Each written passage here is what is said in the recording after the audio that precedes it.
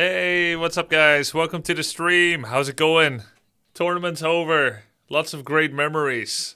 We'll review some of the best memories today. We'll also review why my green screen is bugging out. Is it daylight again or is it not? What do you guys think? I think it's daylight.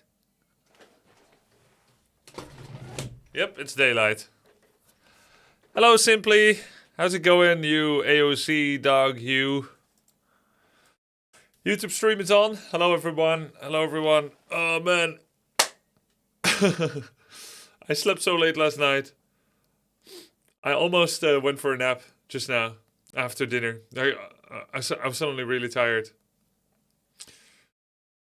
But then I recovered. Sing Sing City's going to start AoE2 practice tomorrow for no specific reason. Do you know why he might be starting practicing? I don't know, but I'm also going to start this week. Good day, Simply. Good day. Did you see Tyler 1 uninstall Warcraft 3? No, I didn't see. Let's see. Gumdog. Oh yeah, I need to open chat on screen so that you guys can see what I'm looking at. I mean, the chat's already on screen. What? What's all this then? What's all this? Oh yeah, remember these guys? Delete that. Delete these guys. There. Vampire hissing noise, yeah.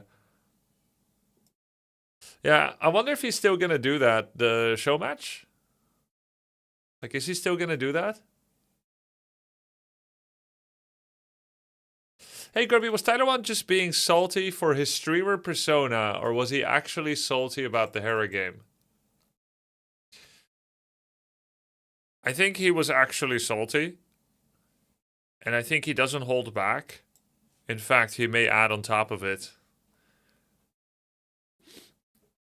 You know, the second streamer invitational I held, I invited 8 strategy game streamers, and it was really sedate. It was very civilized. No one's flaming. No one's throwing any words. And it was a very gentlemanly tournament. But there wasn't as much strong feelings. The kind of stuff that Hera, Tyler 1, and Dante's bring, and even Mary Maybe. And I think those are fun too. I think it's fun when there's a little bit of everything. Now, Tyler 1, I think Tyler 1 is genuinely a good guy. Tiresome, but it was beyond entertaining. I think Tyler 1 is genuinely a good guy that gets genuinely upset when he loses in competitive games. Absolutely amazing work on the team competition. Yes. Hey, thank you, Creedlar. Thank you. Yeah, I think he genuinely gets very salty. Let's just do this and close the on-screen chat. Oh, I'm showing my Discord. Wow. New version, Pog. Yeah, I think he's a good guy that gets salty in competition. So I don't think you can hand wave it away and say, no, it's just a persona. He's not upset at all. Headliner, Coil was ass, and Death Note coaching are my favorite memes. 4 out of 5 headliners recommend Grubby, the last one recommends Hera. Did you see Tyler 1 uninstall Warcraft 3? I doubt it. Great feeling after the tournament, Grubs? Yes. But I also didn't want to stay in the clouds and just bask in the glory of what happened. I want to think about new plans too. I had the AoE2 practice arc, what I want to do with the week and stuff. And I've got a lot of stuff to do at home to clean up the house and the garden and everything. Tyler was playing this morning? He was playing this morning? Wow. Hera announced some of his participants. Yeah, someone sent me a clip. How could you not be salty there? Well, the thing is, a lot of pro RTS players that play a single-player game, they eventually adopt as good as they can. They adopt a mentality where they accept that they make mistakes and that they need to do better and so on. And then that's something you learn in solo games, but you don't learn that in multiplayer games as much, not automatically. Are the plates still on the ground? No, I cleaned up the 6 plates, but I have 3 new ones. Yeah, a little bit of spice, yeah. We need flamers, yeah. Hey, Grubby, I don't know if you know yet, but technically it's been leaked. Okay, let's check it out. I'm very full of hope that distraction of viewers and possibly new players will help Blizzard make a move towards the new Warcraft. Yes, we are very well underway to Warcraft 4. And thanks to Maxim, we have a lot of suggestions on what not to include, including Demon Hunter and Mana Burn.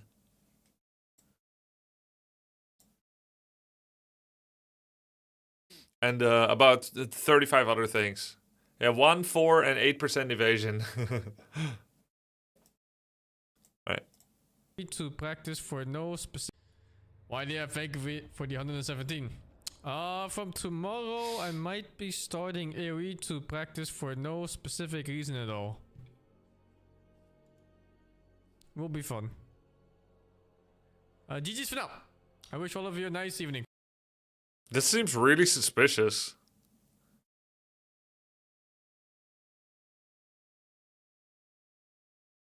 When are we going to see the final match of your last YouTube video? Doesn't have it? Tonight. Nick D, tonight. Make sure that you're not here if you don't want to get spoiled. You're most likely going to get spoiled in a live chat of a stream that was the main stream of the recent tournament that was orged by the person that owns this stream.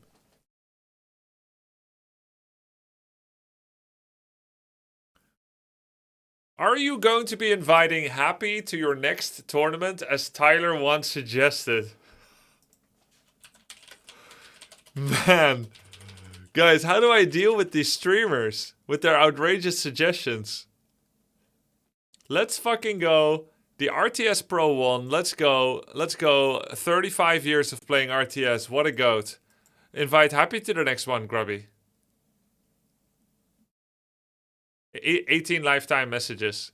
He wasted 12 on hate watching out of his 18 messages.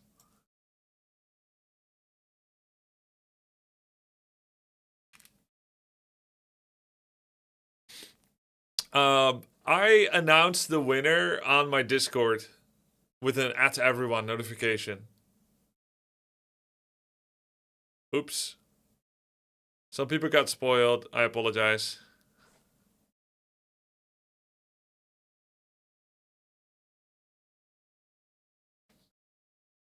Alright, who's playing?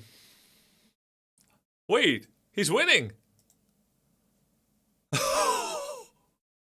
Damn! Hold up. Wait, that's his highest MMR. Why didn't you do that immediately?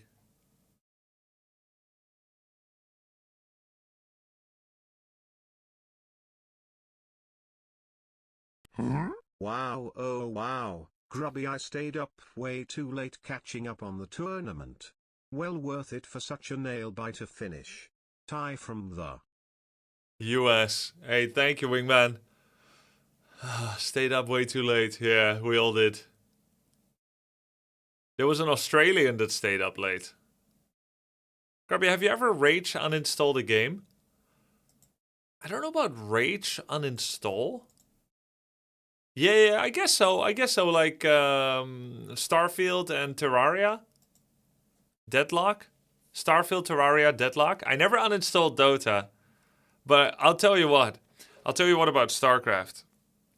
I quit Starcraft 2 in 2014, the end of it, December 31st. And 2015 I started Heroes of the Storm, January 1st, right? New year, new beginning. Many years later, I was invited to Mike Morheim's birthday, the then CEO of Blizzard. Maybe 6 or 8 years later, could even be 7. And this was after BlizzCon, and there was a poker party and whatnot. And it was in a LAN party somewhere in California. There was me, and there was my wife, my +1, and then there was like 60 other streamers, maybe even 70 casters, streamers, pro gamers, ex-pros, etc. I was one of the further removed StarCraft players. It was mostly a let's invite the StarCraft VIPs. I was a bit further removed because I hadn't played in a while, and I was a full-time Heroes of the Stormer already. Then Mike Morheim and the delegation there were like, yeah, you can play games. Go ahead and enjoy yourself. We have poker game. We have computers. You should be enjoying yourself. Go play some games. And my wife and I, and my plus one, which is my girlfriend, no, my wife and I, we were like, okay, let's go play some games. We've done enough socializing. We went to sit at PC, and I told my wife, I said, we're here as Starcraft invitees. We should play Starcraft, actually. Like, we wanted to play Heroes of the Storm, but we should play Starcraft, like, to fit in, because that's what we should be doing here. And I launched Starcraft, and I heard the theme music, and I saw the menu, and I had such a revulsion immediately, such a like, no, not this. I alt F4'd it, and then we played Heroes of the Storm. I was like, fuck it. If this like drops my esteem in anyone's eyes that I'm not Starcrafting, then fuck it. Like I'm already here. Like they invited me, and I have more value than my link to Starcraft alone. I'm not gonna play it, even if they kick me out of the party. Actually traumatic. Couldn't even look at the game. Couldn't even pretend to like it. What made you switch from Starcraft to Warcraft 3? I never did. I switched from Starcraft to Heroes of the Storm. And what made me switch is burnout on Starcraft. Did they kick you out? No, of course not. This whole thing played out in my head.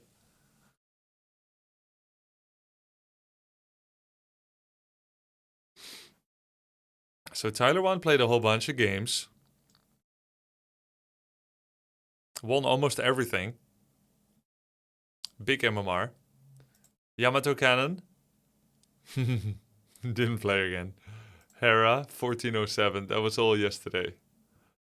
Bro, I need your help. Do you remember an old Warcraft match between a Korean player where he killed a zeppelin full of heroes with a rat biter? No, I don't know. Hey, Grubby, new follower here. Yeah, checks out. Long time sub. What are your thoughts on Swarm hosts? Simply also played after tournament. Aha. I see. Oh, but he's playing Orc. Not so easy, huh? But he wins the 4th game. Hey, not bad. Okay, I'll be happy to receive some clips.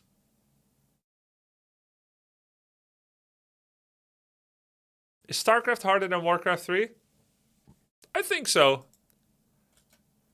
I think StarCraft is easier to understand and harder to compete at high level.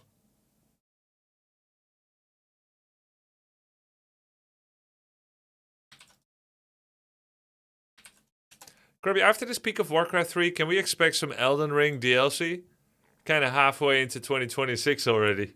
No, bro, I got an AoE 2 tournament coming up. I have to start this week. Grubby, do you miss the energy of the tournament? No. I think it was a perfect tournament. Perfect co-casters. Glad I could help. Missed the last day live. Wow, Wanted cow. to drop a huge thanks to you and everyone involved for a great tournament. At least I didn't miss the headliner. Wow, thank you so much. Wow, I don't know if you guys could see it. I just shot saliva out of under my tongue. Can you guys do that? Can you like put your tongue to the top of your palate and then like jet like some kind of venomous dinosaur? I used to be able to shoot it on command like 20, 30 cm away. It's called gleeking. It has a name? Grubby, been a fan ever since you jumped out of that window in China. Glad to see the Warcraft 3 tournament turn out great. All the best. Hey, cheers. Thanks, man. Yeah, only on accident. Okay, I was able to practice to do it on demand. Cool, huh? Things. But yeah, I think the tournament went perfectly. Yeah, we can try that another time, Rui.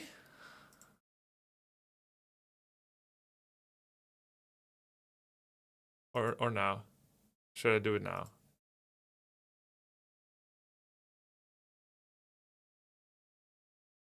Yeah, I think it went perfectly. I think the run up to it was great. I think the streamers that were involved were great. The help I got from the website maker, Vivi in the editing room, Ruigen Geis as the main point of contact, the 15 other mods that helped. I think everything was perfect. The only thing I should have done differently is see if I can get some admin budget from Blizzard. Because initially I run the tournament at a loss. Because I forgot to ask admin budget. It's just prize money. And after the fees of spreading the prize money around, I'm in the minus from the prize money. That was not so smart. But it's okay. That's just a small part of it. Next time. If there's a next, I'll ask. Try to find a sponsor. Do you think they would have said yes? I don't know. I think they should. Look, I don't know what they can do. I hope they like the event and see its value. I would imagine they do because it has insane value for them. If they, I think, I mean, it's up to them. They make their decisions and I'll make mine, right? What are your thoughts about the tournament? Didn't see your last two. Was there the same hype? I think we peaked at like 30k CCV on Twitch, which is over the second streamer inf, but under the first. The first was the first, and it also came right after OnlyFans Invitational. And it was with the two war chiefs of the OnlyFans Invitational, so the popping Tyler one. So back then it was like 40, 45k CCV. The second streamer inf was like 18 to 21, and this one was like solidly 20 to 25, and then with a 30 peak. So this is the second place, but I think it is the best one. So the CCV is in the middle, like 2 out of 3. But I think the quality of production and the show was 1 out of 3. The second was very soon after the first, yeah, true. Best one yet, yeah.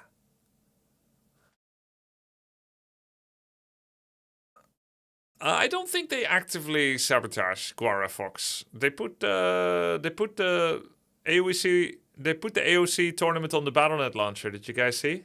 I didn't ask for it. I just saw they did.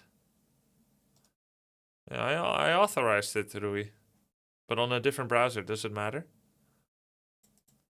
I came from the Battle.net launcher, so yes. Cool. Grubby, won't you stomp everyone in the AOE2 tournament? No, because there are at least 2 gamers that are insanely good. NGL just got laid off from my job, but watching the tourney, I felt it was important that I don't watch it for free, so subbing for a few more months. Fuck your job. For the absolute cinema. Fuck your workplace. They're stupid to fire you. You'll find something good, 6 Byaku. They don't know what they're missing. Here they go firing Warcraft fans. Stupid ass job. You deserve better. He works at a charity. Scam charity. Scamity. Hey, hope you can find something good, 6 Byaku. Thank you.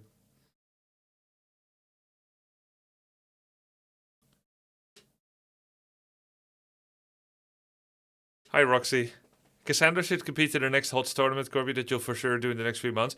No, I've been thinking about the 5 people that suggested I should do a Heroes of the Storm tournament. And I've been thinking what that would look like. First of all, there's only 5 people that have recommended it. And secondly, with 10 streamers, all you have is a 5-on-5. It's not that interesting compared to Warcraft. Someone said, won't you just win the AOE2 tournament easily? And I think you're forgetting that this guy is going to be in. Secretly. Subbed on and Euthermal. YouTube, lol. Smiley face so it's going to be really high level. Yeah, like I'm probably cooked. Grubby, did you see Hera almost cried after he won? No, I didn't. Do you have a clip? He didn't even cry at our wedding? Damn. Wait. But knowing you, that's probably your preferred priorities, Roxy. Why would I want my husband to cry over my wedding? I wanted to win tournaments. You know, I didn't cry at my wedding itself either, because I accidentally saw my wife-to-be the night before doing rehearsal, and I blew my load right then and there. She was practicing walking on the stage, and I cried when I saw that. God, my crying load! What the fuck? Guys! Weird.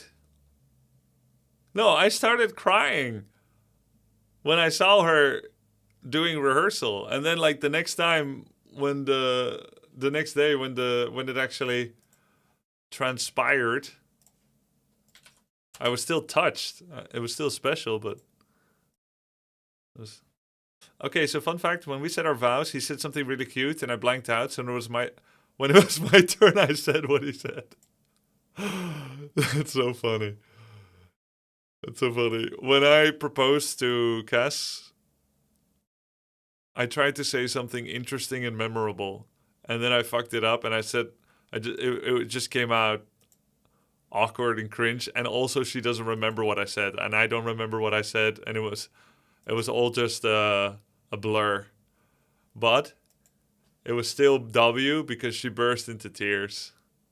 Like immediately, it looked like one of those fake like movie tears where suddenly there's like two rivers just like streaming. Like, yeah, that's a tear machine, except... Hi, want an AT? Yeah. Want to be in a ranged team? So bad that she cried.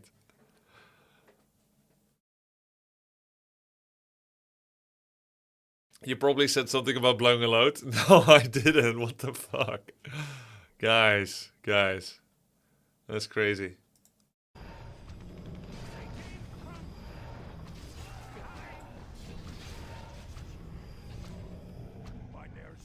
Wait, why can't we hear what he's saying? He's muted.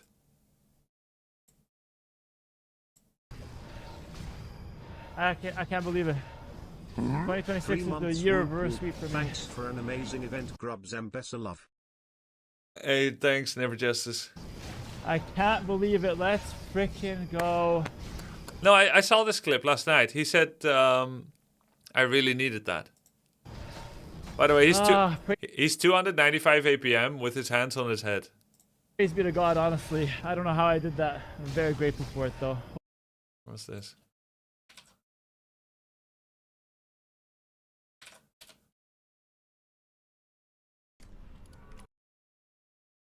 Holy. And thank you to everyone watching. This is really special for me. This was really, really important He said this is his top 5 tournament ever. for me. I literally poured my heart and soul into this. I literally put... Literally. my heart and soul into this. And I can't believe we actually made the reverse sweep happen. This is... Wait, actually, am I like undervaluing the moment by paying attention to his words literally? Because like once someone says literally when it's figuratively, I hear like a wrong usage of literally. But this is what they were talking about, right? You literally are, yeah. No, that's a little autistic. absolutely unbelievable. I'm so happy right now, honestly.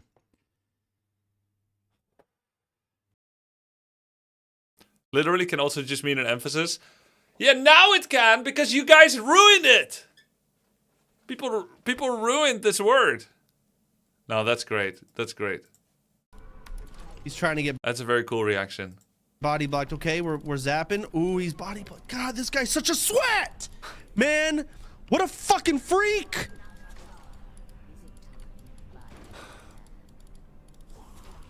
Oh my fucking god!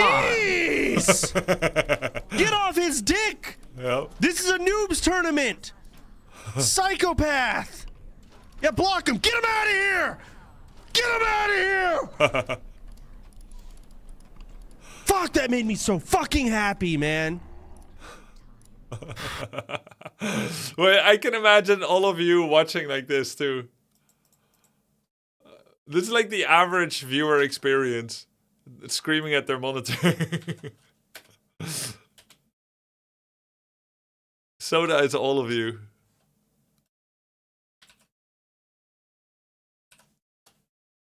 Soda wanted Hera to lose so much. Ah, yeah. Because he insulted his boyfriend, Tyler? Or what? Or because RTS heard her unfair? Hera was great to have in the tourney. Was Soda cast a planned surprise? Because you've been saying we shouldn't hope for him. Yeah, it was kind of a surprise. I messaged him like an hour or two before. Knopfheim. Hera, I heard you are the Lightning McQueen of RTS players. What is Lightning McQueen? What's Lightning McQueen? From Cars? What Cars? Movie Cars. Cars Pixar. Okay. Cool. So you guys are like fawning over a cartoon. Nice. That's cool. That's really mature, chat.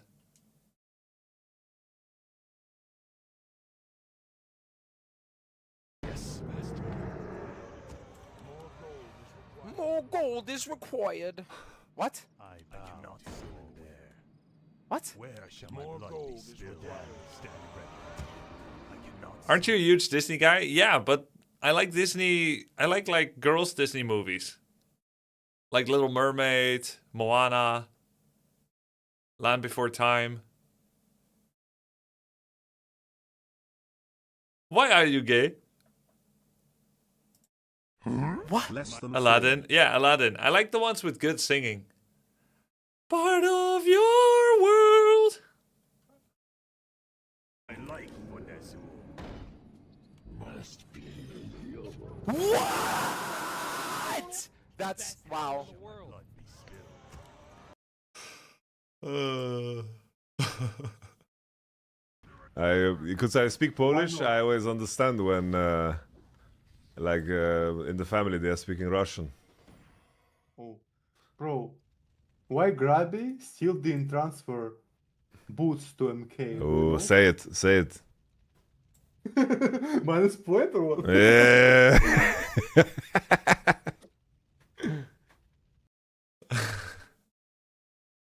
You were saying, like, it's gonna be bad, it's gonna be rough, and even if somehow we get over that, because we both. He sounds like Trump sometimes. It's gonna be bad. It's gonna be rough. It's the best. Who's to fill? Because Grubby killed this invitation. He killed it. He did such a good job. And Euthermal said, "Yo, I made the cut." Who was the guy casting besides Euthermal on the first day? He didn't say that much, but man, he was savage. It's Harstem. This guy achieved big success in everything he took part in. Artist, anything to do. And already in 2012. Then I saw one of my good friends play it and I was like, all right, never mind. I want to do this as well. So I just, I got a beta key at some point and... Beta. Euthermal, I wouldn't do it without you, man. Actually, I'm really excited to have you in there. Tyler's in it. Just kidding. Actually, I wanted to get Tyler, but I don't have his contact. Now I do, but the guy hates me. Like, oh no! He hates me! How? I don't know why! I called him the worst player in the tournament, bragged that I beat him in League of Legends, did everything I could for him to hate me, and now he hates me. I don't understand why. Want to join my tournament? I disrespected him in every single way, but he deserves it because he insulted other people that I don't even know. What am I supposed to do? I wanted to get Tyler in. He's still welcome. At the end of the day, he's still welcome if you want the... Oh, it's a big opportunity for Tyler. Big opportunity for Tyler. He's still welcome to join the AoE2 tournament. It's just banter. I have no idea. So, we won. My Warcraft 3 arc started about... Hera and Tyler have the same personality, actually. Yep. I realized this a few days into Hera's practice arc. That they're the same person. One with a polite surface and one that doesn't bother to appear polite surface. They're the same people. Yes, Hera and Tyler are the same. Hera has sharp edges, and so do I. And so does Tyler. And they enjoy in particular to do some trash talk. And they're both very emotional players, and they can tilt. Right? They're both very competitive. And both are difficult students. Because when I tell them something, I expect them to listen. But oftentimes they can't listen. Wrong. No, I'm correct.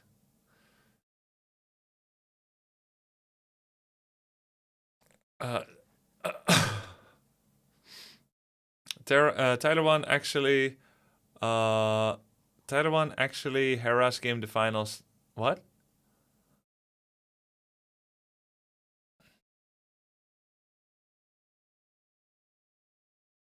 Yeah, of course, Hera is better at RTS. I'm not really, I'm not really separating those.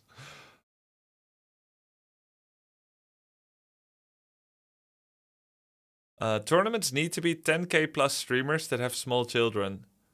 So Soda and Tyler 1 only for eternity. What? Soda doesn't have children. They're both just competitive. It's the whole character of a person. It's not the whole character of a person. It's a trait. Yeah. Yeah, for sure. Hey, let me be the first to say there's differences between them. When I said they're the same person, I was literally exaggerating.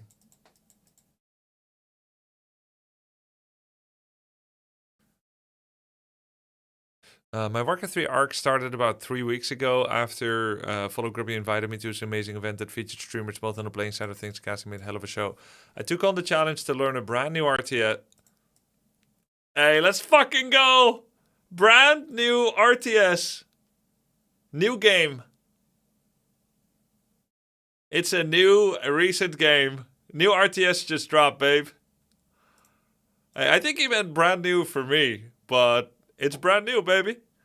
And poured over 100 hours into trying to master the game as fast as possible to get to the main event in my best shape possible. I'm incredibly happy and proud to have represented the Age of Empires 2 community amongst all the League fiends and take the crown back home.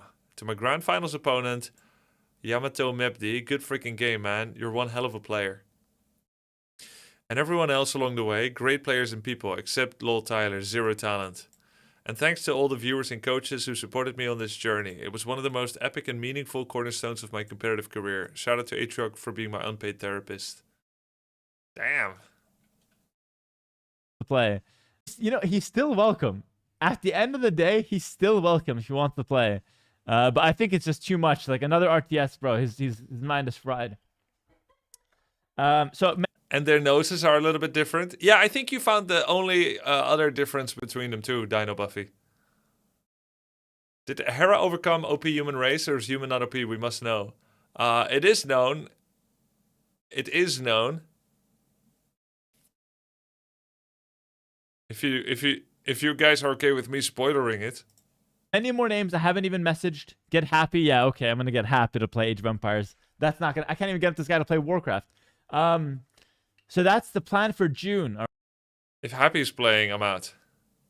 You did bad thing.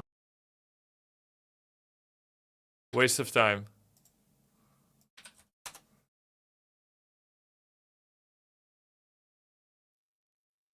Alright, guys. This is when he's 0-2. Been here before. We can still do it. Keep the energy strong. And most importantly, I'm going to have a lot of fun. Should try my best. Can't go out a loser if you're just trying your best. Grubby, did you know Human is Imba before this tournament? No way. I don't think Human is Imba. I think Human has a easy way to pursue a win condition, which is to fast expand. It requires a certain skill minimum to unlock that sadly Sunglitters didn't have. But Sing Sing, Dendi of course do, and the Yamato Cannon did as well. It requires you not to play Pala Rifle, but to benefit from fast expansion.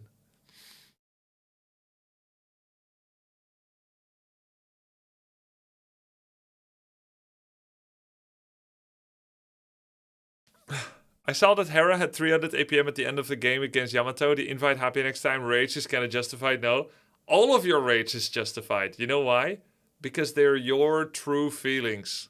And your true feelings matter. It's justified. You can feel however you want to feel. Did I promise it's going to be a 100% fair tournament? I never did. I don't remember that. The headliner therapist.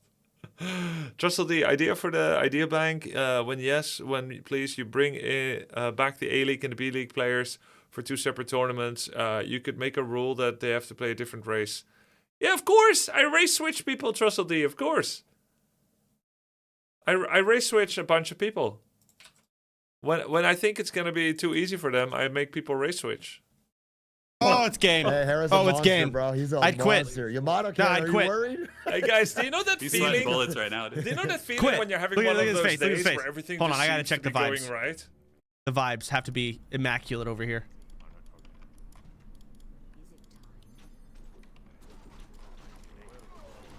God, he's indestructible. He's fine.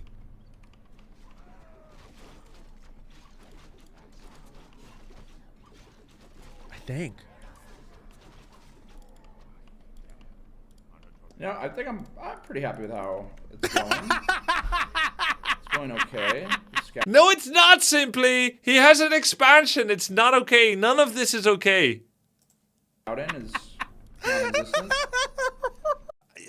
I think if there's one big mistake I made in coaching, it's that I didn't impress upon people how fucked up it is when someone has an expansion and you don't. If they take an expo at like 3-4 minutes, you can't just play the... No, I did tell them that. I did coach them that. The thing is, Dante's and Mary maybe never got to the skill level where I can even explain that where it matters in any meaningful way.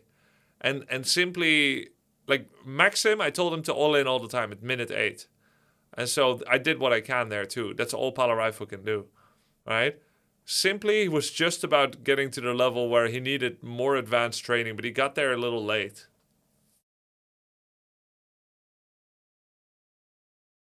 It's very frustrating to me to see people fast expand for free all the time, and people aren't countering it in the early game. It's a waste. There's only 2 races. If you don't know Warcraft 3, there's only 2 races that can fast expand almost every game and get away with it. And it's Undead and Human. And that's why they have like really clean win condition. We've had Undead Human finals in the second streamer in. We have Undead Human finals now. And in the first one, it was Human and Night Elf with Ampi. Yeah, Ampi's the only elf that's been in the finals. Why can't Orc and Night Elf don't do it? So Human takes 5 militia and they turn them into... Okay, there's more clips. Human has 5 peasants and they can turn them into militia, which for 40 seconds are as strong as footmen. So you go from 2 footmen to 7 for a bit. There's no other race that at minute 2 can go from 1 grunt to 6. Or from 1 archer to 7. Right? Undead doesn't even have 7 ghouls, though they do have skeletons and they can pull lumber guys. So Human immediately has an insane power with the militia, which they can creep a hard camp with that Orc can't even think about creeping. And then those same 5 peasants at minute 3 can start a town hall. Now the Human town hall takes very long to make compared to others. The town hall takes 180 seconds. If you look at a great hall for Orc, it takes only 135. So you think, oh, well, you could just great hall expand. But power building...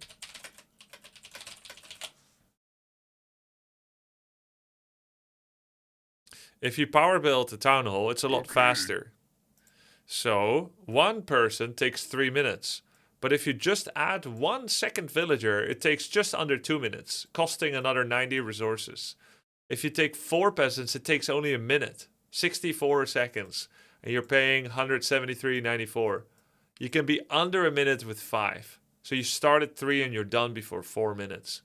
You will pay extra. So you pay 600 resources here, and here you pay 300. So it's 600, 300 for a 50-second expo. That means it starts paying back earlier, right? 50 seconds versus the Orc 135. That's 85 seconds faster. You know how much money you get? 850 gold in 85 seconds. So even though you spend 600, you're this much faster than an Orc. And you had the bonus 5 footmen. Right? So that's why human can do it. And the reason undead can do it is But because Tyler- Nerubian Tower is broken. And also human can defend it because Arcane Tower is broken. They're both very, very, very good, those towers. Orc Watchtower is not broken.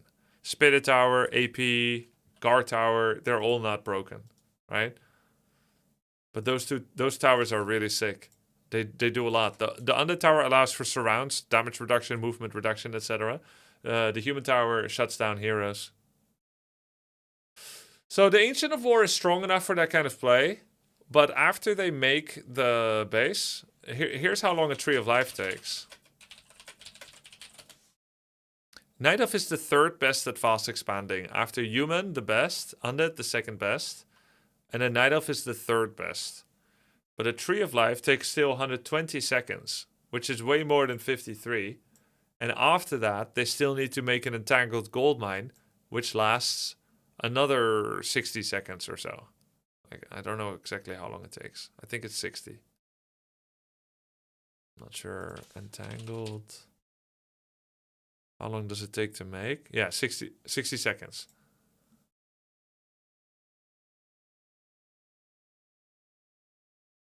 So if you have an OP tower to defend yourself in Arcane and Nerubian, and you have bonus 5 footmen to creep it at minute 2, and then you can make it in under a minute, then of course fast expansion is good for for human. What do you think if every gold mine except the one you started with was designed with 4 PL max just meant to? I don't know.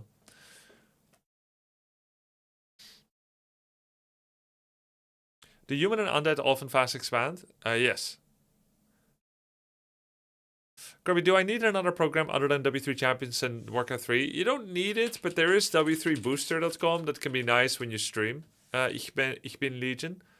But, and you can show it in-game, but I don't recommend it. Grubby, I remember in the past you would say the human and elf were the ones that were more deciding whether they can expand. Yeah. That's because Undead got rebalanced a lot. Undead got like 8 buffs to fast expansion, so things changed. Let me see. So the Sacrificial Skull used to require Graveyard, but in 2018, 8 August, it no longer requires a Graveyard. Okay, that's one. Then there's Acolyte buffs. Acolyte got a whole bunch of buffs too in 2018, 8. Hit points increased by 10, movement speed increased by 30, Blight regen increased by 2 per second to 4 per second, and armor from 0 to 1. They reverted some of the movement speed increase, but not all of it. Additionally, they reduced some of its regen, but not all of it. So, 1, 2, 3, 4 eco-based buffs. Blight is another one. No graveyard needed. That means you now have a graveyard skip when you want to fast expand. That's 5 buffs to a fast expand. Then there's the Haunted Goldmine that got buffed in multitude of ways.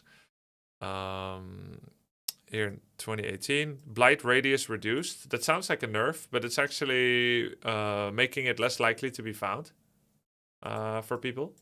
Note how it's listed as a buff, even though it's a nerf. Blight is good. You have less, it's bad. But you can now get away with ninja expos more often. And it's also made cheaper. Okay, that's 2 more buffs. Now that's 7 buffs. And then Necropolis was buffed as well. Backpack shop requirement is removed.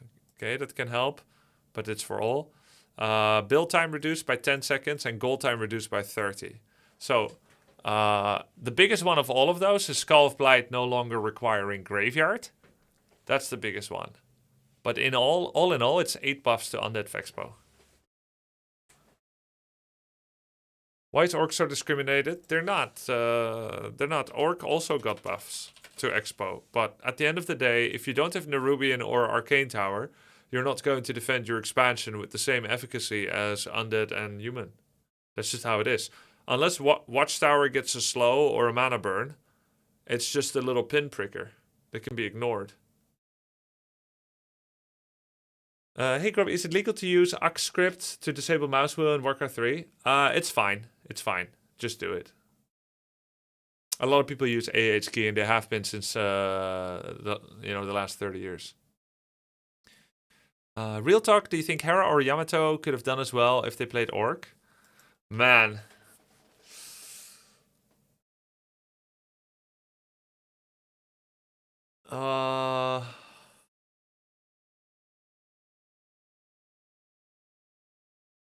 I think it's easier to practice human and undead because they are proactive, and orc is reactive,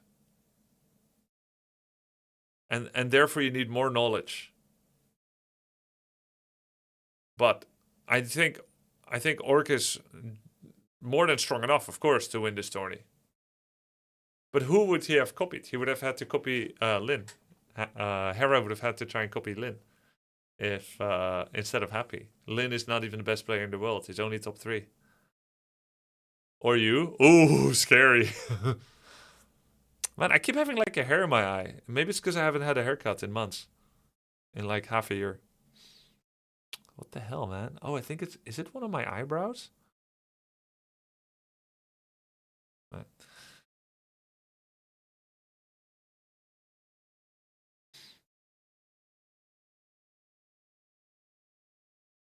Shave it all off. Let's see, what's this? Did you see Tyler lost yesterday, dog? He said bad luck, bad luck, no fun. His name should just be Tyler lost, no, not Tyler won. You should rename only when he wins. Good one. Switching strategy a bit too. Hera being an Age of Empires 2 pro kind of pissed me off a little bit, but watching him play a little more, seeing him play Undead and do those massive nukes, it's bringing a lot of dopamine to me. So I like Hera now. And I hope Hera wins. Oh, nice. Something about the Coil Nova is so satisfying. It makes me so happy seeing it. Sure, assembles. Do you think Hera or Yamato could take a win off of you? No, not at all. Not even close. I'll play Hera. I'll play Hera if he wants to, but he's probably gonna take like a day break and then gonna practice AoE too, no? He should feel what it feels like. I did like a vanilla one-on-one against Hera in AoE 2, no handicap. Remember that? After the 7v1. He should feel the same.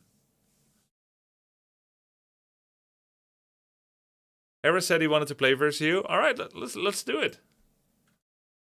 Before you go back to AoE 2, do we do a 1v1 in Warcraft 3 like we did in AoE 2?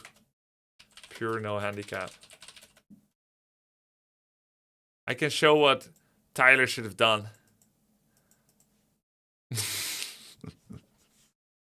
Actually, I should have waited till he challenged me, because I challenged him in AoE 2. I don't want to pressure him. I don't want to pressure you publicly or something, so I'm asking in private. There we go. All right, what's this clip? 8 different kids on the playground, right? And he sits there and he's like, all right, all of you guys are going to be able to fight your opponents and then be able to like win in a... Hey, Leon, thanks for the raid. And thanks for helping with some coaching. Technically, I only narrated what I said publicly, but I did write him in private. It's a DM, I'm not showing it on stream. I may have not said any of that. You don't even know that I really said any of those words. I might be narrating something else, something fake. Congrats on the tournament. I've never watched Warcraft 3 before Hera's grind. I still don't know what's happening, but it was fun. Hey, cool, man. Cool. Hopefully, you enjoy some other future Warcraft 3 content sometime, Socks. It gets more fun when you understand it. Grubby, who do you consider the most influential orc players of all time? Changing core gameplay and timings besides yourself, of course. I don't think I was that influential in shaping orc play. Because I'm hard to mimic. Because I'm a feelings-based player more than you would think. I used to think I'm like analytical, steady player that scientifically improves his methods. It's not really. It's vibes-based. I think Focus is the most boring correct player in Orc that is the best to copy. I think he's one of the best to copy. But the most innovative, you know, the most like showing how to overcome challenges, I think has been Lin. So I would recommend if you're gonna learn. Lin is often even too hard to understand for noobs. It's a very high IQ play. But Yes, I would first recommend to copy Focus because he's so steady. What does Focus do different from you? He just does one build. He's always just doing one build, so it's like perfect to learn from. He does it very well. Now, Focus has done dozens of different builds, but he's kind of like the orc version of Happy, or at least how Happy used to be, because Happy is extremely diverse now as well. But let's say the methodology is the same as Happy, where he tries to just iterate and improve on the same build all the time. What stops Orc from being able to fast expand like you said Human and Undead can? I already said that, man. I explained it in such detail. We don't have Nerubian Tower. We don't have Arcane Tower. Tiny Great Halls on Tier 3. Tier 1, you have nothing to expedite your tech. You don't have enough units. You can't creep an Orange Camp as Orc. You don't have Militia, Ancient of War, or Ghouls and Skeletons. You have one unit, your towers suck, and the expo is slow. I apologize. Hey, it's okay. That doesn't bother me. I don't mind explaining something again. So check out this clip. Fight to the death. And it's like you had to sit there, Tyler, and you had to use brass knuckles against the special ed kid. And then you're sitting there as you're like punching his head in, his skull is caving in, his brains are leaking out of his head, and you're sitting there and you're like smiling to yourself. But it's like Big Bobby's coming, Tyler. You know what I mean? Like Big Bobby's coming. Muscular Mike, he's on the fucking way. So yeah, you might have been able to kill retarded Ricky, but that doesn't mean shit, bro. What are you saying? Like Tyler, you listen. You have a lot of fucking work to do, bro, because that was not a good showing. Yeah, dude. Okay. It's not like that at all. Okay, I was just warming. I was keeping the hands hot against you. I hate watching Hera. Hera has an answer here in game 3. They've been so close. He had moments to close out these games. I've seen this. Number situation, non-existent, but hey. Okay. Nice clip, guys. And Yamato is a great player. I mean, he's a champion in his own right, so no shame in losing, but we're gonna give it a roll. And we're gonna make it happen. If we get the reverse sweep. Grubby, getting Soda to hop on for the finals made me warm and fuzzy to see. Something about things coming full circle. Yeah, it felt right. It felt fun. And he brings that kind of clueless noob energy as well. Got a great voice, and he's been part of the events and part of the inception of this tournament series. It's fun. Yeah, I'll start it again with Cinema. If not, it's been a great tournament. So there's really no losing here. Lock in, let's do it. It's good. Hey, Grubby, I started playing ladder recently because of you. Can you tell me what I can do against Undead stealing my bears? Yeah, Staff of Preservation. Triple hero, triple staff. The first 3 that get possessed, you staff all 3 of them. And then you can also kill your own bears. Just kill them all and replace them with mountain giants. As a night off against Undead, you should have an economic advantage.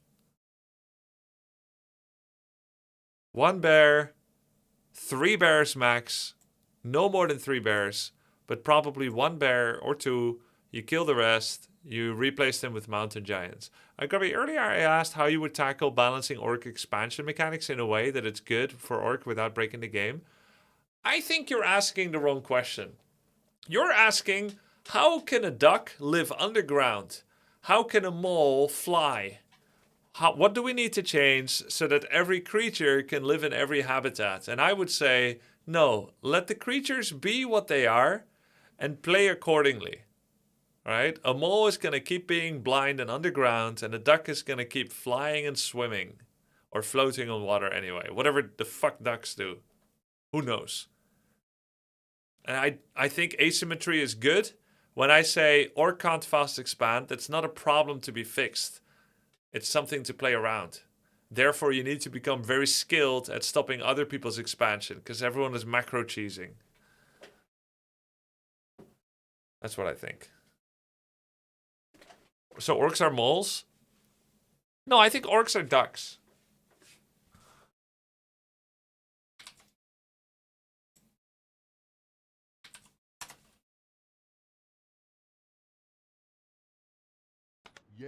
I don't get it. It seems Yamato did the pull just fine. What am I missing? Everything. And the fact that you need to ask, it's terrible.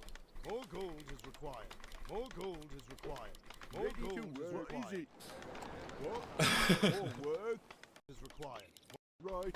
This is a terrible clip. A terrible, boring clip. Some things you did terrible. Yeah, yeah. Some things you did bad. Some things you did terrible. Yeah, yeah. That's a great clip. That's a good clip. Some things you did bad, some things you did terrible. Thank you, coach.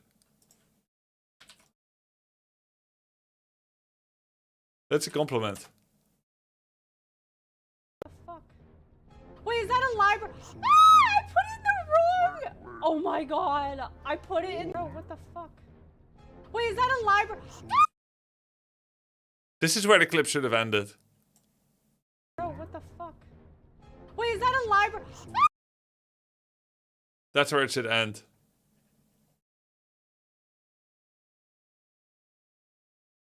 I seriously couldn't ask for a better tournament and a better Warcraft 3 run. I've said a lot. I meant every word.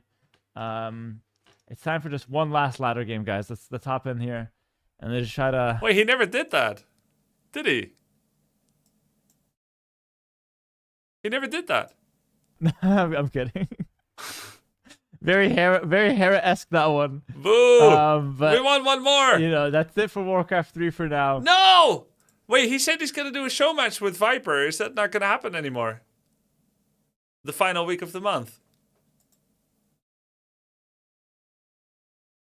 You promised. He's busy. Oh, Hera replied to my secret inquiry. Oh man, I really wanted to, but unfortunately, I just don't have time. Look at this. He took my prize money, and now he doesn't have time for me anymore. Already back to grinding AoE2, 10 games deep, and catch switch back. Wow, 10 games deep? I got something 10 deep for him. No more money than no. Yeah, he's just like happy. Grubby, I remember you mentioned something about 2 days of free time, Weird Champ. I'll probably take this Thursday off. I may start stream later too some days.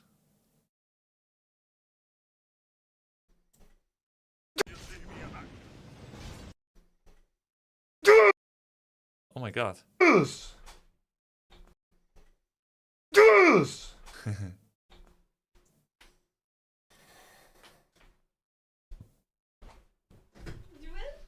1-0. Let's go!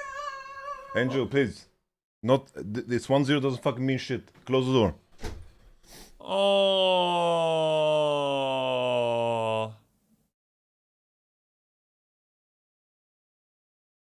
That's a bit.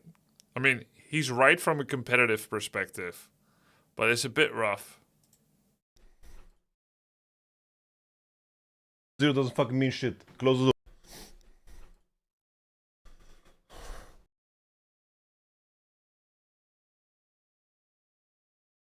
That's hard to watch for me. Anniversary. Yeah, well, it was one day after the anniversary. You don't need to be nice anymore, simply.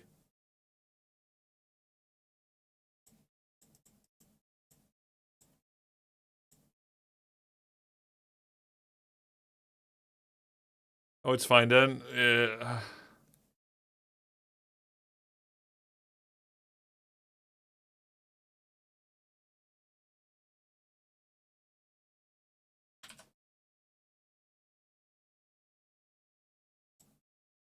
Very, very good. Okay, you gave me a lot of advice. No, I've seen this. I've seen this. You can stop clipping this, chat. We've seen this like 5 times. We've seen all of those clips. We've seen those too. Same clips, over and over. Never show the same clip twice on this stream. We hate repetition here. The headliner. The first match of the Clan War.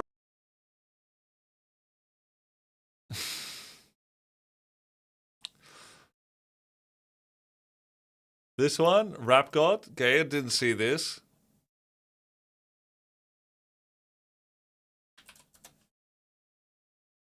Nightcrawler who does the poison AoE. Oh, no, I did see this. I'm gonna leash them back so half of the units can kind of juggle and then I don't take a lot of damage. No, I've watched this. It's cool.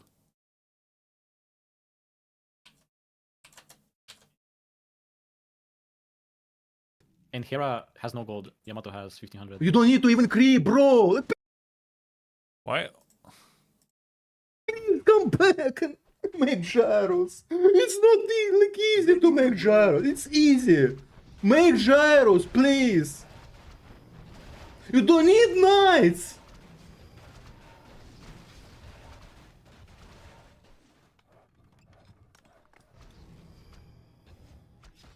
You see destroyers? No? Do you see destroyers? Cancel your knight.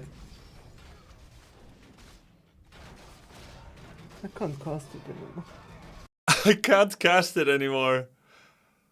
Guys, a lot of people were asking for me to bring on Death Note for casting. And people were trying to pressure me. I loved his contributions. But if something goes wrong, he can't cast anymore.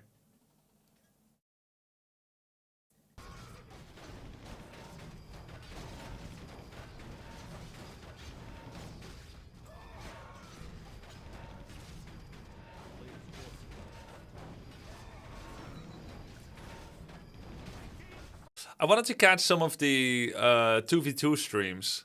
The 2v2 or 4v4. I've seen some of the perspective. I think Tyler 1 perspective via Knopf stream. But I haven't seen the other side, Team Omega.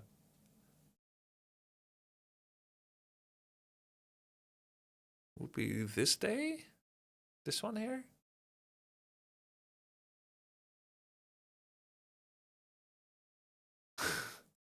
Master needs all of the support.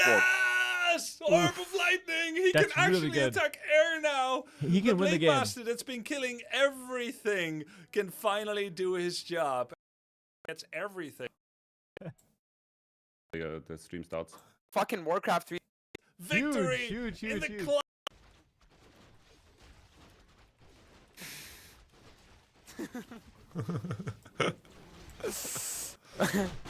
Alright, nice. This one came easy though. This one came easy. Wait, she's not resigning? Bro, this base is a freaking mess, bro. Oh my goodness. I mean, I think it's just game over. Wow.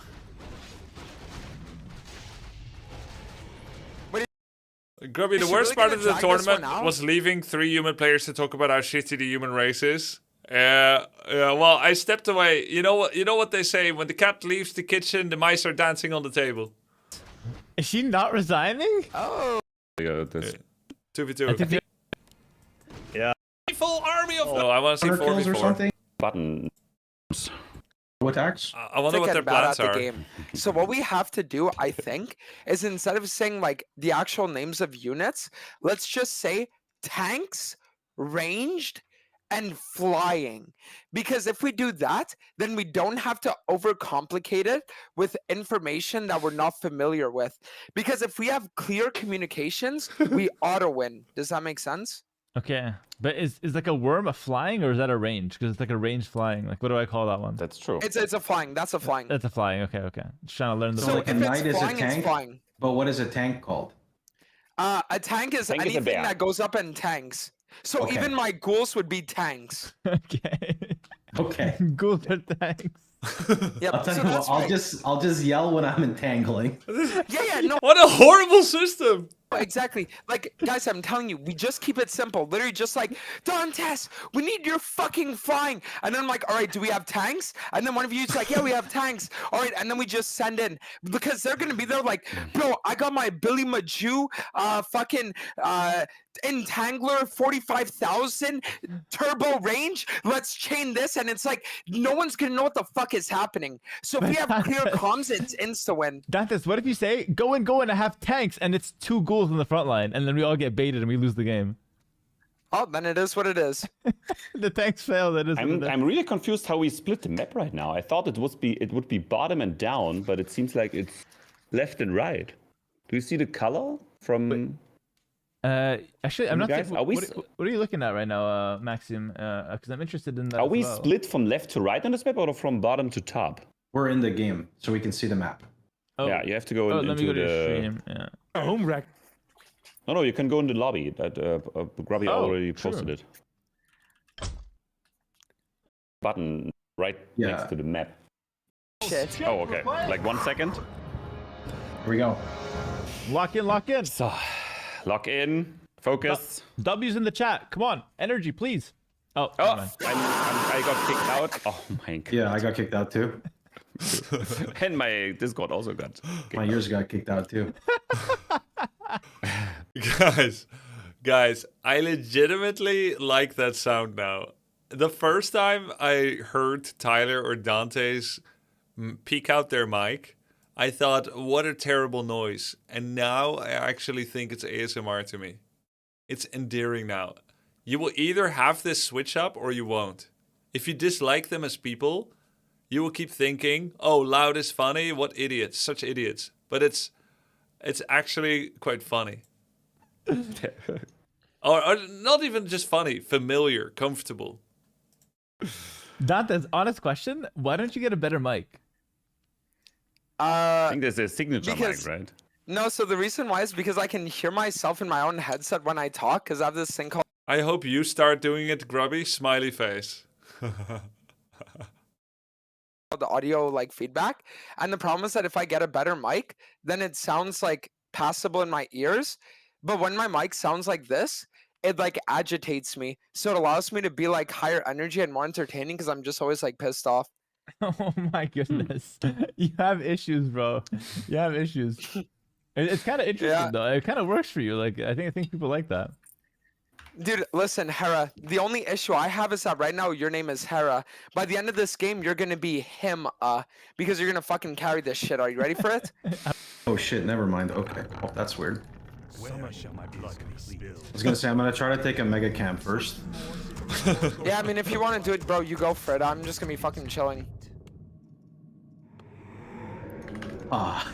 Dantes thinks he's a philosopher. Hey, maybe he is. Maybe you don't need to be right to be a philosopher.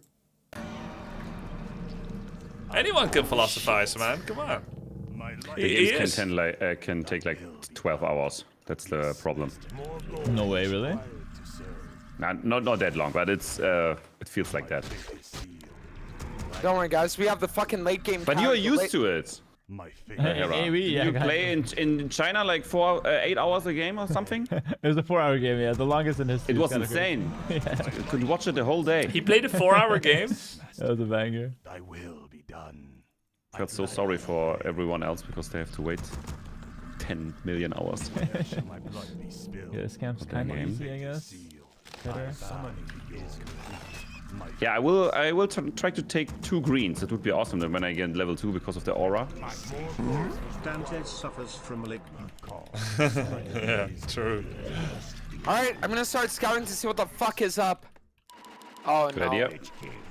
Guys, I have bad news. Tyler's being a fucking piece of shit.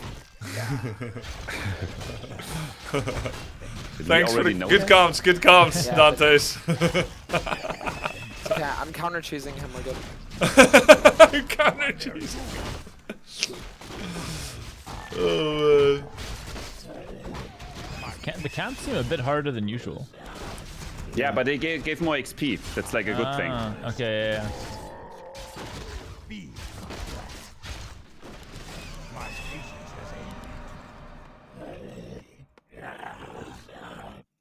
My vengeance is yours. Okay, can you help me if I bring him back to the base? I can try, but I don't have entangle, so it's gonna be a bit rough. But yeah, just come to me. I'm curious how the Age of Empires 2 scene that have a game that is extremely ASMR, how they feel about Dante's. Because AoE2 soundscape is very comfortable. And they have Hera then switching to Warcraft 3, which is still comfortable, but there's a lot of like... I guess Undead is more ASMR than Orc. Orc is like Yes sir, yes my lord, I hear and obey. And it's like, it's a little bit more campy, a bit cheesy, but Undead is pretty cool. There it is. There it is.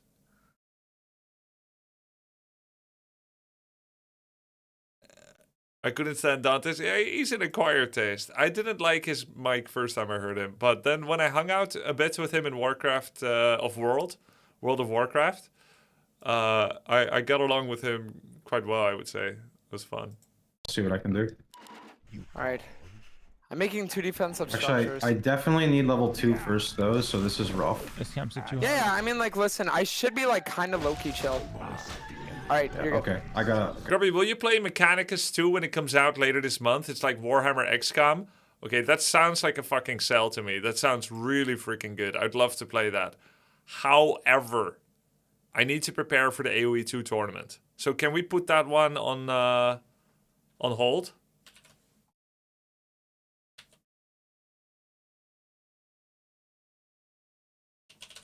I'm gonna just wishlist it, okay? Mechanicus 2, Warhammer 40k, Mechanicus 2.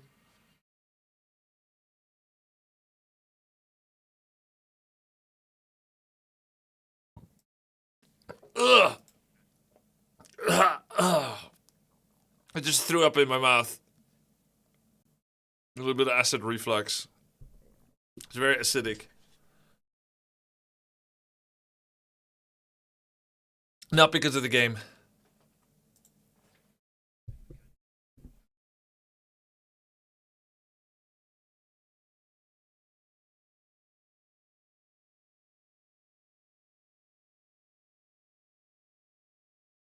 I don't like the narration. I don't want them to tell me who people are. I just want to have Dante say if it's a tank, DPS, or flying. Let's see. Release date 21 May. Okay. Mobile game UI, guys. This game looks like a mobile game. Hey, it does look a bit like XCOM. Yeah, this looks super fun. I love everything about this. I love everything about this. Wishlisted. Thank you for the recommend. I got a creep. Okay. I actually bought XCOM on mobile.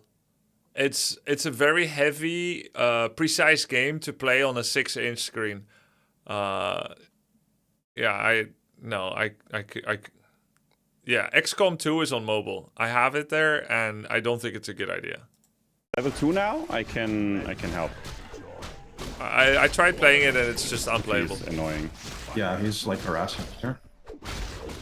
Like it's so easy to misclick and then you need to load. Okay, I gotta go creep. I can't protect you right now. Yeah, it's fine.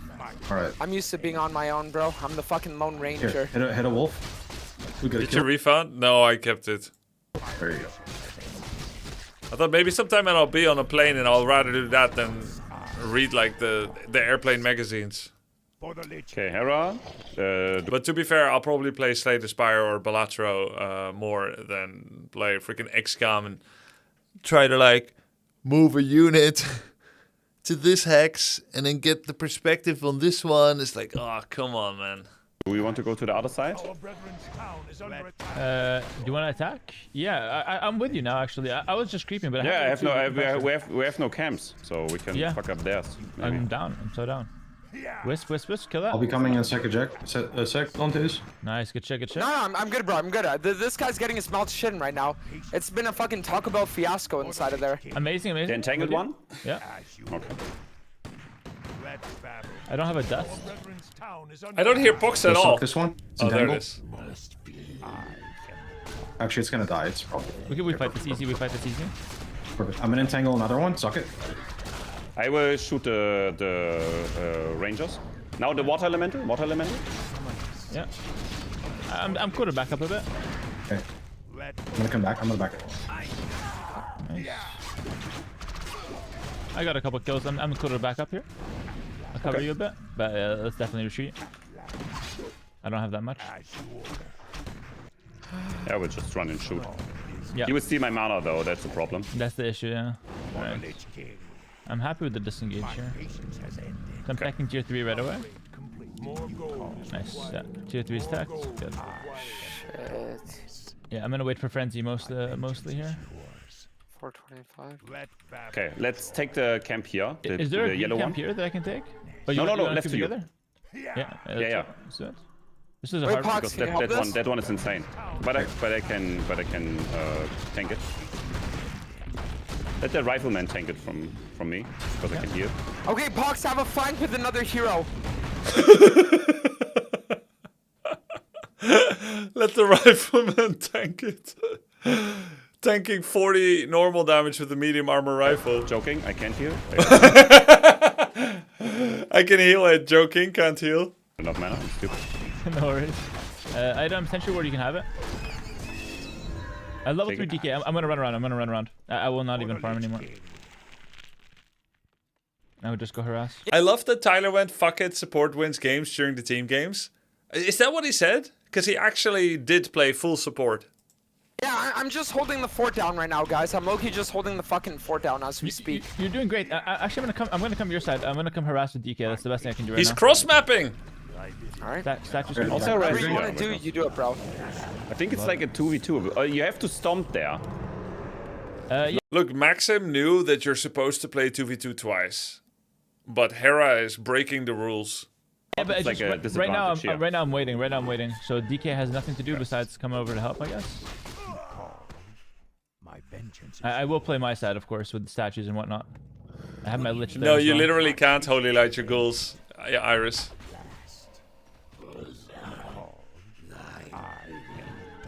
Okay, there are no camps anymore. I've been watching that AT&T Annihilator Cup a little bit, guys. The league match. Is it a different channel? Is it Ludwin that uploads it? Oh yeah. It's Ludwin. Oh, Ludwin is where he does his gaming, huh? Ludwig is like mainstream. This tournament was so fun. Alright, boys! Yeah, it looks fun. So they played League of Legends, and then another time they're playing the new Riot fighting game, 2XKO. And then they have Counter-Strike, and then they have one more.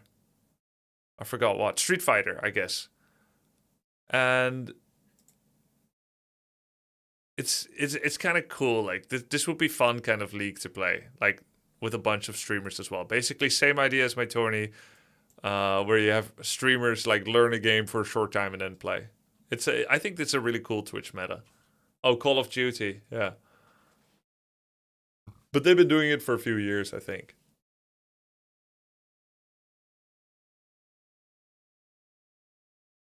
How many people were there to play League competitively? I think they have like 20 streamers, like 4 captains, drafted 16 players. So you have like 5 people per team, 4 teams.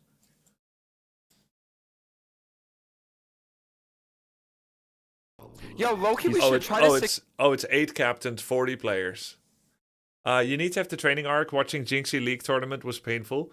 Yeah, so Jinxie just did a one-day event, right? And he allowed people to practice for however long they wanted to. But it was not like a orchestrated practice. But look, you call it painful, but that still had 1 million viewers, right? So, for all we know, that's exactly what his goals were. His dream, his goals. It was fun. It was so good.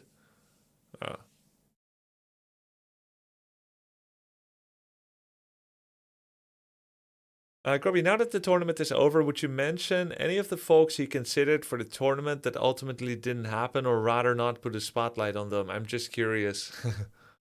Well, look, I think I'm not going to mention everyone, but let's just take a look here, right? If they have an English title and they have a decent viewership, there's a chance I approach them. But then again, I see people now that I didn't see online when I scoured the category. I didn't see Druttut, Nutty Nut. No Way For You, I knew him from the Sauerkraut event. I just knew of him. But like, you see, I was looking for league streamers. Most of these are not English titles. Now, I could of course get a Koisarada or Shitterpacks, Nimetjipete, Bopochos. I have no idea what any of this is. Chinese. I thought maybe I should just approach a Chinese streamer or something, but I thought communication could be just horrible. Hear this. When we're. Did you ask No Way? Yeah, I did ask, but I think the message got lost or something.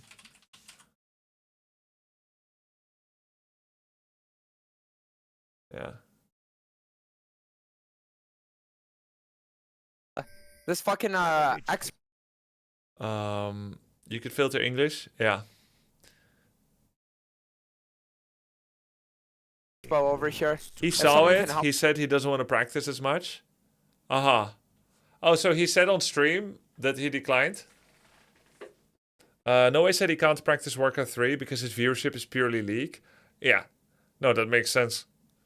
Many communities are very insular. If you're, as a streamer, building your community on a single game, then you're going to have a very insular community that doesn't follow you anywhere, no matter what anyone says. So, like, there's always going to be people that say, I'd watch you play anything. You make anything fun. Okay, cool, but you're the minority, sadly. You're like 1 in 10. What? Insular. Insular. Like insulated. Like it's only there but not outside. Like a fridge is insular. It's cold inside but warm outside. If you do variety, very long term, and you have made it fun, then you could have a very stable audience following you to many games. Like you'll have like a certain minimum. But if you've ever only done Warcraft, ever only done Starcraft, ever only done League of Legends or Dota 2, and you switch, you're going to go to 10%. Hey, thank you for the sub, Tootsie. Me? Does Tyler 1 count as variety? Tyler 1 might be higher on variety than his main league. I think Tyler 1 is in a kind of position where when he does certain varieties, it's actually going to be higher than his standard. Yeah, he has transcended in some way. But also lower on Warcraft than his league. Right? I think if Tyler 1 goes outside and does something, it's going to be higher than league. And most people don't have that. Grubby, I love how Hera finally placed the slaughterhouse in the back in the very last game. Yeah.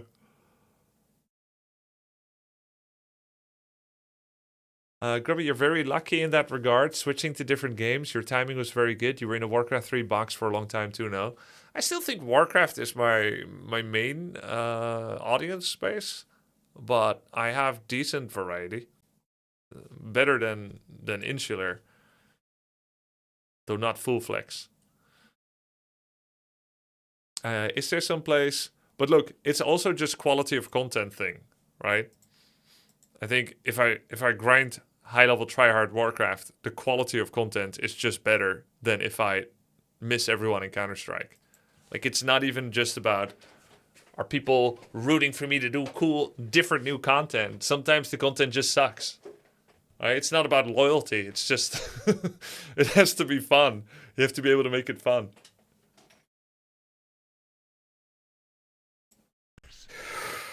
Fucking piece of shit, Tyler's back. All right, guys. I'm here. I can't help. I'm trying to take an expo.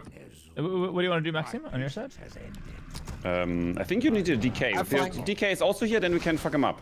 Alright, let's do that. I'm other side with DK. I'm not sure if it's a good idea, but we're gonna kill Headhunter, so it's kind of worth. You know what? Fuck it. Just come here then. Come here. Just come to the thing. Help me take this. Why not invite SC2 GM Masters players who have never played Warcraft 3? They all struggle with content, and we would help them play a better game. Hey, if they think it's better, they could just switch by themselves, no? No, but that's good though. That's true. True. StarCraft 2 sucks. Warcraft owns. Why aren't they all just switching? If we just help them switch, then they can all discover greener pastures. No, it's true. It makes sense. The thing is, many people that play SC2 have played Warcraft 3 before. Like, almost all of them did. So, it's difficult to find noobs. Expo.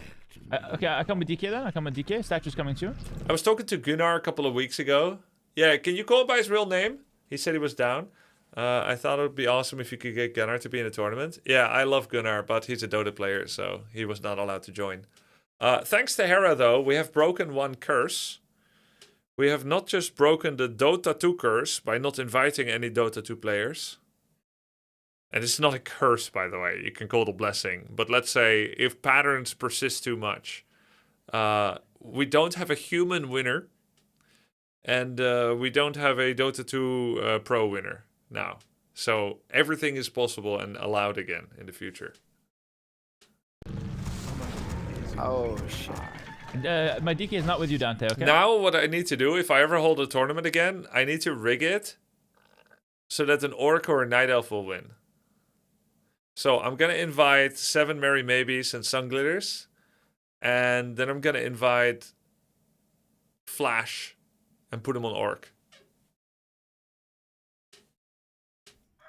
Yeah, that's fine. I'll just wait. Yeah. It's okay. I'll just be Okay, the slave for me, this it's game. like super important to fight now. That's my strongest phase Let's do with, it now. with the sucker. Free thing here?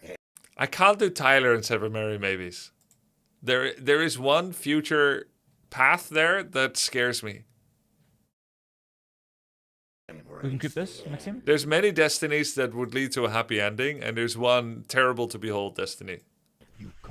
Yeah. Oh shit. The big one is like super dangerous. I think that your Lich can maybe tank it and you heal him. Yeah, I coil. No worries. Or maybe I can do it. Tyler losing to Mary, yeah.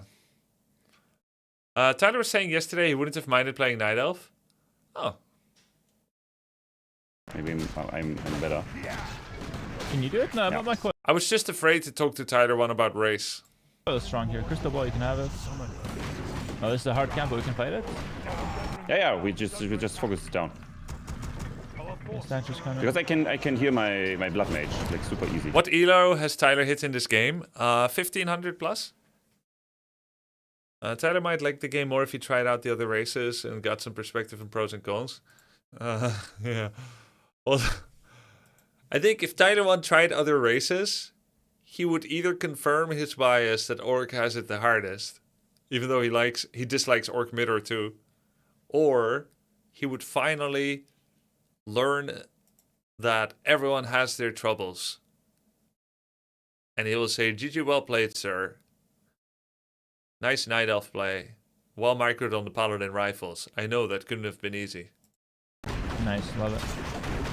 Oh, fuck. Ah, yes, execute him. The good ending. Nice. Anyway, he level 2, that's good. I think we have to do it. Do you guys want to just push him back, or like? I think Hera and I should push south. We fucked the Night Elf up. Alright, yeah, you do that then. I'll hold the front, guys. I'll be the first line of fucking defense as we speak. Here, yes, the Expo, we can break it. Easy. That's free. Nice. We can fuck up the Agent of War.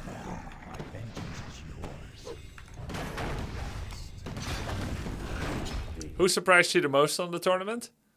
I've had surprise from Hera, Simply, Dante's. I think those 3 were the biggest surprises. Simply, Hera, and Dante's. No Yamato surprise? I could tell he was doing well for some time. For a while I thought Yamato's gonna win, and then in like the last day before the tournament, I thought maybe Hera wins. On Saturday morning before the tournament, I predicted the top 4 exactly correct. Or was it Sunday morning? Sunday morning. I will try to suck the sucking one. Yeah. I will banish at level 2, then you can, when you see someone like a little bit greenish, you focus him down with your spells. I think nuking is like the... I wish Mary maybe played another 100 ladder games. If she did, I think she can get top 6.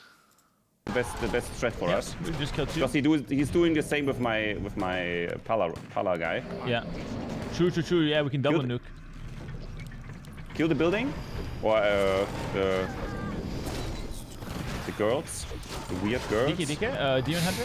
Kill the weird girls. Demon Hunters, focus. Oh, TP. Oh, it's the other side. It's Tyler. It's okay. No, Yeah, focus headhunters, focus headhunters. It's Tyler, He's such a fanboy. Nice. Back up a bit. There's a lot of people here. Yeah. Back up.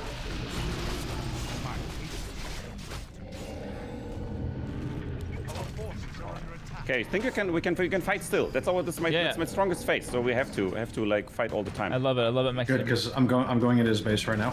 Okay, who's base? I'm going here, so you guys stay there if you can. Okay, good. Yeah. I think that's Killing Moon. Grubby, just curious, is it not normal to have a bracket reset in a Warcraft 3 tournament? Felt like Yamato got the short end of a stick a bit by losing the tournament with only one loss. Yeah, we can talk about that a little bit. It is going to be a large soapbox story, though. We're going to need to bust out the notepad. Double elimination format. If you boil it down to a single rule, it is everyone may lose a series once without being eliminated. This is the purest interpretation of double elimination, which means, let's say if it's best of 3, it means grand finals, winner bracket guy, 2-1 or 2-0 to win. And the lower bracket guy, 2-1 or 2-0 x2 to win. This is the purest form, and people call this bracket reset. Even though this is a stupid name, because it is not a reset. It is literally the opposite. You're resetting nothing. It is just double elimination. But this is what people use the word bracket reset, and it's stupid. It's true double elim. This is true double elim. Okay?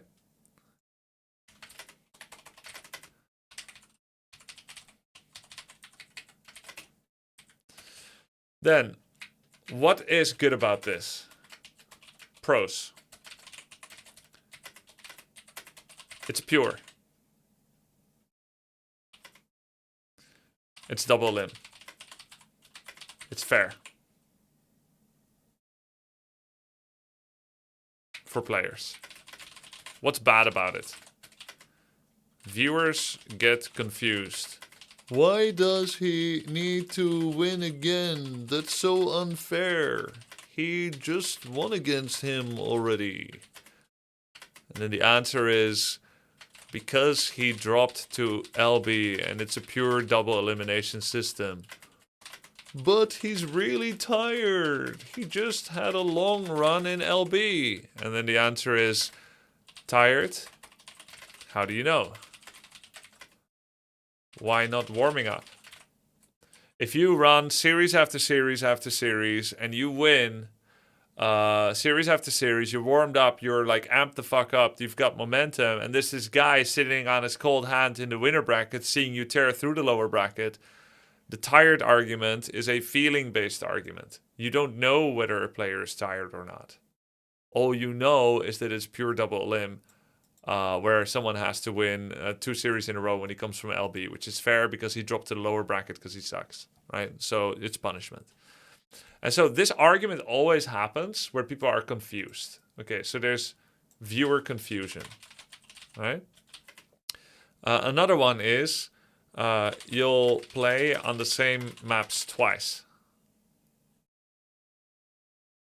Right? Because you'll win on Echo and Northern Isles, and then you need to do it again. So there's a sense of repetition, a sense of deja vu repetition. Also, it's a little anti-hype. If you assume that both players are equally strong, then the win chance is 50-50. Win chance for one map for either player is 0.5. When you calculate the expected chance for a player to win, the upper bracket guy has 75% chance to win the whole tournament by that time, and 25% for the lower bracket. This is just the statistics. It is literally a 75-25 advantage. Now, that's fair because the upper bracket guy never dropped to the lower bracket and the loser bracket guy did. So he sucks. And so he deserves to only have 25. But that does mean that there's a sense of anti-hype because most of the grand finals value was already done when lower bracket guy lost in round 2 of the upper bracket to some other dude. That was the real part of the performance that will end up determining if you're champion or not. And so a lot of the value, a lot of the outcome, a lot of the decision making about who's going to win happened before someone tunes into the grand finals. And so this system is really good for players and fairness. It's really good for the upper bracket guy. It's good for the guy that dominated and then fairly gets what he deserves. But it's bad for viewers because of confusion, repetition, and anti-hype. A lot of people don't like this system, even if they fully understand it. They don't care about someone already won, someone already lost, he still has a right to lose, etc. They just want a finals that feels fair in the finals without caring about the path that led someone there. Right? It's less fun. All right. So, as a pro gamer, my opinion from 2003 to probably 2023, this was my favorite system. Because I wasn't thinking like an orc or a viewer. I was thinking like a pro gamer. That if you win, it needs to be fair so that you have the 75% chance to win. Right? But it's not that hype. Okay, then there's another system. You can have a double elimination best of 3 system. Fully pure, except finals format. So it's not fully pure. And the finals instead is 1-0 advantage to winner bracket guy. So it's a best of 5 that starts like this. I'll start with the cons. Game 1. During game 1, score is 1-0. Ergo, viewer confusion. Now, I'm not making some random shit up. This system got used a lot in the history of esports. During game 2, score is 2-0. If you win game 2, you win 3-0. It's still actively used? Sure, yeah, I bet it is. I bet it is. Now, the chance to win here, I believe, is 65%. But I have to check my maths. One sec.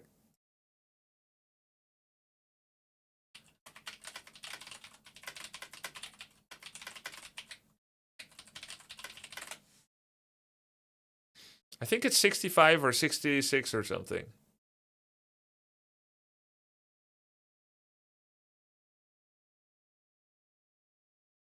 Hey Grubby, sorry to interrupt you during your stream. But I wanted to express my deep gratitude to you and your moderators for the opportunity to restream your tournament over the last 3 days. It was a truly amazing show and the Russian viewers really enjoyed it. If similar events happen, I wouldn't mind restreaming it or participating. Oh, thank you very much, Bronder.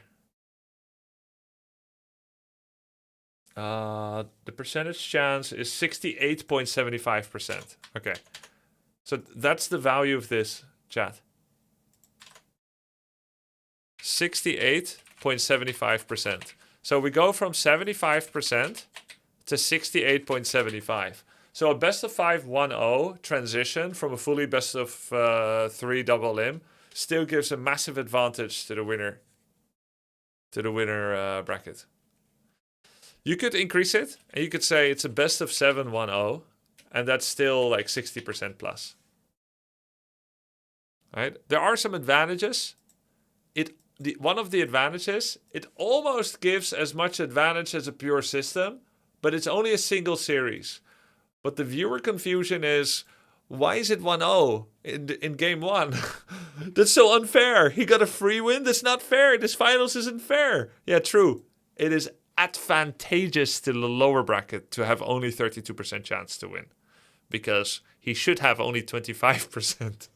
So now everyone's at odds with each other about like what's actually fair. Right? Then there's systems. I personally hate this because of the 1-0 confusion. I never liked it. Right?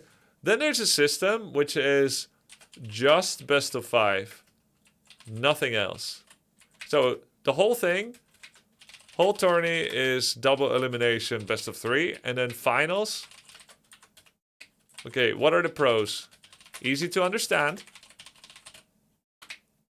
Very easy to understand. It's a best of 5. I don't care what road they had here.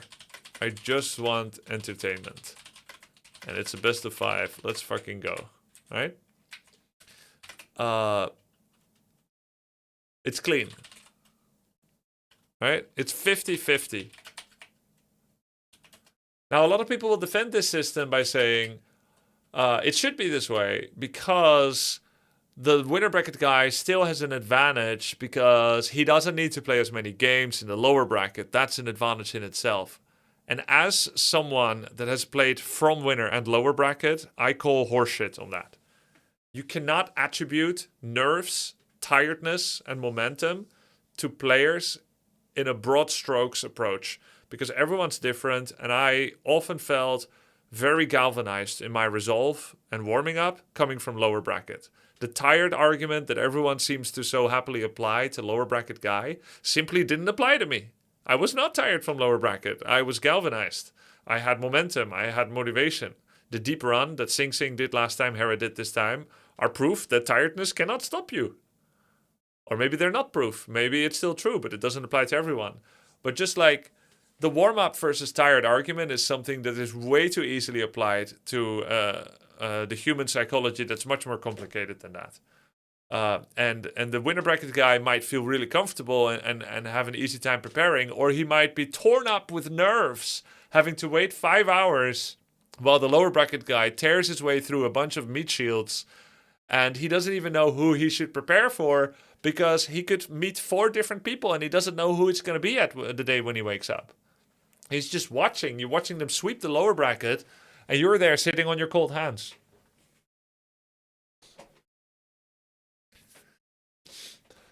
This is good because it's fair. It's a fair battle if you isolate it away from the road to the finals. And it also predictable broadcast length. One of the nightmares that tournament organizers often felt is that it could be 2-0 or it could be 1-2, 1-2. And that's a 2 versus 6 map difference. So it's a tournament organizer time schedule nightmare. It could be a sweep or it could be a long knuckle duster. Is that what happened to Yamato? Too cold waiting so long? No, he was making use of his time to stay busy. So in the end, I settled personally on a system that's close to this. Easy to understand, clean, predictable broadcast length, a finals that is a finals in all its right between 2 guys that are the most deserving to be there. A little unfair to the upper bracket guy, yes, but by itself isolated from the rest fair. And then I gave 2 map advantage, and then LP, LP, LP, which means it was Yamato map, then Yamato won both of those. Then it was Hera map, because it's loser's pick, but Hera won it. And then it was Yamato map. And then finally it's final map remaining. And I calculated this will give some points of percentage advantage. Not 60%, not 65, not 68.75, not 75, but more than 50%. He also got to ban second. So there's like a small chance both want to ban same map. And because Hera bans first, Yamato gets a free map ban if it was going to be the same. Now, it's not likely for it to be the same, but it is possible. Additionally, even if it wasn't going to be the same, you still get information about the kind of map he's banning, and then you get to ban second. So there were a number of small, subtle map advantages for the upper bracket guy. Do you want to show the Discord? Yeah, sure, Rui, sure. Yeah, it was upper bracket, and then LP, LP, LP. Now, the one thing where I think I could make it even more favored for the upper bracket guy is if the map pool was bigger. So right now it's 7 maps. And then it's minus BA, so Hera first, then Yamato. And then 5 maps left for a best of 5. And so even if it's Yamato, and then LP, LP, and LP, because there is only 5 maps, eventually you'll play them all. If you indeed... you play your best 2 maps first, but then Hera plays his next 2 next best maps. If he gets the LP, this ended up being Hera, but this ended up being Yamato. So still, I think picking 3 out of the 5 maps is an advantage. But if the map pool was 9 maps, let's say if it was like 9 maps, 9 maps with BA, and then you have the system which is upper bracket guy, loser pick, loser pick, loser pick. Then there are 2 unpicked maps, and if you assume on average that the map advantage is balanced, that Blizzard did their job, let's say I have 58% chance to win on this map, 56 to win on this map, and then I have 53 to win on this map. This one is fair, and then I have 47 to win on this. I have 44% chance to win here, and I have 42% chance to win here. This is the 7 maps. If I get to pick this map, this one, and Hera gets to take this one, then I have a massive advantage. But that's only true if the maps are indeed split in the odds like this. If the maps are actually more like this, then it is a very small advantage indeed. So it really depends on what the theoretical map win chance is per map. Whether the system that I gave is good, right? Is good enough, let's say, depending on what you want it to be. And if it's like this, 5 maps, and this is the advantage, then Yamato is going to play 52, 51, then 48, which is Hera's pick, and then he gets to pick 50. So that should still be better. He has 3 overpoints and 2 underpoints here. He would be a 51% upper dog to win the finals. Right? And the bigger that the map imbalances are, the bigger the changes would be. Because like here it would be Yamato, and this would be Hera. So you got -4 here, +4, +2. Then there would be a 52%. So it really depends on the maps. But I did a lot of model planning like with this kind of system. I don't know what the map win chances are going to be for these players at this level. It's impossible to know for sure. But what I was looking for was any kind of advantage that makes it feel 100% 50-50 fair to the viewer, while knowing that in fact it favors the upper bracket guy a bit because he has the benefit of not having lost. He should be rewarded for that. And I think that my system rewarded whoever is going to be the upper bracket guy the most. Now, I'm not going to say that everyone accepted the tournament knowing what the rules are. So let's not cry any tears for the upper bracket guy that ended up losing, because people didn't fucking know the rules when I invited them. They wanted to play anyway. I made the rules later. So like I can't hide behind that. But I did my best to make the best possible system with all factors considered. Yeah, I think we moved past that though, Rui. Thank you. Do you regret inviting Hera because it was unfair having a pro? No, I don't regret it at all. Look, this event is... first of all, it's impossible to have a fair event where everyone is exactly 1,000 MMR by the last 3 weeks. There's too much player agency in how much they're going to prepare practice for me to be able to predict accurately who is going to win. People could practice 2 games a day or 200 games a day. I don't know what it's going to be. Secondly, this is a content-based tournament where I invite as many big streamers as possible that are fun personalities, different personalities, come from different games, have different things they bring to the show, and that are willing to work hard to prepare for the show, at least most of them, and people that bring in big audiences that expose Warcraft 3 to a larger part of the world, so that from forever forward, henceforth, people are more connected among different games and are able to enjoy each other's games better. I've enjoyed playing League and AoE2 and Dota, and it's fun when people also know Warcraft 3. And bringing small streamers doesn't achieve that. Bringing big streamers does. Hera's interest in Warcraft 3 was genuine and sincere and not small interest.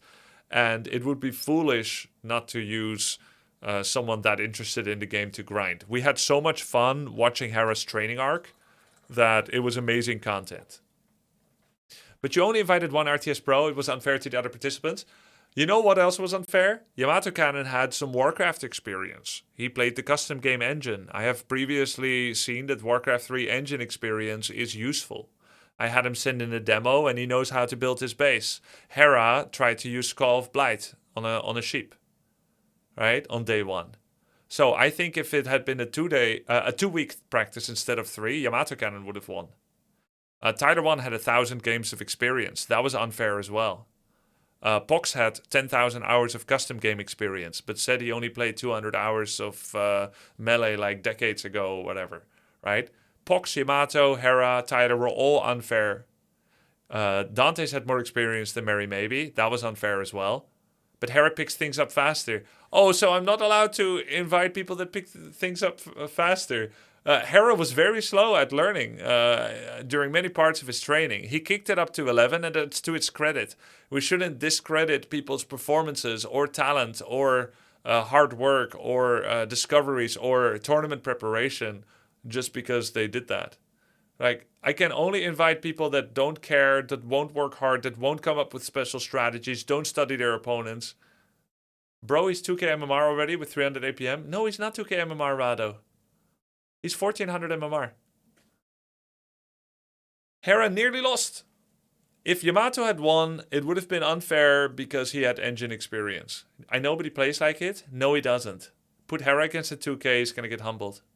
Look, Hera is insane. It was fun to watch him. He's a deserving winner. Does he have more experience and talent in RTS? Yeah, probably. Right? But again, if it had been 2 weeks of practice, I think he wouldn't have won.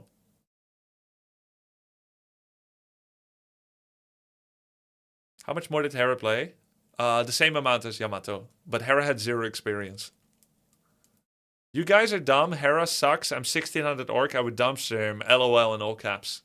Yeah, Hera sucks. Hera also put in the time. Yeah, guys, if Hera was just talented and he played 100 games and won, that would look pretty bad.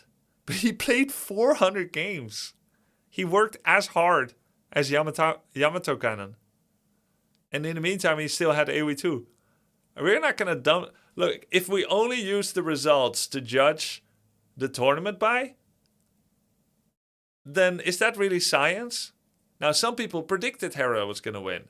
They can feel vindicated with their prediction. They had a hypothesis that it was unfair, that he was going to win, and then he did. If that's your belief, then yeah, sure, maybe. Right? But I was equally worried about Hera as I was about Yamato Cannon and Pox. I didn't think Dante's was going to be like that big of a... But he's a fun inclusion. I'm glad he played. I was worried about Tyler 1 as well. Because Tyler 1 had 1,000 games on people. Right? And I think if he had had a bit more time, what with no other events, Tyler could have taken it too. Simply was a big surprise. Simply, like Hera, had 0 experience and made it to top 3. Like that.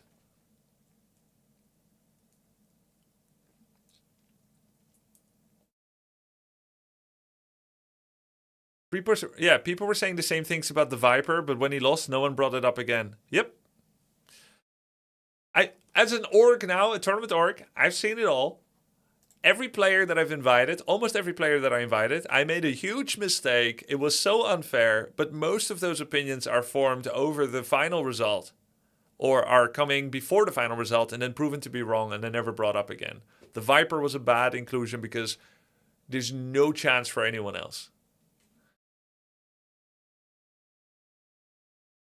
I appreciate that these sentiments are, they're real and they're backed up by, your fandom of another streamer, of another player, and that people like to see things being fair, and then they feel it's not fair. And by the way, I never promised it was going to be fair. So if you still think it's unfair, that's fine.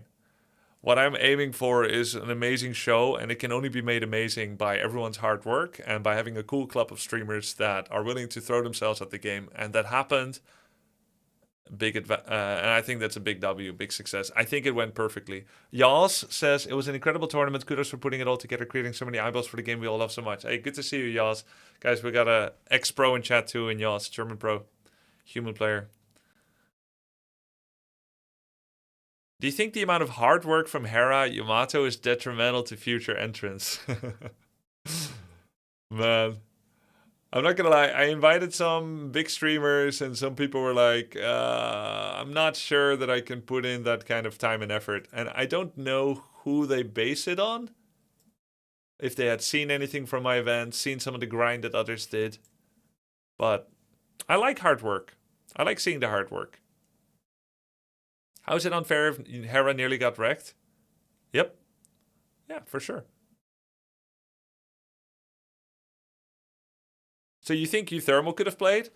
Look, I invite anyone to try and hold a tournament of this nature and find the perfect cast of 8 without any mistakes or accusations that it was unfair.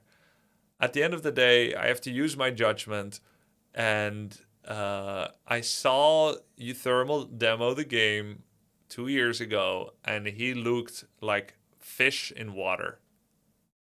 He looked like fish in water.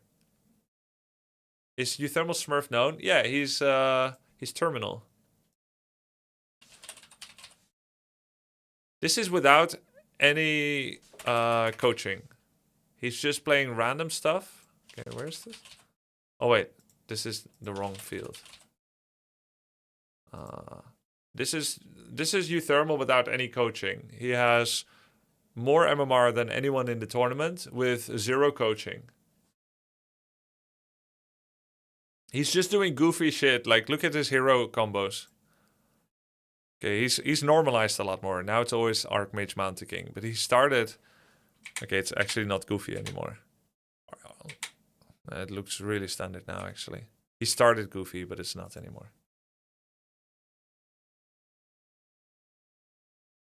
Super standard. Look at these goofy hero picks.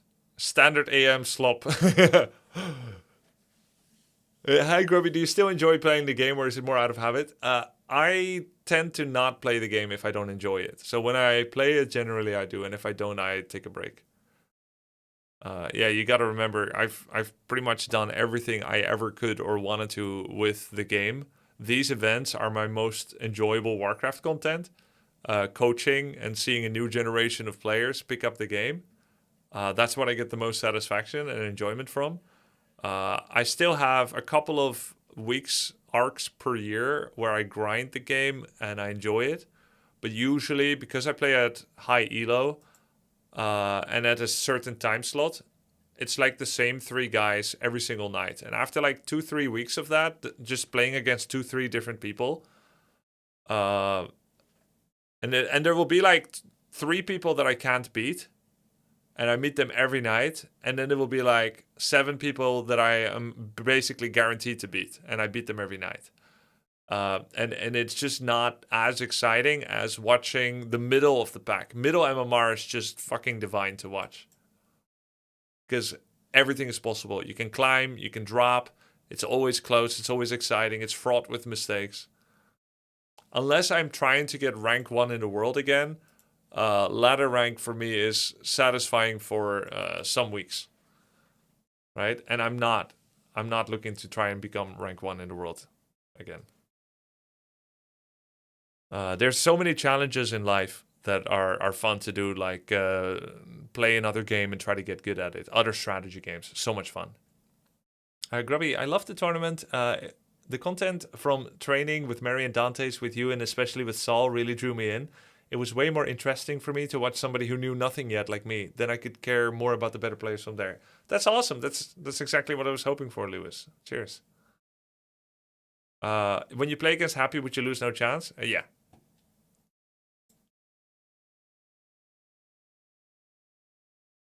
Grubby, would you erase your Warcraft memory to start playing over again? Is it just my memory that's erased or yours too? Am I gonna play with an audience that remembers what I was and forgot everything, or is everything bracket reset?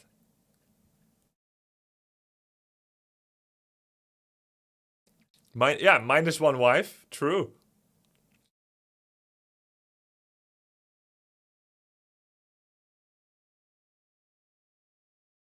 Do you think you could stomp AoE2 crowd if you invested the time? How's the talent there, you think? I mean, I think it's tough because it's a different engine. I climbed to 1700 MMR in AoE2 on a few different civs. But there's a lot of talented people out there in the world. So, yeah, it depends, right? How hard everyone works. Would you consider a higher tier invitational with the guys that did really well in the previous edition? The storylines are really starting to develop, and having them return for casting was great. I think the network keeps increasing. The network of people that we know keeps increasing, and I like that. We've had 23 different participants to the invitationals. I'm hoping that some of these guys will come cast the future one. And, you know, is a winner's tournament going to be interesting? Yamato with Hera.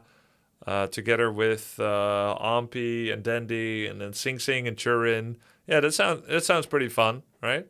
But also, you have to be careful not to do like a clean repeat of the same format, I always want to have some things different as well. Because I think if you try to chase the same high of one event and try to build it exactly the same with the exact same concept or the exact same people, it's gonna not be as novel anymore. So,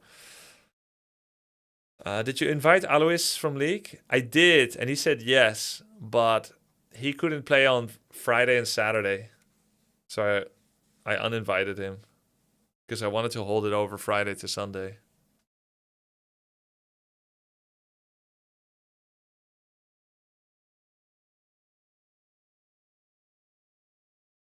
If Hearthstone and Euthermal put the same effort in Warcraft 3, who do you think would win head-to-head? Well, for a long time, Hearthstone would. Again, a lot of people are forgetting. Hearthstone is already 2k MMR.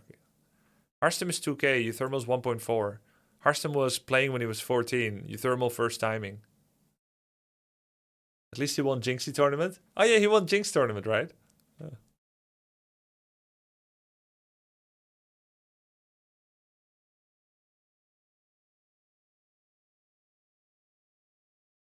Please don't tell me it was Alois. So sad now. What do you mean? So sad about what? Grubby, I want to ask a question. If you could go back 20 years, would you change the race you compete with? Hell no. I wanted Alois to join. Favorite streamer. Yeah, he's a good streamer, good player. He coached me. His coaching was very good too. But again, he can't play on Fridays and Saturdays. So... basically, I asked Tyler. He said yes. He said he can't play on Thursdays. He didn't say why, but I now know it's because of the AT&T Annihilator Cup. Alois couldn't play on Friday and Saturday. So if I take Tyler and Alois, then I would have to run the event from Sunday to Tuesday or Monday to Wednesday. And it was just a weird schedule because it's much harder for people to watch outside of the weekend. So basically, Hera won a Warcraft 3 tournament while also playing a top-tier AoE2 tournament simultaneously. Yeah, but he lost the AoE2. He lost the AoE2 match. It's not good enough to win both. He now has like 5 days to now that win. The dust has settled, I just wanna say, man, that jacket and necklace look was top notch. Thank you. My wife dressed me up. I got some pictures from my wife. You guys want to see pictures of my wife? She sent this. It's the chickens. Chickens are all nestled up on the top roosting bar. She has some nice cocks, yeah. Can you tell which one is? You can't tell, actually. Oh my god, they're so cute. Look at this. They're all on the top roost. There's 4 roosts, you know. They have a wife, you know. Look at this guy. He's like... And this one is like, I'm gonna walk all over these. Wait, is this a second beak? Look. There's a second beak right here. Underneath this one. AI generated slop? No, it's not. This is our chickens. AI slop? No! No!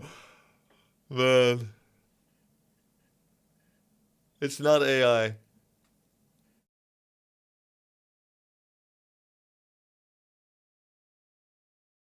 Are you going to invite Sebastian or Leary to next continue dismantling the AoE2 pro scene? Hell yeah.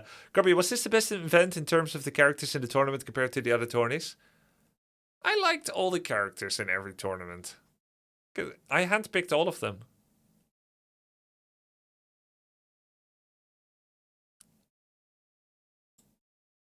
Look guys, it's chicken shit.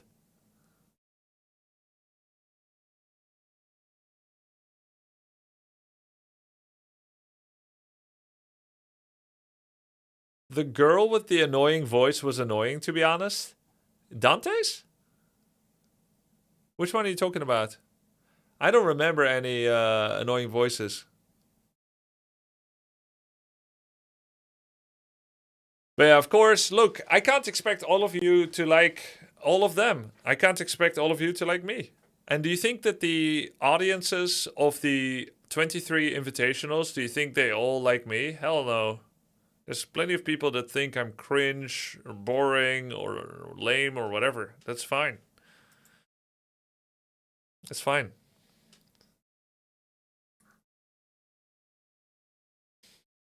What made you predict that Harry would win the tournament? Oh, he had like an insane ladder run. This one. When I saw this, I was like, oh, okay. We're now in Super Saiyan territory. Right? On day one, on the Clan War, it's one thing. And then on day two, he lost to Simply. And that looked really mortal. But then he did this. I'm like, oh, this is what Hera does. He's like, pushed to the brink. Lost, put to shame. And then he's suddenly going to connect all the dots. Like, oh, okay, I guess he's going to win.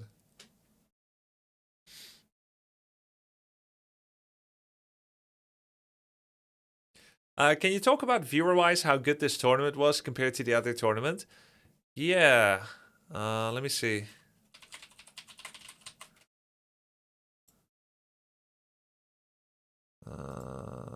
Live. Popular. Alright. So if you look at the OnlyFans Invitational, 14-15 March, 120k views on the YouTube stream, 124k and then 103. And then the second streamer invitational, 19 April, 80k. The Altar of Champions Day 374.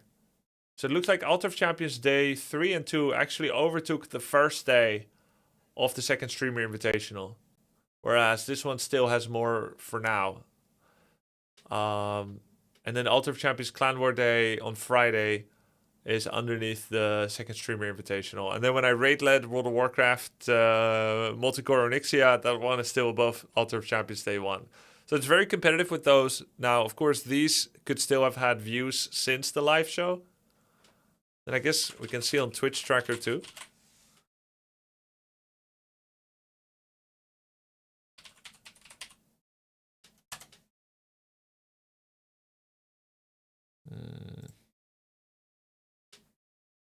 Yeah, I think the Clan War was very good. Maybe because it was on Friday, which is less of a good day than Saturday.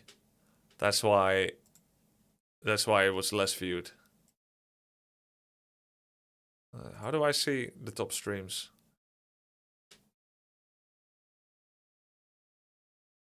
Max viewers.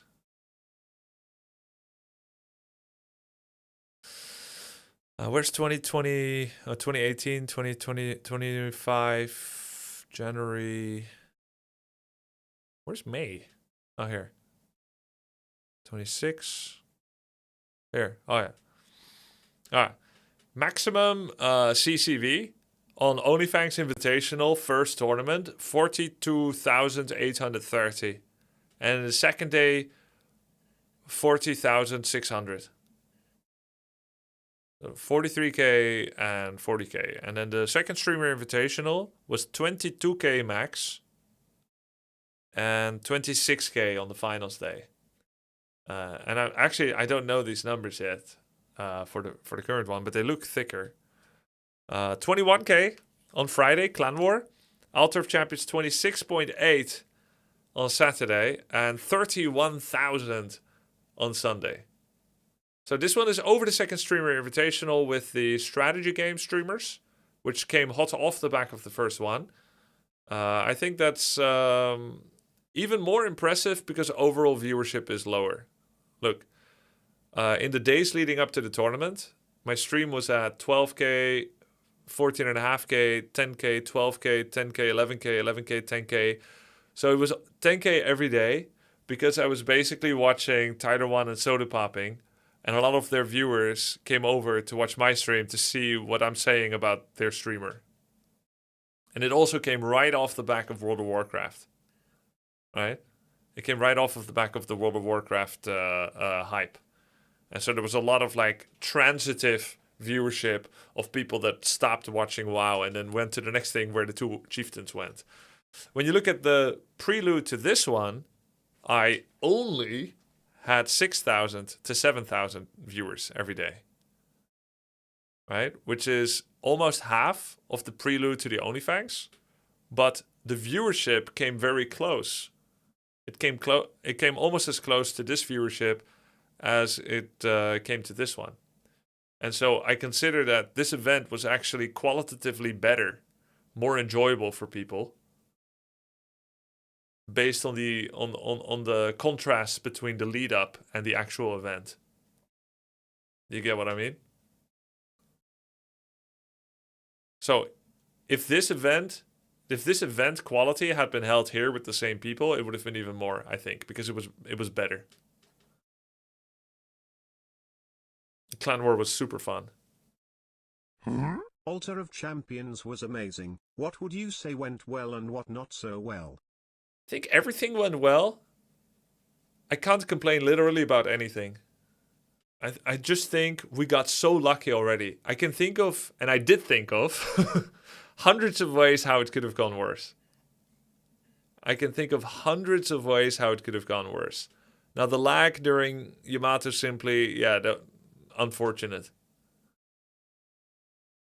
How about figuratively?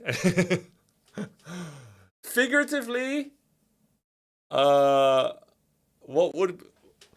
I think the biggest upset would be if like Simply wins. That would be like a cool upset. Like so unexpected. Even though viewership-wise he may not be the biggest star, but I think it'd be cool. I think Hera winning is super cool too. And I think Yamato Cannon winning would be super cool. I think Tyler 1 winning would be super cool. And let's not even theorycraft on Dante's Mary Maybe. The chance was not too high. Same with Maxim. Pox as well. Like I think we had 5 contenders where any one of them winning would be like a really cool storyline. Maxim, Mary Maybe, and Dante's didn't play for the same chances. Why were your numbers high in fall? Actually, I don't know. What was I doing here? Maximum viewers every day, 10K. Is this Dota? Yeah, it's Dota. But why so many?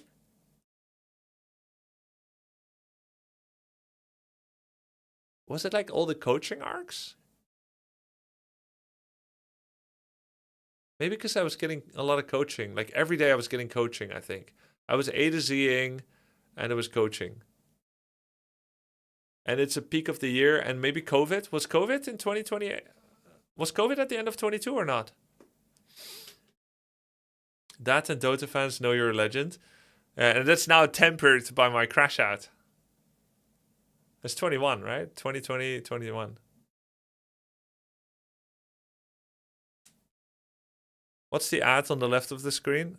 Play for free in your browser. Guns of Glory. Oh, they got guns all right. But it's AI art, guys. These girls don't exist. Dota players wanted to see a good, positive person get corrupted. Nah, I think a lot of people liked that I wasn't jaded yet. I don't think people watched mostly for the corruption arc. I think they watched for the uncorrupted, wide-eyed enjoyment of the game. Because the game is amazing. I didn't even get that corrupted, just a little bit.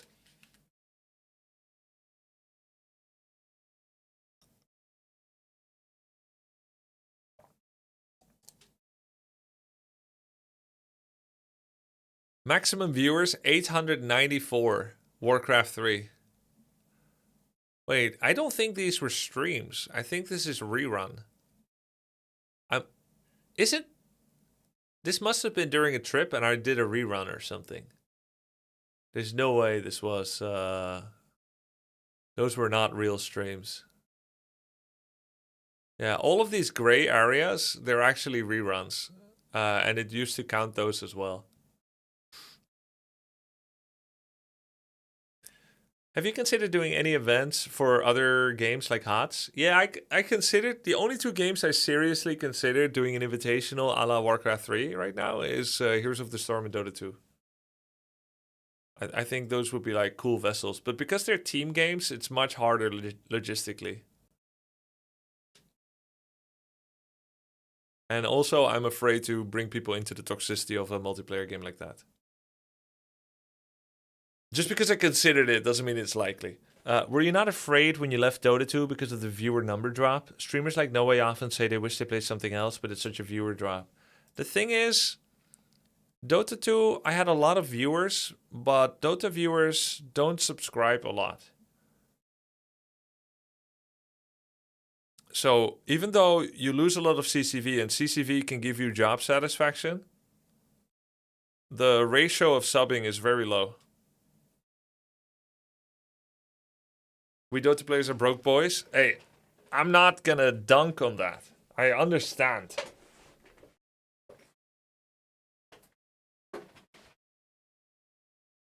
I understand. Yeah, playing free games for a reason. Sure, play free games, but you have 100 skins.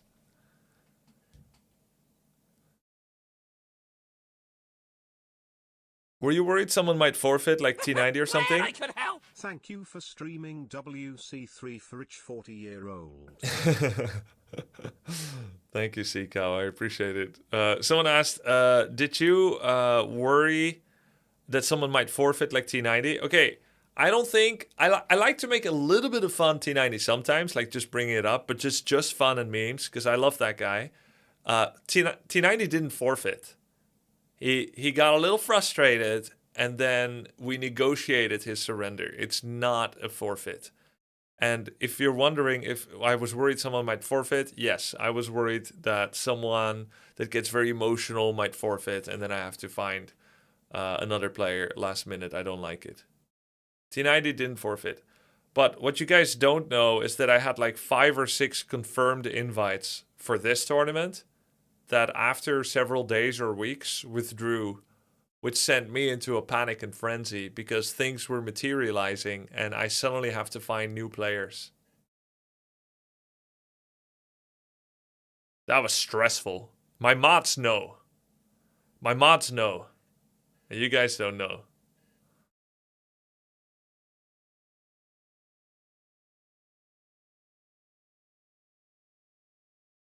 Did you shout at your mods? My mods know what I did. Do I shout at mods? I have never once shouted at my mods. Never once. Mods? He beats us. No! No! Shut up!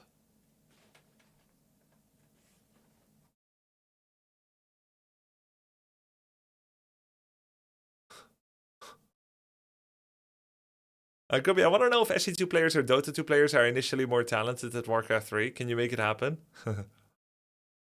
Not right now. Grubby, did you have any suspicions during the games that some of the participants may listen to the stream during the game? Alright, what that would need is that a streamer sets up their audio in a way where they can hear the stream, but the stream does not. This is possible, but streamers are lazy. And so setting it up just for cheating might just be a little bit too much effort. More likely a mod would have to help them with it.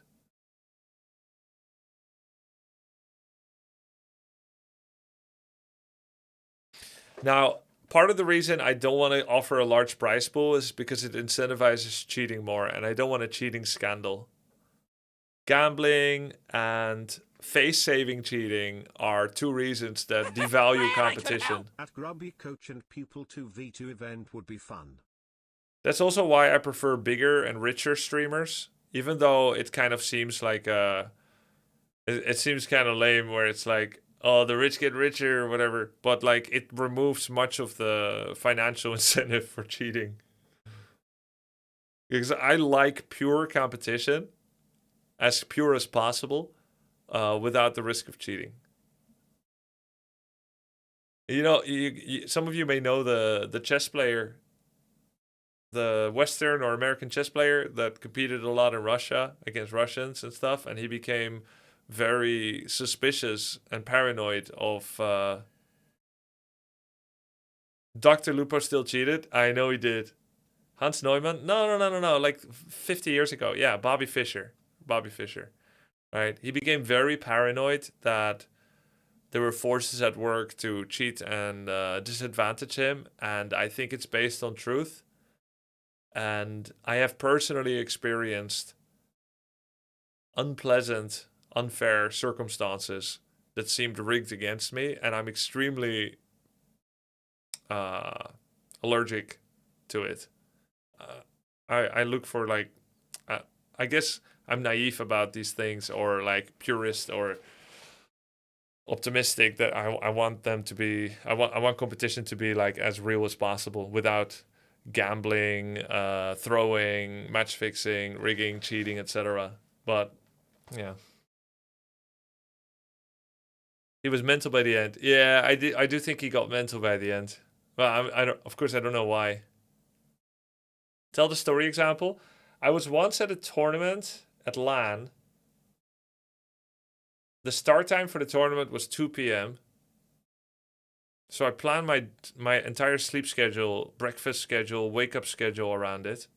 If an event is at 2 a.m., I'm gonna wake up at 10, eat a hearty breakfast. By 11, I'll have eaten and showered and pooped. Then I go to the event. I get there maybe at 12, and I have 2 hours of warm up and settling in. Maybe 45 minutes of technical setup. Any leave time for like an admin to help with drivers or whatever. Then I have an hour plus to settle in, get my mind in the game, and do some warming up. Right. So my wake up time is going to be 10 a.m. Thank you for the sub. Appreciate it. At 8 a.m. Knocking on the door, yeah? I wake up. I open the door. I almost did the accent. I don't want to make this about any country or accent. Grubby, you have to go to the tournament. No, fast man. Yo. You have to go to the tournament. You have to wake up. You have to wake up and go. And I'm like, why? It's like, yeah, it's starting now. The tournament's starting now. I'm like, I'm still sleeping. I mean, I'm already woken up. It sucks, right? But they're like, yeah, it's starting now. I go to the event. I get rushed. I hate feeling rushed. This messes with my mindset. My mindset preparation for the tournament is getting disrupted because I got woken up too early. I don't sleep enough. I'm getting rushed. I'm made to feel guilty for being too late. I was told a time that was wrong. Now I'm mad that they can't tell me the right time. I get to the event early. I hear the start time is 2 p.m. after all. So some people trolled me, stole my sleeping time, and got me there. And now I'm going to waste my idle energy time, and it's going to just drain away through the fucking floor, my competitive energy. Right? Tournament finally starts at 5. I got sabotaged. Tournament starts late. They made me come early. And do you know when all the players arrived that are of the same players of that country? 3 p.m., 4 p.m. They're filtering in comfortably. Like, it's like they knew, but I'm there already. Like, aren't they worried about being late? I guess they didn't get woken up early. You still won the tournament, right? Hell no. Grubby, wife asked if you could show the chickens. Yeah, sure.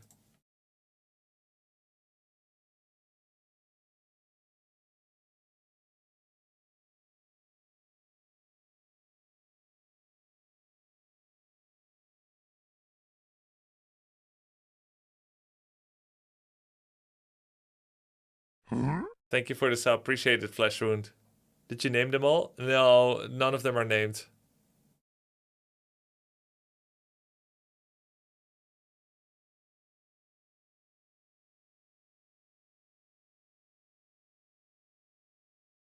Are these Grubby's chickens? Yeah.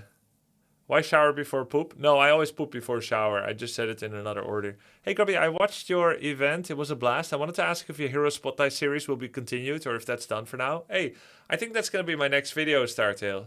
But it might be in months because I have an AoE2 tournament coming first.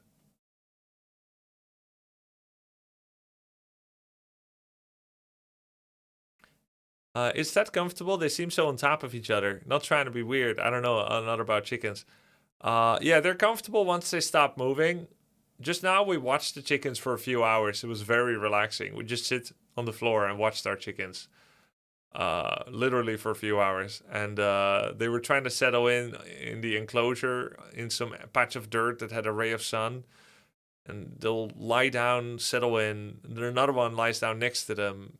Very close, very comfortable. And then another one walks all over their head. Walks over the head and then it's like get off my back. It's like no sense of personal space. So if they get settled in, yes, comfortable. But sometimes they just BM each other. Is there a link for the AoE tournament? I'm not sure. I'm not sure.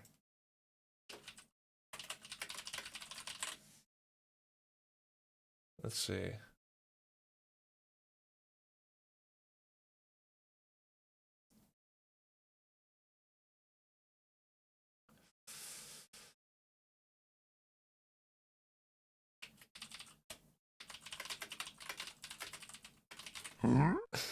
Hey, thank you for the sub, Mop. Appreciate it. I hope Hera invites some other people like Grubby. Otherwise, it will be Giga Stomp. Yeah, there's gamers. Didn't Hera already announce a bunch of people?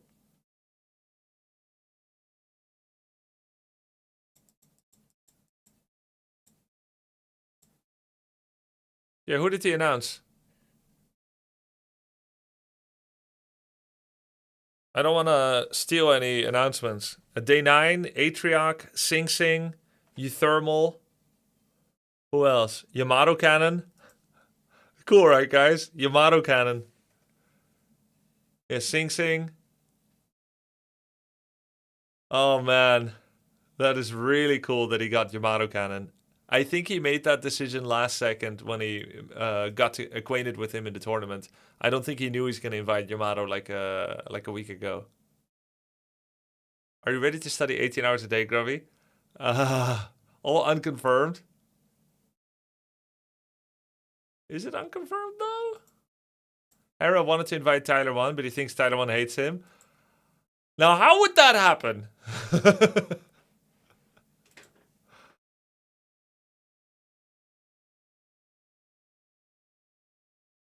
Are you going to play Ethiopians again, or are you switching?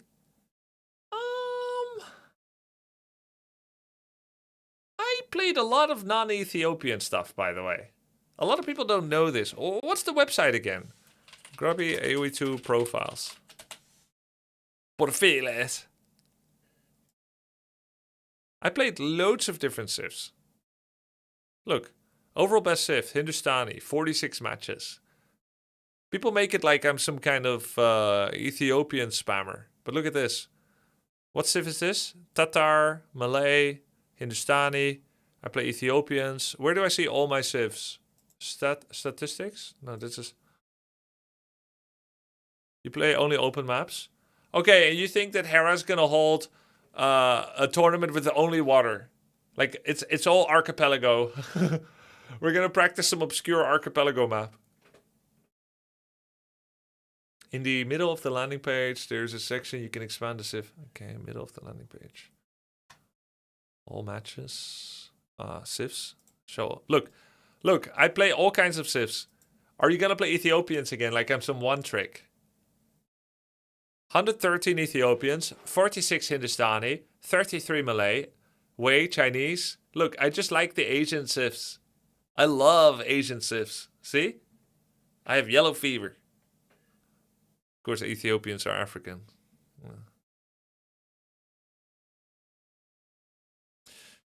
Where are Byzantines from?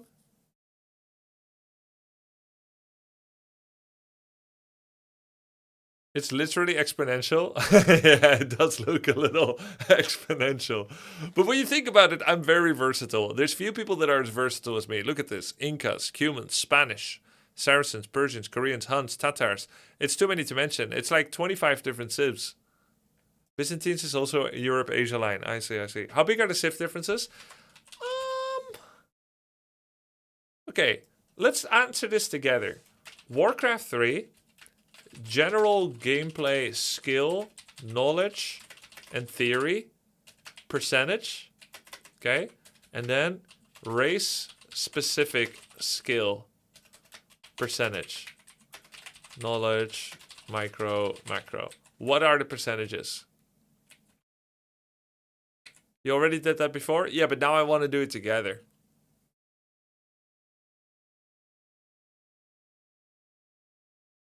This might be something like this. I think you lose 15% skill when you race switch from your expertise in Warcraft to another race. Maybe 80-20. Relatively asymmetric. 75-25, 65-35. I think 80-20 is... 80-20 is good. I think if you're very new... or very experienced, this number changes, by the way. 60-40 for average, 80-20 for ghosted. AoE2. Same question.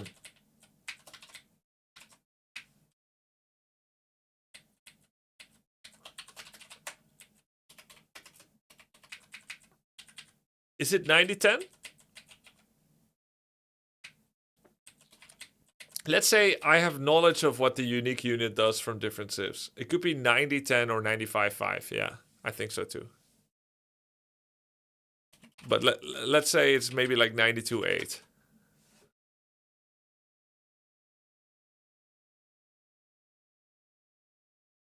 But if you're so noob that you don't even use your civ mechanics, it may even be higher, closer to 100.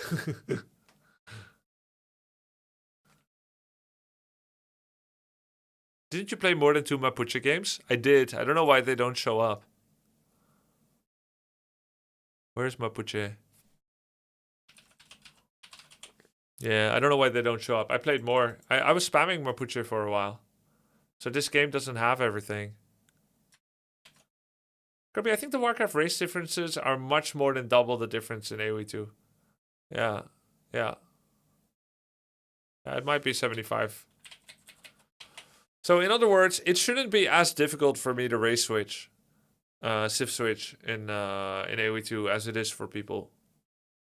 Oh, you never played Mongols? Yeah, I don't like playing Mongols because they're OP.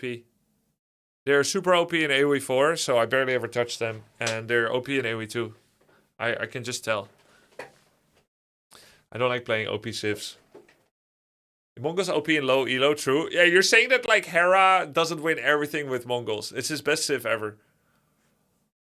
In low elo, Mongols are indeed true, but if you just position right and you play the game with the knowledge required, with a minimum level of play at high elo, anything above 900, you'll find actually that Mongol is very easily countered.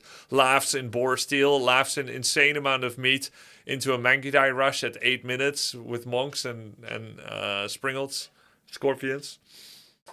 Like, this is just Mongol coping. People that play Mongol to cope with easy wins with no skill, while they have literally 0 farms at home and a food economy with 17 villagers idle, food economy of 0. But they keep making gold and wood-based step lancers and just winning the game with it. Like, actually, Mongols aren't that good. They're actually kind of weak, but I just know the specific trick with them, how I can win a lot of games with no skill. They're better in AoE 4 now. Yeah, Mongols were insanely good in AoE 4. Wrong, his best civ is Chinese. Ah. Yeah, Chinese, I think, legitimately is good at high elo and bad at low elo. And I think for me, they're about average. Can you please explain again, but refer to units by tanks, ranged, and flying? Just ban Arabia. I ban Arabia and I have no problems with Mongols. Oh.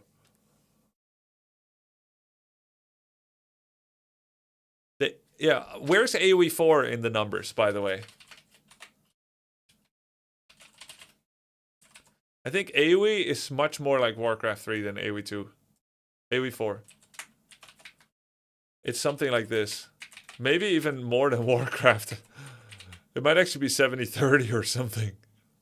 Do you know Kaldor personally? Yes.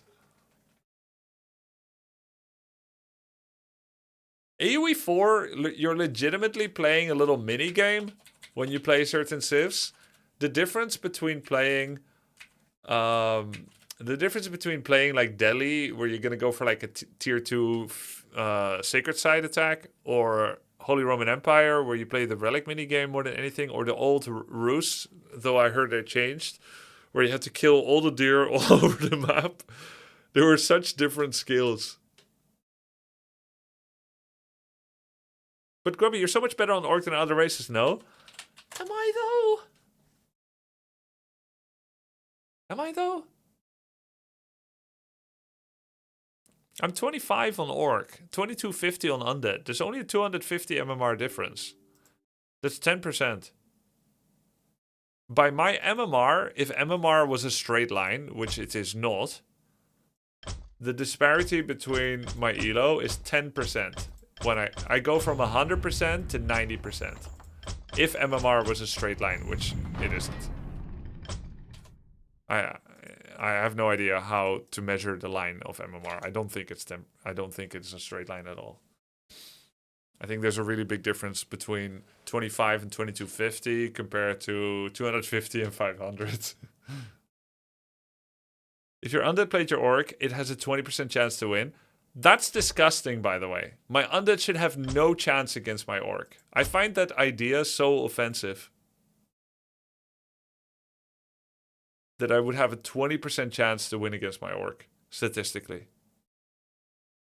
Because my Undead is trash. Grubby, next tournament, you should try to get all the top FPS streamers, like Shroud, Summit, Tariq, etc. Yeah. Hey, I would do that. I would do that. Would they? I don't think they would.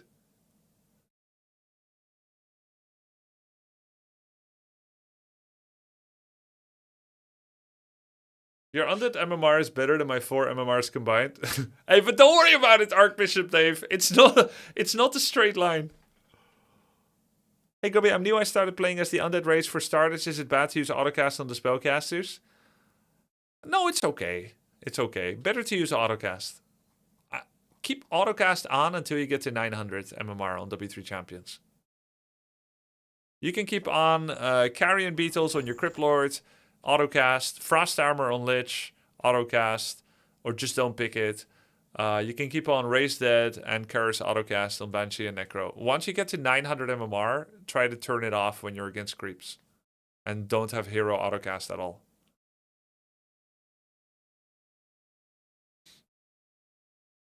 Hey Grubby, love the whole tournament, watched the whole thing since the coaching arc. I don't even play Warcraft 3 at all, but I fell in love with the whole thing, and I'll definitely save up for Warcraft 3 unless I become a streamer and cross fingers to get invited for next edition. Alright, you need 500 CCV minimum.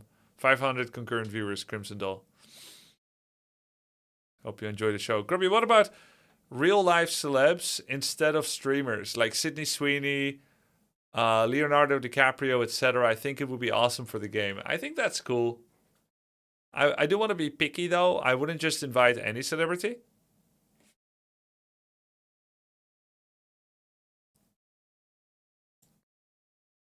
Can we get Trump in the next one? Yeah, let's get Trump. Let's get all the ex-presidents, Trump and Joe Biden, and we get Barack Obama, and we get... yeah, let's get them all. Let's get them all. And then what about rappers? Snoop Dogg, Eminem, 50 Cent... We get Elon. Yeah. And you're allowed to let people play for you. What about OnlyFans stars? I think if I knew someone's main content is OnlyFans, I think I might not invite them to the event. Because the goal is to get people interested in Warcraft 3. But I'm afraid that many people wouldn't be strong enough to keep thinking about Warcraft 3 if I do that. Because of the strong physiological drive you know, the procreation drive that's being baited too much. There would be too much baiting.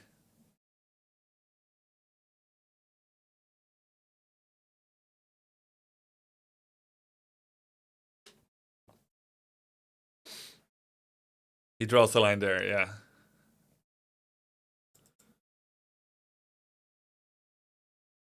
Glad I could help! Jeremy Lin is basketball player that I know played Dota and pretty sure played some WC3. Okay. Jeremy Lin. Can you ask him for me, since you know him, Trusselled? Jeremy Lin. I see. Taiwanese American former basketball player. 1988. He's a bit old. 38 years old. You're the famous one, lol. Yeah, but you said you know him.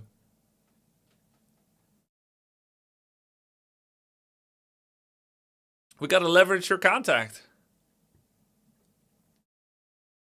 You know what would be cool, guys? If we could get a tournament with like sports stars. Like my favorite sports stars. What's his name? Garry Kasparov, Roger Federer, Nadal. 76 months. Johan Cruijff. Headliner. Ronald Koeman. Hiddink.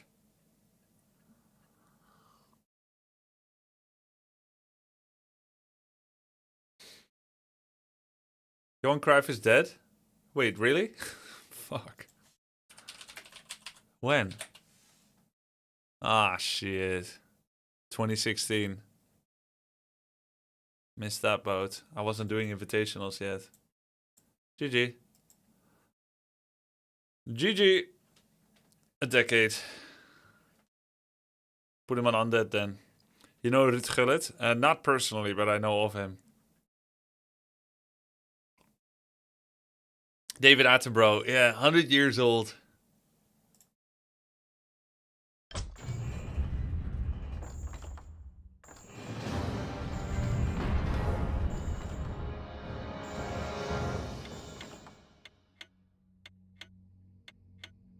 Instant queue. Oh yeah. They added this now for some servers. What do you guys think about it? 5-second cooldown. You can queue your actions before. I like the cooldown because I often tap into the game late. But what I don't like about it is that you can queue actions already. It takes away the frenzy where you're supposed to play things right. The headliner. Thanks, Taliesin. Who's playing? Where's UI? Alright. I'll turn it on.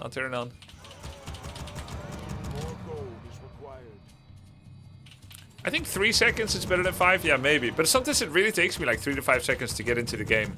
Like, it doesn't tab from W3 champions fast enough into the game. So I'm just always late with my hero. It felt pretty bad. So I like that they did this. But you can send your acolytes to gold and take one and make altar and send ghoul to lumber all before the timer resolves. Which is a little OP. My life for Nezul. My life for Nezul. I guess okay. They even allow zooming out now these days, guys. I wish only to summoning is I will be done. Fear the Reaper. See, 50-50 that it dies. So you always want to chase the chicken to where your hero can easily summon. My fate is sealed. I gladly more gold is required. We will investigate if we can disable the queuing.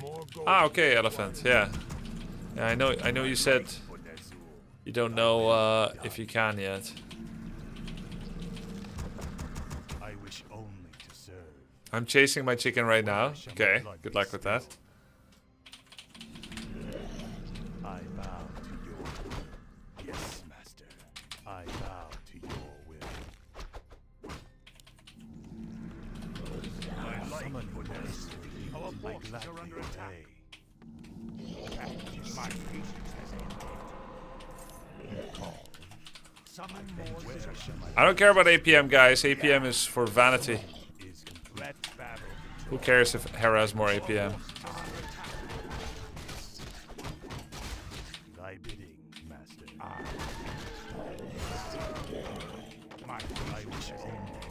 I forgot to summon Corpse here. Where shall my blood be spilled? I bow. My fate is sealed. Thy bidding, my vengeance. Call. For the Lich King. My patience has ended. As you order. For the Lich King. My vengeance is yours. At last. Oh, fuck. I do care a lot about that. That was not good. You call. Let battle be joy.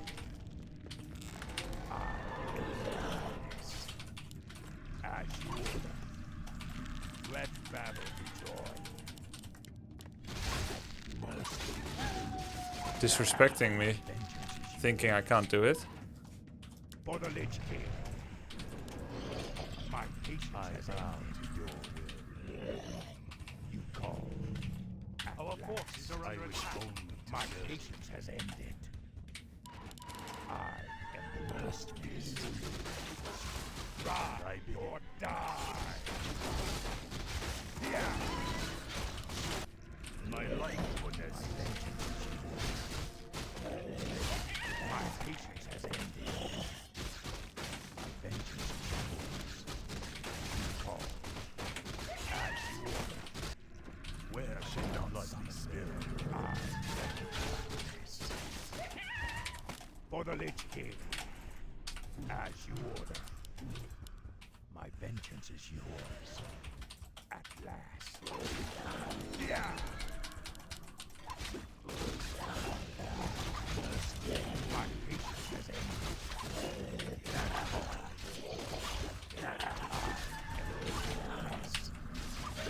Let battle be joy.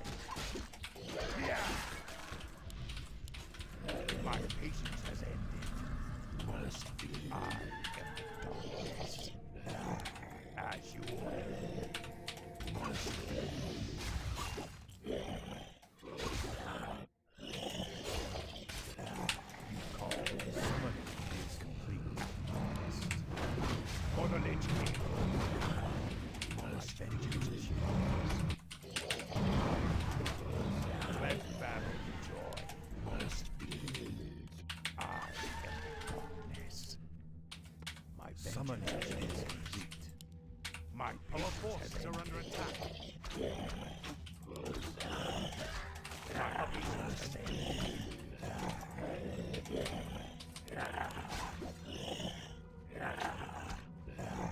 You call. For the Lich King.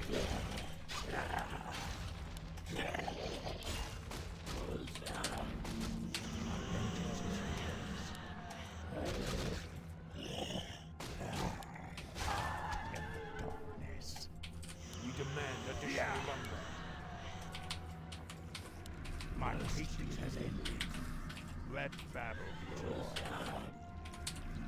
My vengeance. We demand additional lumber. Darkness. At last. As you order. You call. Let battle be joy. Yeah. At last. My vengeance is yours. Darkness. By their soul. You call. My patience has ended. Thy bidding, master. My patience has ended. As you order. My vengeance is yours. You call. Be wrath. I sworn to this. I am strongest. My patience has ended. Our forces are under attack. You call. Let battle be joy. I am sworn to never. My vengeance is yours. You call. Fucking nerd. Our hero has been killed.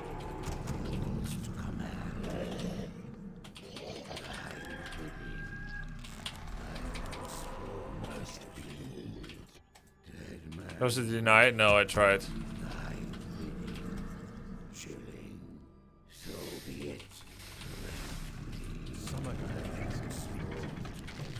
If he wants to win that bad, then go ahead and win then.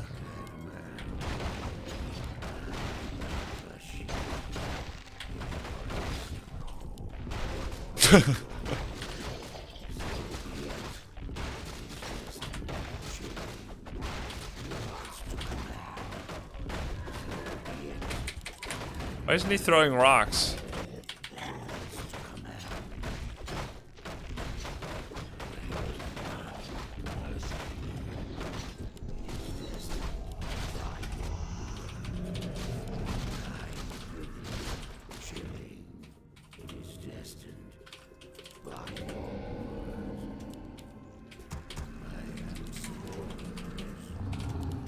Upgrade.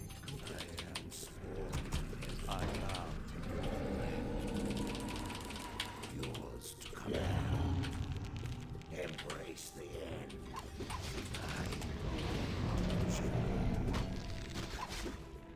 Our forces are under attack. His invis ran out.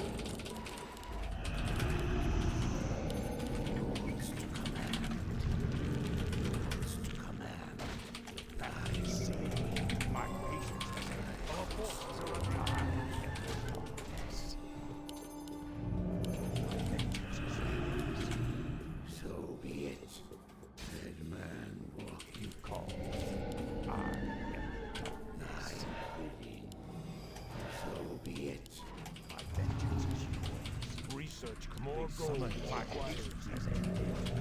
My patience has ended. My vengeance is yours. Rise or die.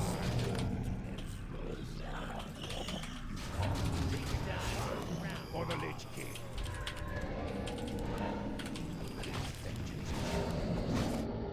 My patience has ended. More research required. My patience has ended. You call. My vengeance is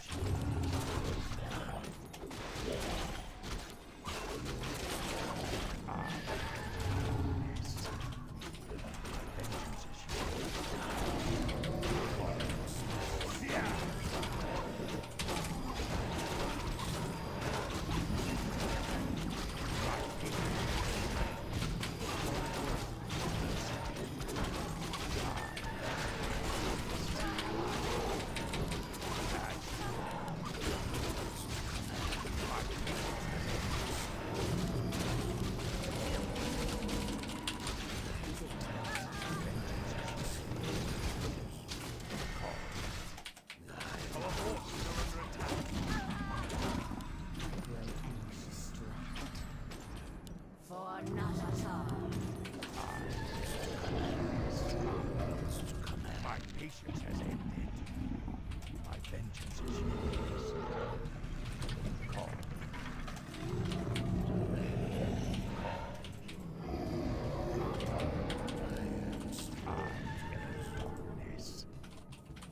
Feel my wrath.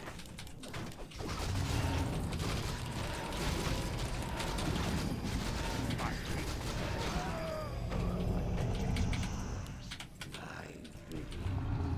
My patience has ended.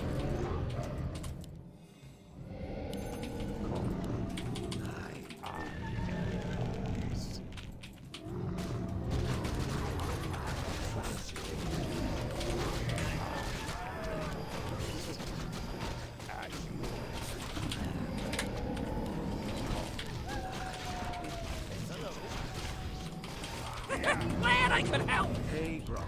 How about a friendly headliner match against the first Altar champion? Can't wait for Aok to smile seeing this girl. Seems good. For the Lich King. Glad to battle.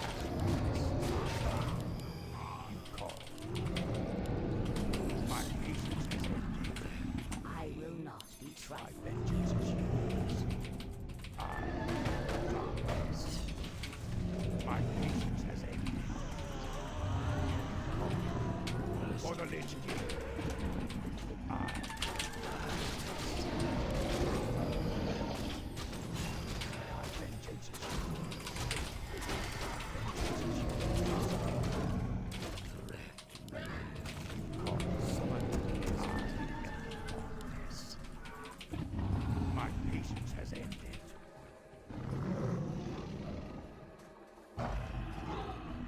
You call. Our forces are under attack.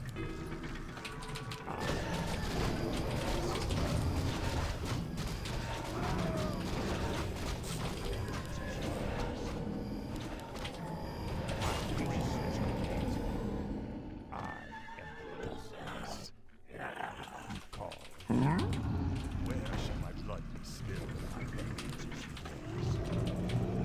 My patience has ended. My patience has ended. Gold is required.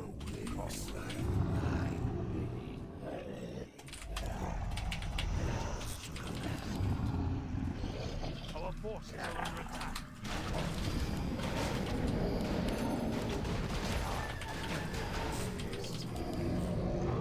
More gold is required. My patience has ended. Let battle be joy.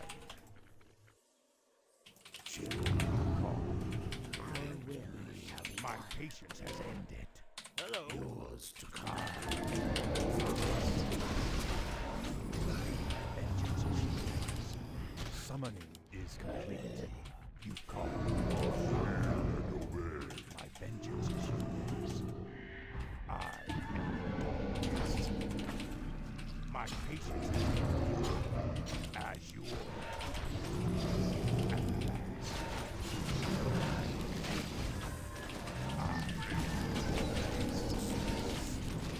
You call. My vengeance is yours. Yeah. More gold required. More gold is required. My patience has ended.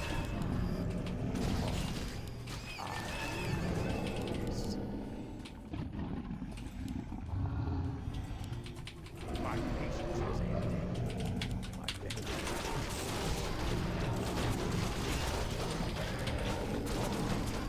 By their sword. My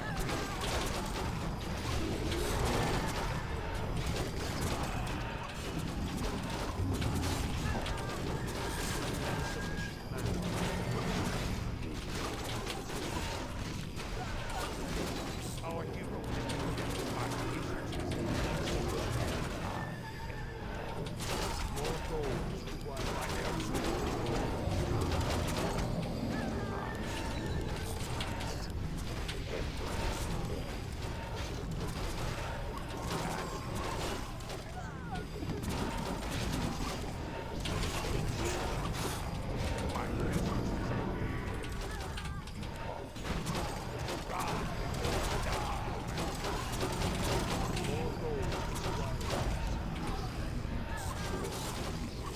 my patience.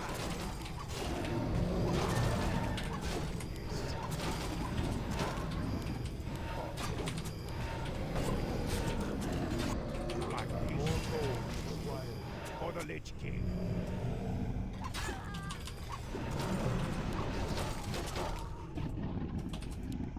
My vengeance is yours. Our forces are under attack.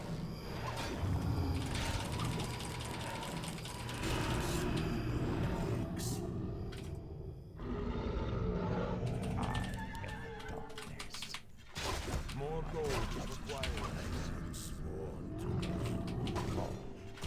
My patience our forces are under attack. Darkness. You call. My vengeance is yours. Embrace the cold.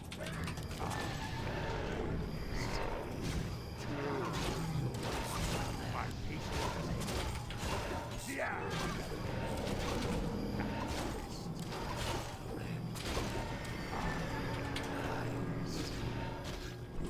My patience has ended. GG. I beat 2400 MMR. Nice. I actually learned from the tournament.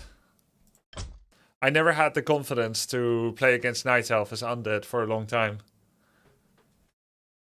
The pre-Devour was sick. Yeah, the Devour started before the animation finished on the bear. The insta-suck. Learn from Hera. Yes. Who's that guy from Peru? Yeah, he's from Peru. His name is Hunter. He's the 3rd best South American player. Decent for you. Thanks. Recognized Rejuve Devour. What's this?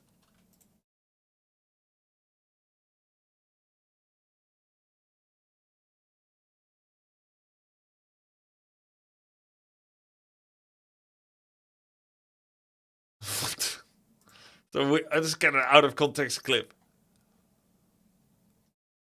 Grubby, it was like I was watching Happy. Yeah. Yeah, this Undead play would have beaten Grubby's orc so hard. Yeah, you think? You think? One thing to add, your slaughterhouse was too far in the back. Oh, it should be in front, right?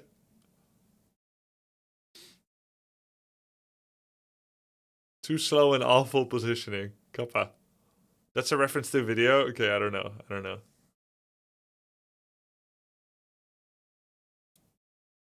You lost Naga. Good for you. Your Undead is definitely your 2nd best race. I think it is now, weirdly enough. Weirdly enough. Look at that, almost 2300. I should try to get to 24 sometime as a challenge. It'll be fun. Did you keep your fiends in the back by the end by accident, or do you feel they'll be killed? No, it was accident. Can someone explain what coil means?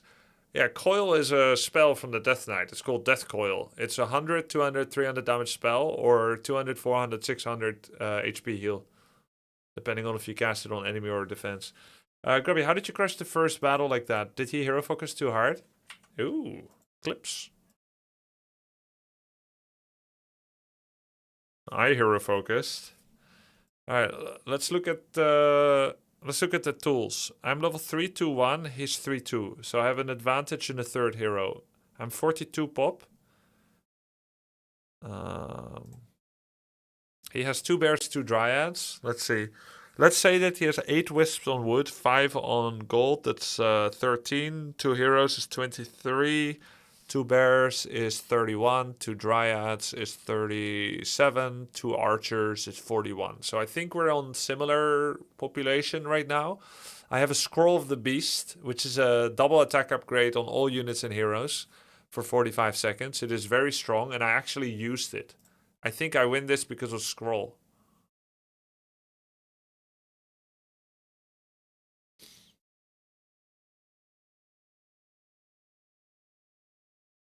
There's the scroll on a ghoul and 3 heroes. He immediately abolished it on everything. Never mind. It's gone. It's gone. Okay, then I guess I won by Rod of Necromancy. Look, I have 2 rods.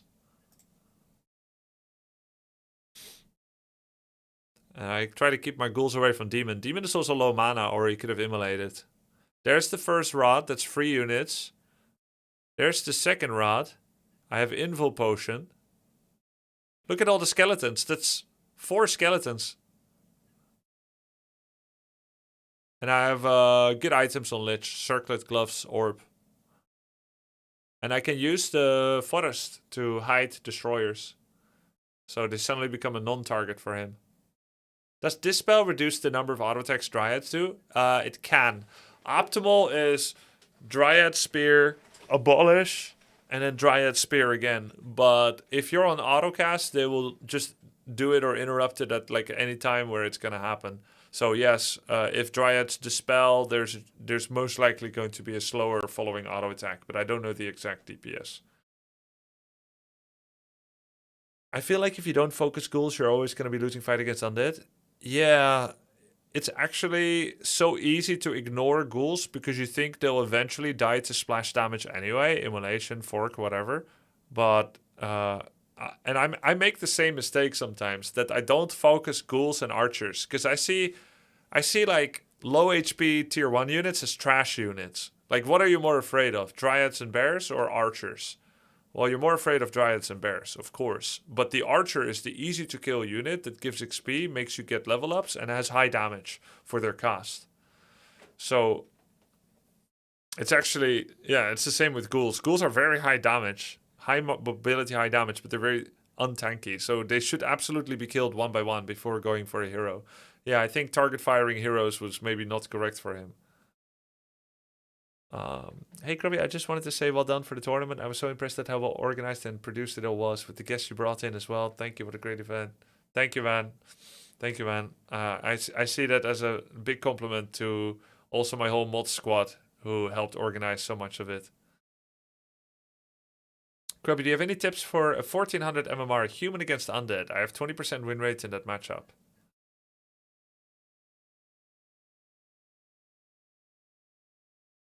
You have to fast expand and then tech to tier 3 with knights flying. Like how Yamato played. Yamato played it correctly. Do you play fast expo into tier 3, Skiffy? Fast expo into tier 3 triple hero. With knights and flyings. It's the only reliable way to win against undead with human. Grubby, there was this one moment where you DM'd me and you asked soda question mark cast question mark with no explanation in the middle of a game. It's like the kind of notes I write for myself, Ruigan guys. When I'm like in the midst of something and I need to write myself a note so that I remember what I need to do later, and I'll write something like that. And then later I read it back, I'm like, that could fucking mean anything. What the fuck does that mean? Are you asking me if I think it's a good idea? You're suggesting him and I just need to tie it together. He already agreed and he just needs to join the server. I have no idea what you mean.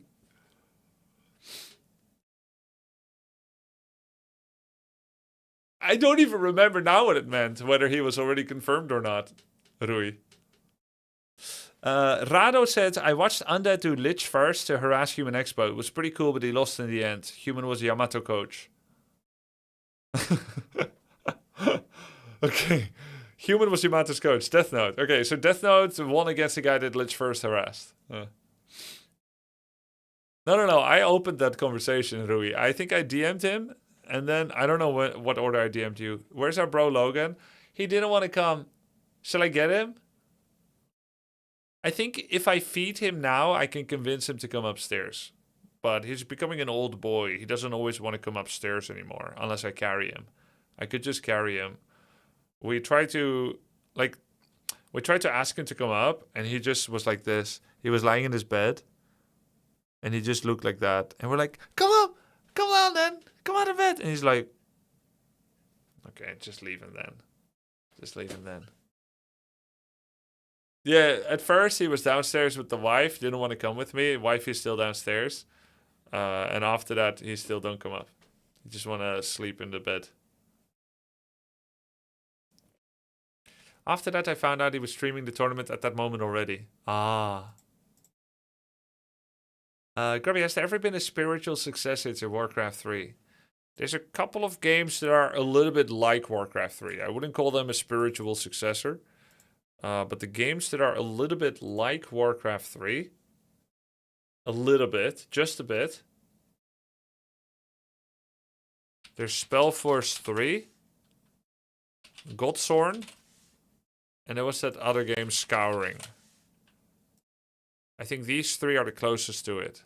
They even named this similar to Reforged. I think Reforged is the most forced addendum I've ever seen. The most horrible name addition that I've ever seen, especially after Warcraft Reforged, but it's actually before. But anyway, I think this is such an ugly addendum. Reforced. But anyway, outside of that, the campaign was actually good. There's also mild sexual themes.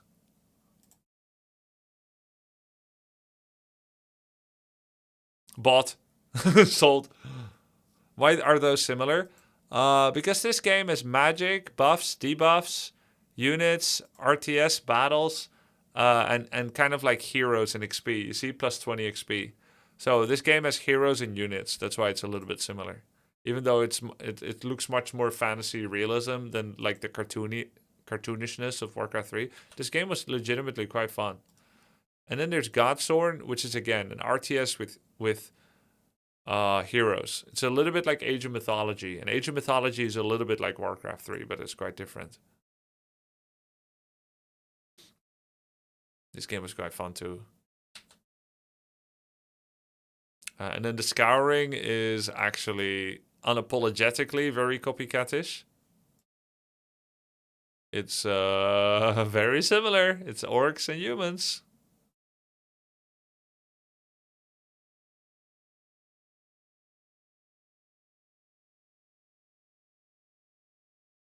There's no real spiritual successor to the game. You know, the first spiritual successor to Warcraft 3 was was Stormgate. By the team that was in the studio that made Warcraft 3 and Starcraft 2 Wings of Liberty, we bring you the new RTS that's a little bit of everything. Stormgate. There's creeping, but there's no heroes. Which means you piss off both Starcraft and Warcraft fans. Matchmaking service disconnected. W3 Champions is down. Why did Stormgate fail? No, we can't discuss that. I only have 2 to 3 hours left of streaming. There's no time.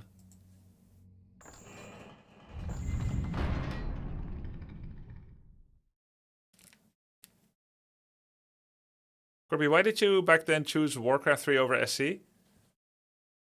Starcraft Brood War, eventually all my friend list was migrating. So I was just bandwagoning.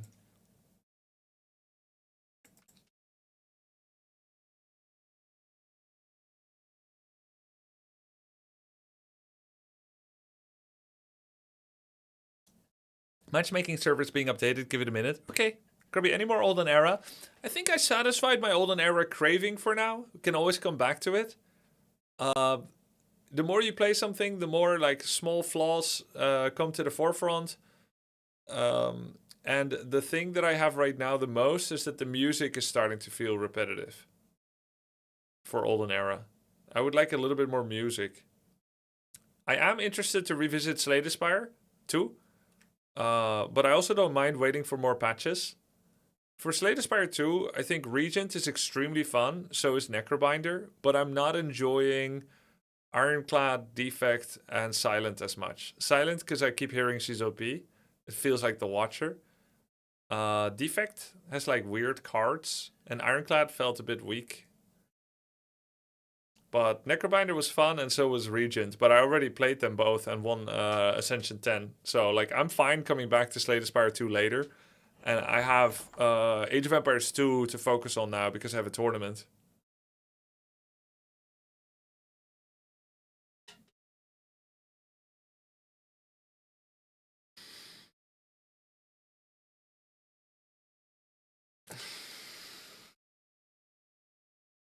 No, I think early access Slay the Spire 2 felt amazing.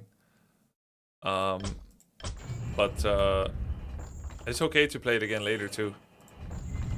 What do you think about Spire 2 drama? Honestly, it's a nothing burger. It's really stupid.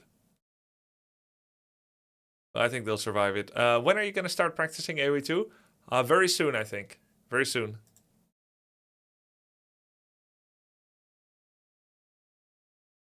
This week, for sure.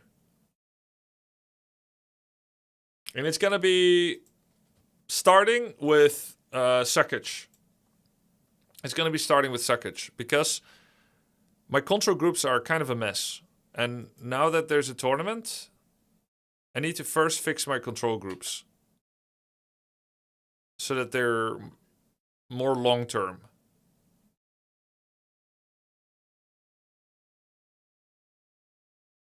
Can Hera adopt a Death Note personality for your coaching for a good bit throughout the tournament? You got to keep in mind, I didn't organize Death Note. Like, I like Death Note a lot more now than before. Before, we didn't get along that well. There was nothing big that happened, but he was like playing along. He was like coaching someone or getting coached by someone when playing against me that I don't like. And then I was like, all right, You're against me. You're against me. You're the enemy. But he did a really cool job coaching. Death Note is now... Was that the whole meet? Yeah, and then I made fun of his Dispel complaint. I called it a skill issue, and I think he was offended. And that's pretty much it. There's no big deal, really. Because there's this complaint he has that priests don't Dispel, that there's a problem with the game. And I think it's a skill issue. The reason that priests don't Dispel is because they're stuck in autocast heal animation. And Orc has to manual cast everything except Bloodlust. And they get all these autocasts as human. If that's such a problem, then turn off autocast on one priest to make sure that he has Dispel mana. But no, I need to autocast all my heals. Now Dispel can't be cast. That's a skill issue. He complains he got Priest Merc nerfed. I did get it nerfed, and it should be nerfed. But anyway, I got it nerfed is a little bit rich, right? Because I'm not Blizzard. I don't control Blizzard. Alright? Everyone is allowed to give balanced suggestions. And whatever they believe in, they put forward. Now, if I make a very good argument because I'm completely right and it's healthy for the game, then maybe I can convince them. And sometimes, not at all. Troll Priest, I will die on this hill. Troll Priest being available at 2 minutes, dispelling and completely invalidating several heroes is extremely bad for the game. Bad game design. And it looks like they believed it, at least for now. You have good leverage, though. I think they would put your opinion higher than other pros. I put my opinion higher, too. But if the other pros have like some ideas that they think will improve the game and aren't just self-serving, because like I barely play ladder anymore. Troll Priest is at 3 minutes though. And now it is. It was at 2 minutes before. Look, I'm not gonna attack my own opinions and say that they're the worst. Like I believe in them. But what Blizzard does is up to them. You want to know some of my other opinions that didn't get adopted? I think Tauren Resistance Skin was going to be too strong. I think Heal Solve giving 10 HP per second instead of 9 is too strong. They did it anyway. I gave my opinion on it. I thought Huntress armor type change was going to be too strong. They did it anyway. And many times they were actually right. I was wrong. They have their own thinking. Right? They have their own thoughts about the game. And yeah, so they make their own decisions. It just sounds like the impotence and the helplessness of people that cannot form a good argument and think about all the aspects of a situation to then complain, oh, Grubby did this. No, Blizzard did this. I may have some compelling arguments that they believed in, or maybe not. Oh look, it's the Hera trick.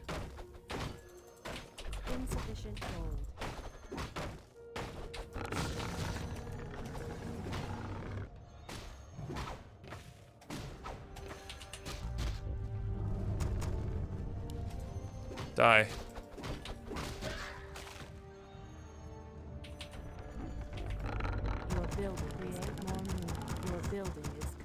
Okay, I'll go keeper then.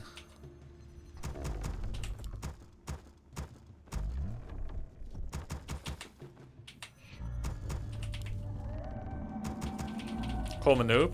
I could, and he couldn't say anything back because he's muted.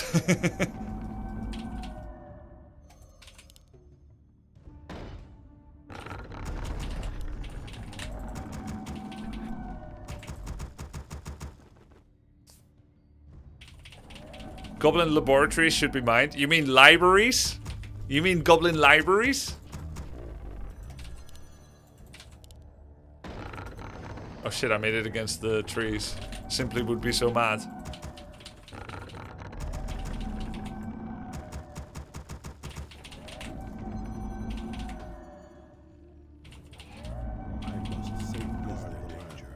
Well, there it is. Simply played Or games today? Yeah, I saw his results. Terrible. +2, 1-1. Threatens the wilds. Command me. Is there danger? Tyler was playing too. Yeah, I saw. He went like 6-1. Threatens the wilds. For Kalendor, nature is restless. Who threatens the wilds? Your building is complete. Danger. Create more moon. Is now. So shall it be. Nature is Our restless. sacred grove is being desecrated. Command me.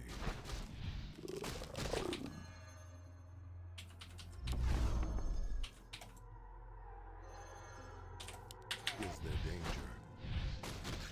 None shall harm the wilds. Death to all defilers. Our warriors have engaged the enemy. Who threatens the wild? Command me. Nature is restless. Feel nature's wrath. Nature is restless by the spirits. Naturally, for Kalendor, so shall it be. By the spirits. Well, there it is. Who threatens the wilds? Naturally, by the spirits. Our warriors have engaged the enemy. So shall it be. Command me. Insufficient The room. time is now. Feel nature's wrath.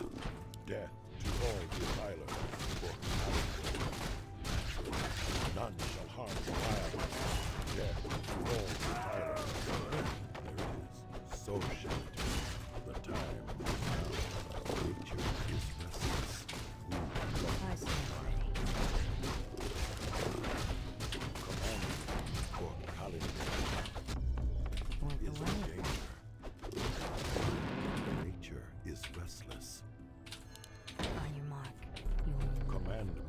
waiting on you. Fair enough. The way. Cry havoc. On your mark. Who I threatens stand the ready. wild? On your mark. Is there danger?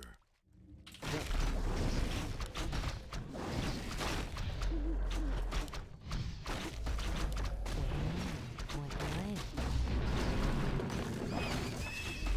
The time is now. The time is now. Is there danger? By the spirits. Is restless. Command me. Upgrade fish. The time is now. Want the way? Nature is restless. Well, by the spirits. Your building is So shall it be. Threaten the wilds. Command me. Is there danger? For Kalendor. Is there danger? Who threatens the wilds? Well, there it is. By the spirits. Our warriors have engaged the enemy. For Kalendor. Nature is restless. It was a great corn day the last days. Red heart emoji. Who threatens the wild? Thank you. Your building is Is now. we can't build more lumber. Glad you enjoyed it. More lumber required. Is there danger?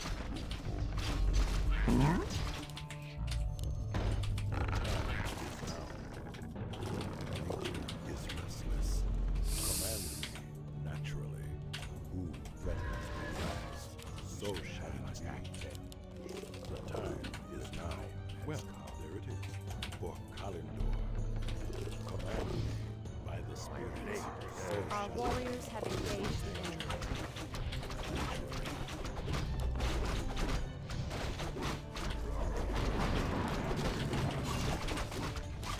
feel nature's wrath. Nature is restless. Naturally.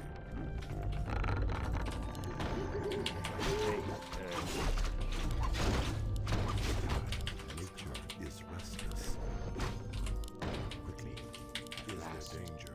Who threatens the wilds? Command me. Your building is our warriors have engaged the enemy.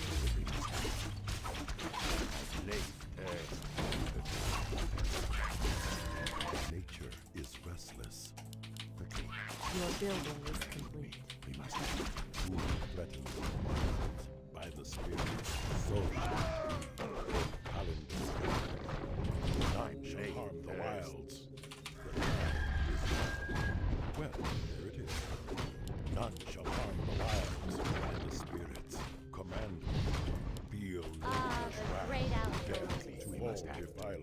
Your building is complete.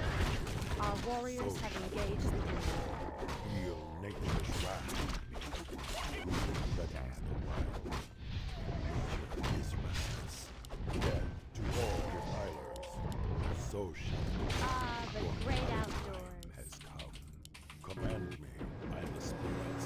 Well, man, there it is. My blade bears The great outdoors. the time has come. Is there danger?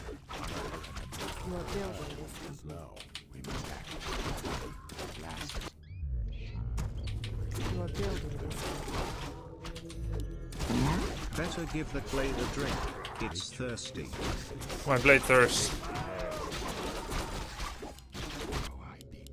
The time is now. Our warriors have engaged the great outdoors. Naturally. At last. What is nature's call? Who threatens the wilds? By the spirits. We must act. Command me.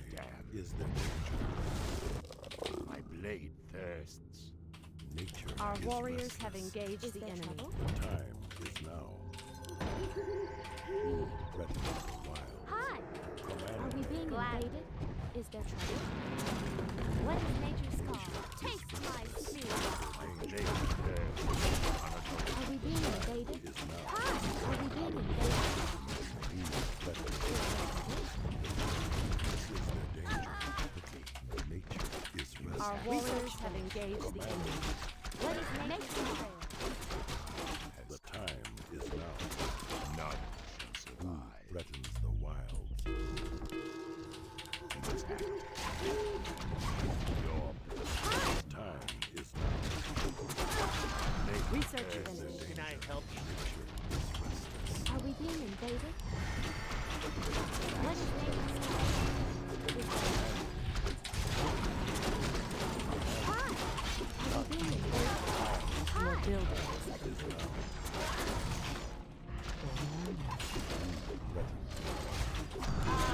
great outdoors.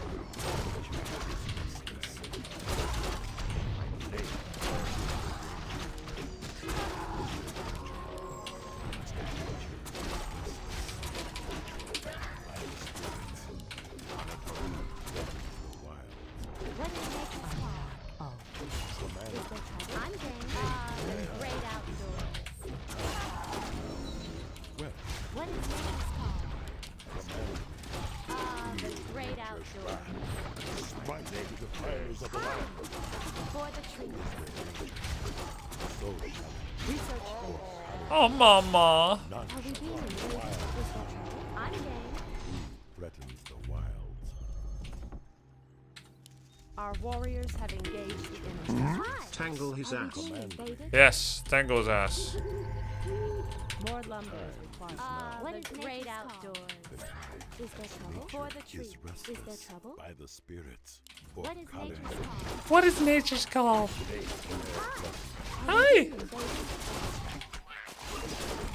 the danger. So shall it be.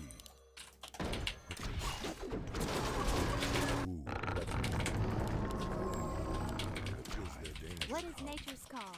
I had to take the intelligence. Nice rings, by the way. I had to take the intelligence item with Demon Honor, which kind of sucks. That's fine. Last. Is there danger? Nature is restless. The time that is now has come. Command Hi! me. Are we being invaded? The hunt is on. Hi! Making trails. Command Gladly. me. Well, there it is. The time Is there trouble? I'm now. game. Act naturally. Late. What research? Making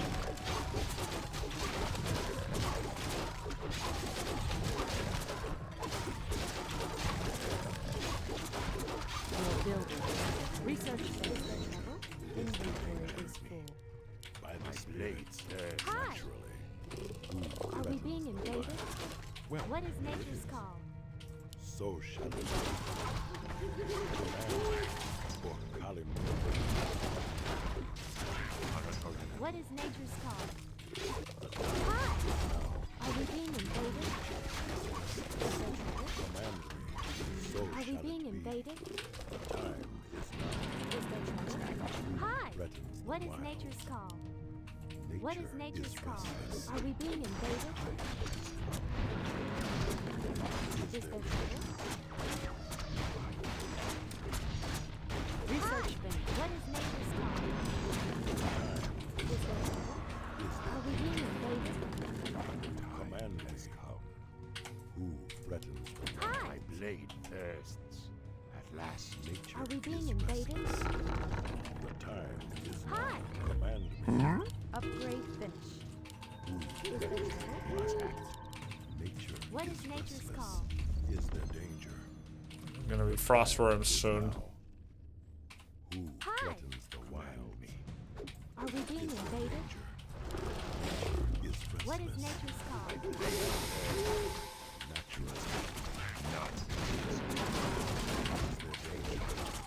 Nature is restless. Well, there it is. For Kalimdor. Research finish. Our warriors have engaged the enemy. Inventory. Are we being invaded? The time is now. Our sacred grove is being desecrated. Who Hi. threatens the wilds? My blade thirsts. Research finish. Is there danger? Is there trouble? The time Are we being is invaded? restless. Command me. Our warriors have engaged the enemy. Is there danger? By the Take your spirit. time. Inventory is Who full. threatens the wild? Hi. The What is time nature's is call? now. Is Death there to trouble? all defilers. The sleeper has awakened. Where shall I strike? Our warriors have engaged the enemy. Hi. What is nature's call? For the truth. Are we being invaded? Gladly. Command me. Is there trouble? Are we being invaded? What is nature's call? Hi. Is there trouble? My blade thirsts. Is restless. What is nature's call? Is there trouble? Has come. The time is now. Hi. The time is now. Are Command we me. being invaded? Though I be damned. Who threatens the wilds? Our time is short. Nature What is is nature's restless. call? More lumber. My blade thirsts. 15 seconds for another orb. Is there danger? Is there trouble? I'm awake. Nature is restless. Who threatens the wilds? The time has come. Threatens the wilds? Are we being invaded? Is there Hi. danger? The sleeper has awakened. My strength is yours. By the spirit. My strength is yours. I'm awake. I'm awake. Is now. So shall it be. Nature is restless. Where shall I strike?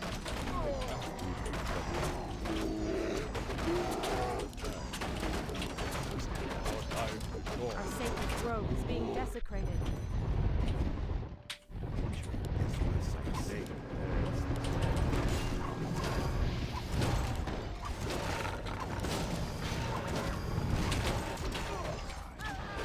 Our sacred grove is being desecrated.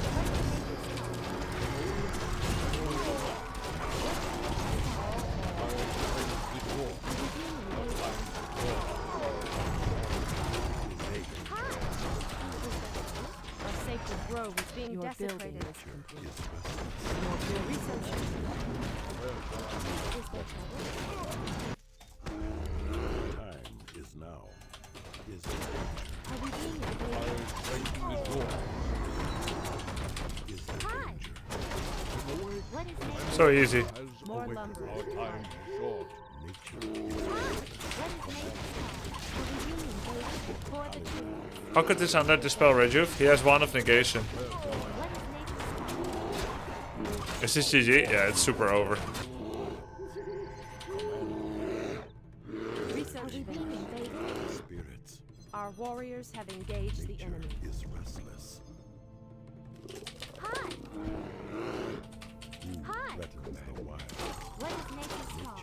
Is Are we being restless. invaded? is nature's call? Making trails. Is there Does. The time. Plus 40 XP. Is there trouble? The time is now. Well, Are we being invaded? late. Is there danger? Natural time has come. Are we being invaded? Wild. Nature is restless. Our warriors have engaged the enemy. I'm awake. I'm awake. Your man. Hi, aim dancing. What is nature's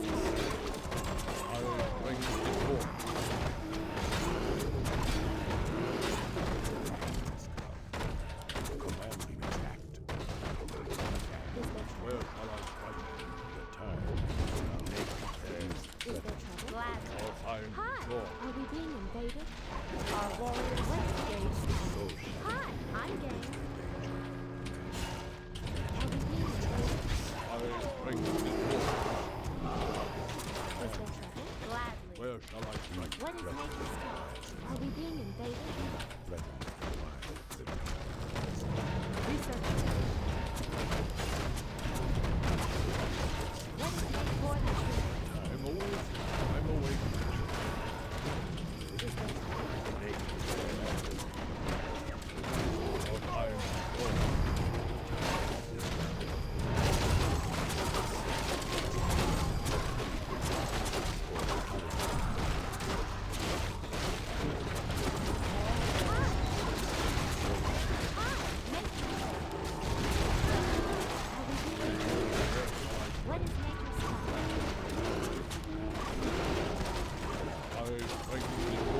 Your magic. I'm awake. What is nature's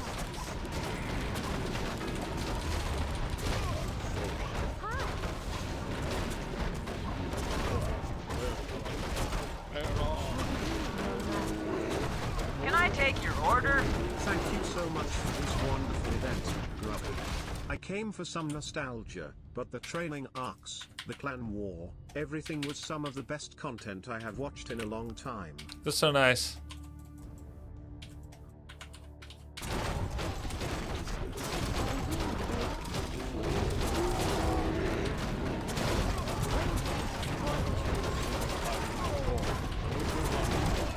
He tried to coil my keeper, but he coiled a gargoyle. GG. Nice game. Did you see that? Can we see a nice warden game, please? For pokes' sake, D. I attacked an undead for Tyler's sake. I attacked an undead in their base for Tyler's sake. But of course, I have rejuvenation. He didn't have it.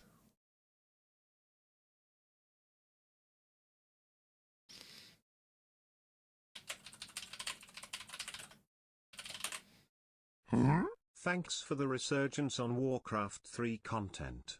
My pleasure. Thank you very much, MT say, and Amin669. Pox. I don't know. Pox Warden. I prefer Demon right now. Do you think you should be able to hotkey or control group your opponent's hero? No. It might be difficult, but it could have been fun with an FFA tournament, point-based score from where you place. No, I thought about FFA tournament. I think FFA is great for a shit show with different skill levels, content, banter, trash talk, and no training arc. But a training arc into FFA isn't fun because it is very unfair. Because alliances matter more than training. My events are about training and then performance. I do like alternative game modes, like 4v4, 2v2, 3v3. 3v3 is something we've never done yet, so that could be fun for a future. But it has to be tied together in a meaningful way that is more than just, by the way, we're gonna play a 4v4, have fun. It's just totally random. The result doesn't matter. I really like it when it like ties in. It's like, well, you're gonna play 4v4 and you didn't know you were gonna play 4v4, but now it's part of it. And in fact, if you win it, you may have good playoff brackets. That was so much fun.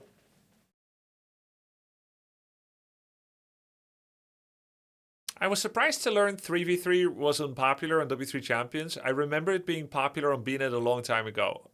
All right, calm down, buddy. First of all, it wasn't that long ago, and I remember it as well. in 2003, 4, 5, and 6, 3-on-3 was very popular on BNet. It was very easy to find a game. You weren't in queue all that long. It was my favorite multiplayer mode, more than 2-on-2 and 4-on-4. But the reason it phased out is because people are looking for ever more extreme versions of something in order to feel something. It's like you want lack of personal accountability. 4-on-4 is better than 3-on-3.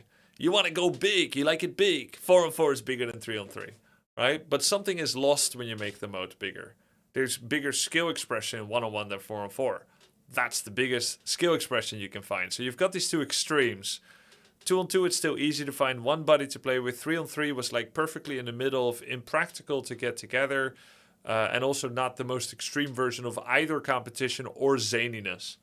And that's why I think it ended up disappearing. But it's actually a really good mode. And the only way to bring it back is if we hold an invitational that has 3v3. Because ladder is dead for 3-on-3. In fact, it was removed from dub champs because nobody was doing it. Regarding the countdown, some science. If you press B to open the build menu, that counts as an action. It doesn't open the menu during countdown. It's queued up. But if you click it, it's not an action apparently. It's just a UI change. So you can queue up a building if you click, but not via hotkeys. Weird. So it's kind of broken right now, actually. Also, Undead blind expands only after a few ticks of the game, so you can't queue building at the far edge of your base until... That's funny. That's weird idiosyncrasies, Ruigen.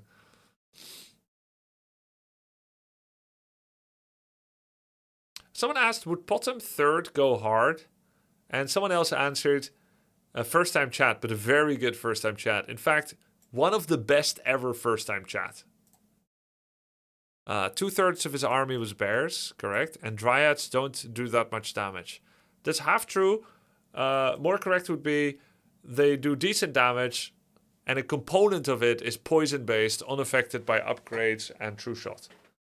True shot aura is bad for Night Elf, like Vampiric is bad for Undead. Again, half true. True shot can be good for Night Elf, but it's never great. It's just okay, because the true way to get value out of True Shot is Chimera. Those are hard to get in 1-on-1. And then the easily accessible way is Mass Archer or Mass Huntress. And both of those are not that good in 1-on-1. Dryads are the most common user of True Shot, and because of the poison, they don't do as much. Right? But if I would have gone for a third hero, very likely it would have been Potom after all. So I can get True Shot for a small bit of extra damage. And also put an Orb of Venom on her and then get Scout Owl. Why didn't you do the map with all the aisles and portals for 4-on-4? I don't know if you're serious or not. You're taking 8 streamers, you make them sweat for 1-on-1, 4 days before the tournament. You jump the news on them that in fact they're going to play 4-on-4, give them almost no time to practice it. And then you're like, and by the way, it's on a map that has teleporters, boats, and spaceships. I like springing surprises on the streamers, but it's got to be well-natured, not to set them up for failure. Yeah, and by the way, it's Starcraft. Yeah.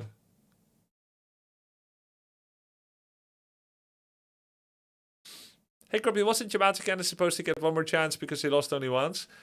It's a great question. It was already answered. You see, there's many different systems that you can have in double elimination. You got the pure system that has the following pros and cons. And then, of course, there's also these, that's a 75% win chance. And then also there's the fully accept the finals format with a 1-0 score. Then there's also the whole tournament, best of 3 double elimination, and a best of 5 pure finals. It's easy to understand, but as you can see, there's many different possible interests that are competing together for the best possible outcome, and as such, I decided to settle on this system, and it was the best. We need a Grubby Talks on this, yeah. I'm glad you asked. Am I misremembering something, or staves didn't share cooldown, and you used to juggle them between heroes in the past? Yep, you're remembering correctly.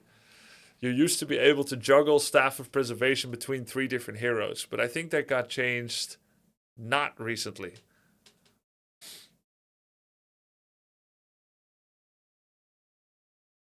I heard Yamato Cannon was on his 5th energy drink, by the way. Hey Grubby, was the whole headliner video thing a bug that got caught on as fun, or was it deliberate? It's not a bug. It's just the way that the video player works. When you start a video, it just keeps playing over and over. The headliner, an 8-player The Headliner. Today on The Headliner. It looped because I didn't turn off looping. Chills.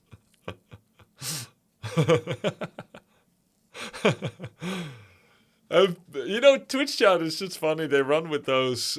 Like everyone recognizes it as a mistake in the production, but then they run with it to poke fun at it. But eventually, it becomes like a badge of honor, and yeah, it just becomes really funny.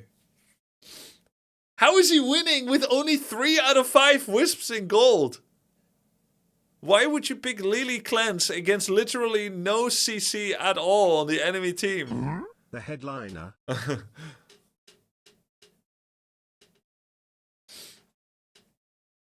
think like 7 people got the Lily reference.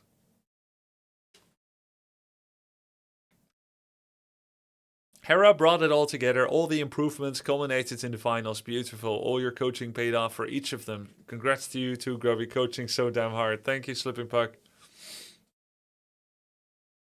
Did you mean Lulu? No, Lily. Okay. Why would you go for Quicksilver in League when the enemy has literally 0 CC? All they have is...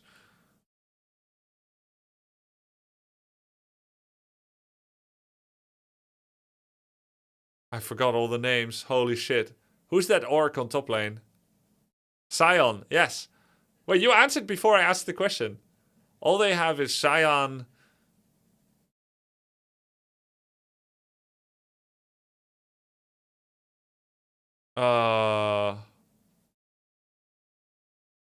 Sion has CC, bro. That's the fucking joke, man. You get it. That means you get it. Don't bro me. Don't bro me. Why would you go Quicksilver against an enemy team with literally no CC? They have Sion. That's the joke. It's a meme. Sion has a knock-up. It's not countered by Quick. Okay, nerd. Ugh. Hate nerds here. Actually, knock-up doesn't get countered by Quicksilver. Loser nerd. Ha ha ha ha. Nerd. Ha ha ha. Yeah. Let's give that guy a wedgie, boys. Shove him in a locker. Let's trip him. Bots. I bet this guy would buy QSS for Sion. I'll never understand what CC means. I know crowd control. Okay. Crowd control in the real world is when you bring riot police to control the crowd and to basically stun them to go back home. When you tase the crowd with tasers, right? Isn't that where it comes from?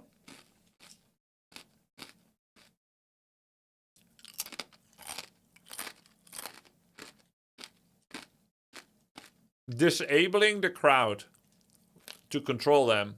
IRL, crowd control, CC. So any form of stun, slow.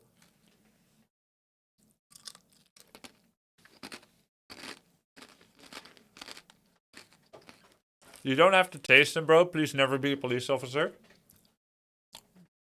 But then how do I control the population while I steal the wealth and funnel it to the rich? I need to taste.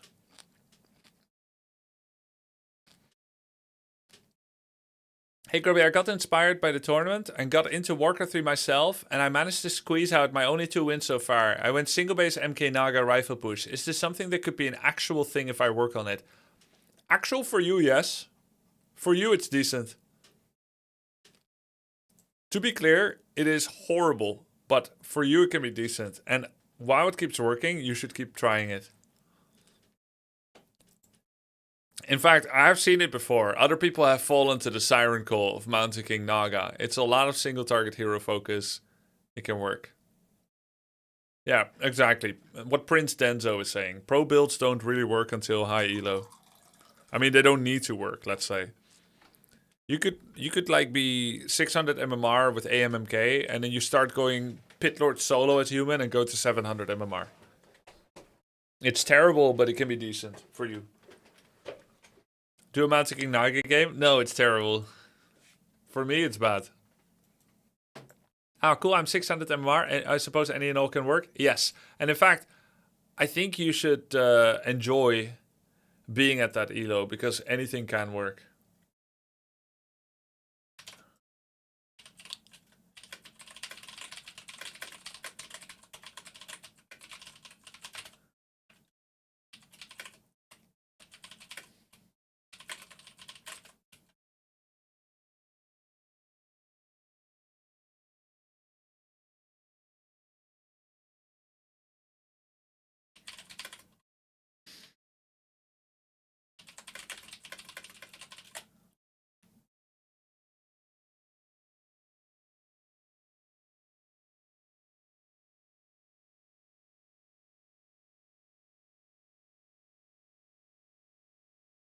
Didn't Sing Sing start Manticking?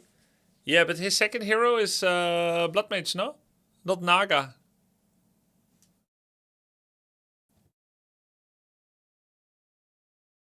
How long is the queue time in this game usually? At high elo, and I'm extremely high elo, it can take a while. I usually quit the game when it hits 5 minutes. Then I go play something else. High elo is 2800. Man. When are you planning to start the AoE2 grind? If I hit 5 minutes, I'm gonna play right now. I'm in 45 seconds, I'll play AoE2.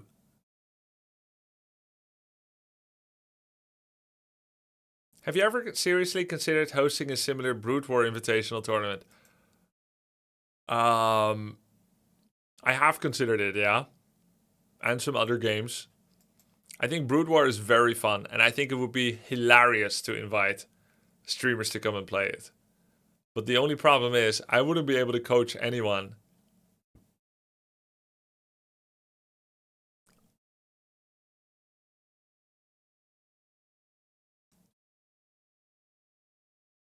Is Hera really putting an AoE2 tournament?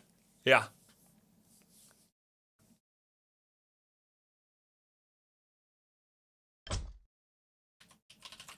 I'm sure Atosis will take up that burden for you. He's a nice guy.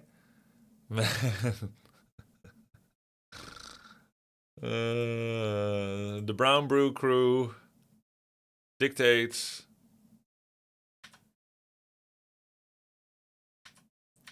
I just started learning AoE2. Hotkeys are overwhelming. Yeah.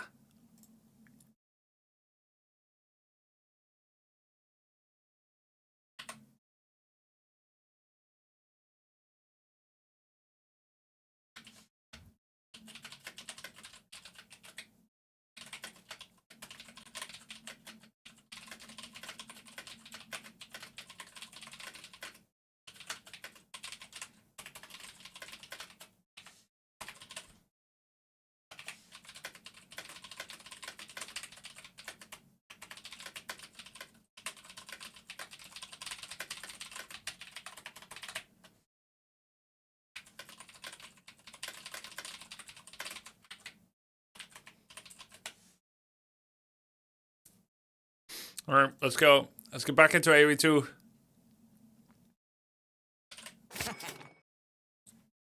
Mega Cheater, thank you for the 10 euros. But shame on you. Shame on you for cheating. Unless it's in the single player game, then it's fine.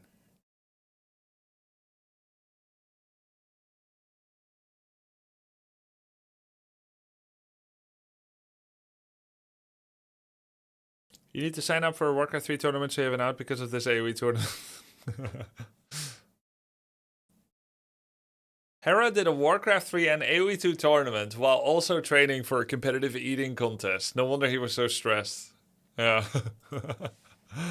Nice one. Where's this? Where's the music? Where's the music? Where's the sound? Eh? Eh?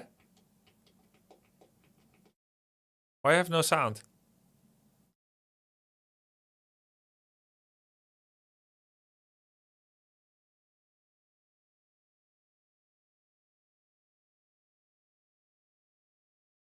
Oh, I know why. It's bugged.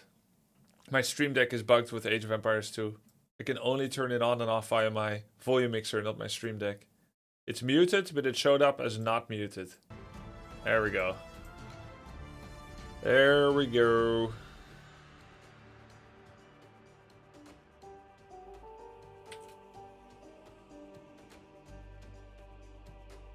Are we gonna watch Hera's tournament in AoE 2 on stream?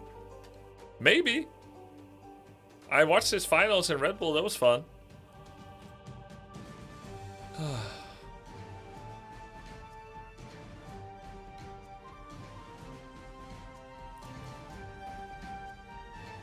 Be aware there's a hack running these days in AoE 2 where building castle foundations are seen by the enemy before they're placed and they can kill it.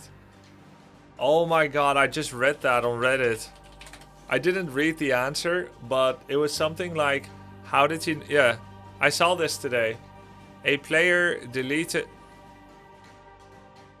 What the fuck is this? A player deleted my unbuilt donjon in feudal age while my builders were on their way to build it. How? Hacks. Oh my god. VTuber culture. Furry culture.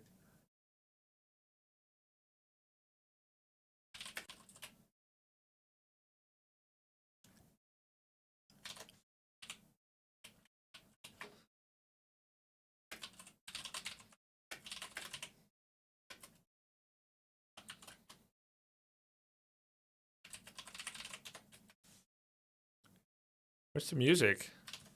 Did it get turned off again? I guess music is periodic. Yeah. Ever thought about playing some Rage Force games? Are you just interested in 101? Just interested in 101.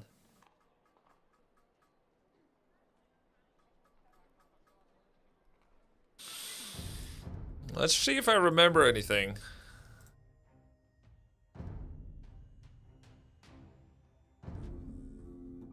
Oh my god. It's been a while.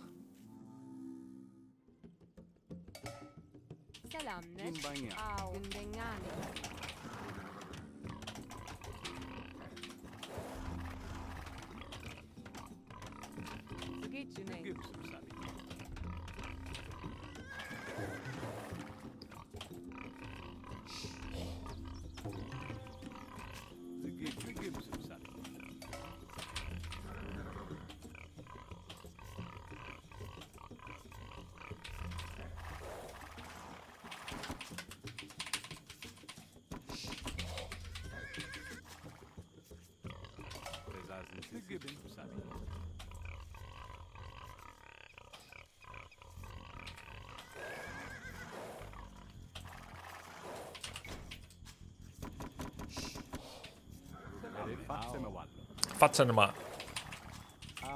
Alright, boys, here we go. Back to the AoE 2 grind. Such a good game. And now with an extra reason to practice it. Because it's gonna be an Age of Empires 2 Invitational. With my name in it. Are maps in AoE 2 randomly generated or pre-made? Like, they're randomly generated.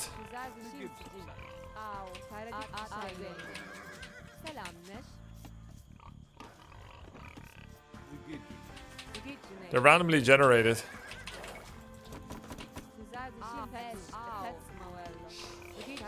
This game has no control left click, guys. From an engine perspective, it's very limited. Compared to Warcraft 3, which is perfect.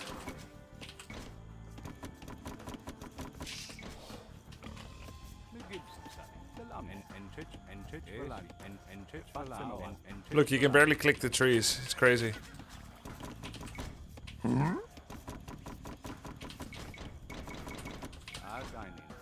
Limited for you. Bing bang bammy. Yo, thanks for this up, Erath4290. Appreciate it. 3 on wood. What does control left click do in Warcraft 3? It selects all units of the same type. Here you have to double click, which requires accuracy.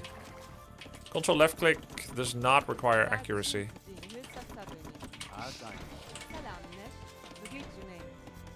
Mill 100 wood.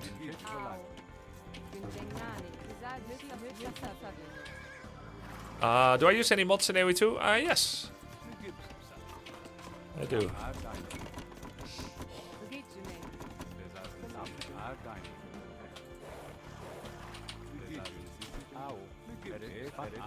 How much for a game fully zoomed in? No, thank you.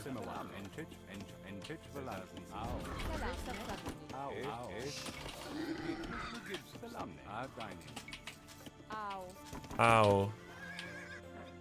I don't even know where my opponent is yet. I'm glad that I remember a bunch of things still. Hey, hello, go outs. Thank you, thank you. It might be possible to change that hotkey settings. It's not.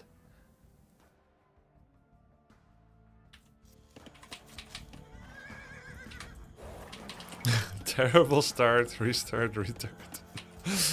He never said that. He never said that. He was friendly.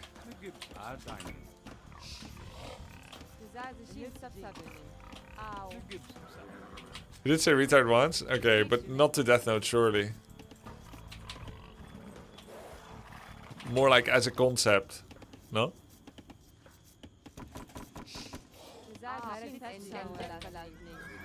I mean, not to Yamato, I mean.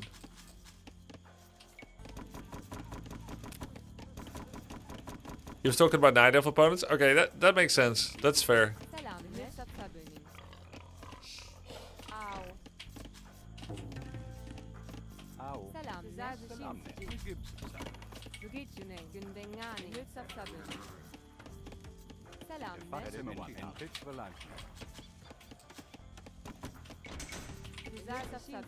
I remember the hotkeys, which is pretty encouraging, I must say.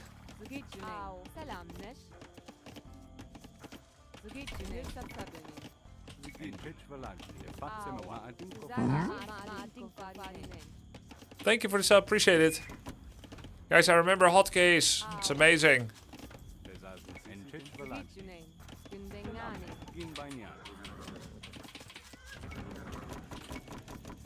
My build still works. I found my opponent. The eco split looks good.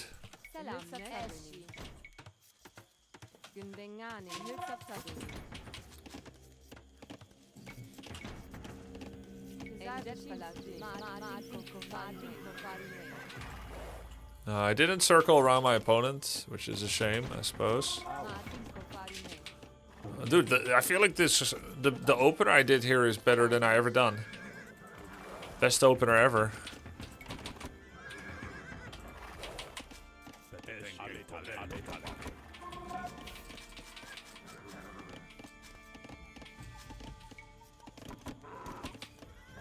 It's a headliner opener. So this game is Fog Macro Simulator? Yeah, sure. 100%.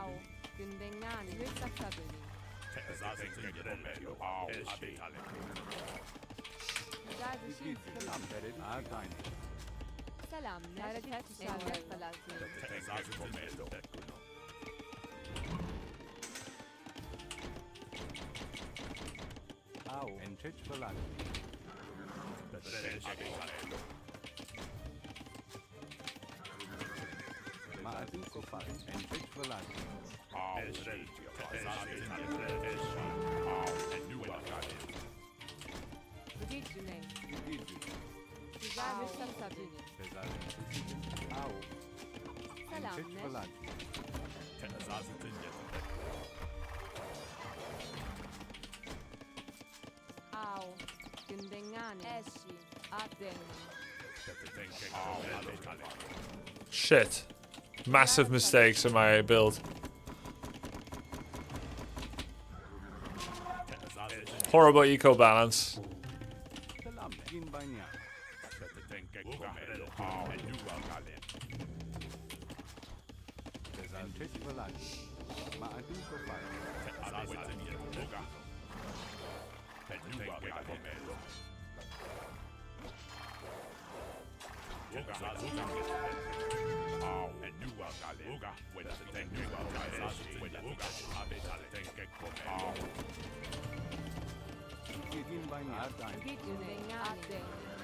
Oh no, I lost all my men-at-arms to the town center.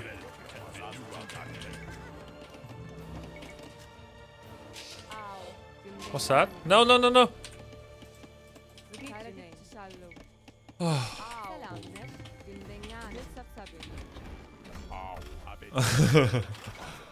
You terrible, but enemy horrible.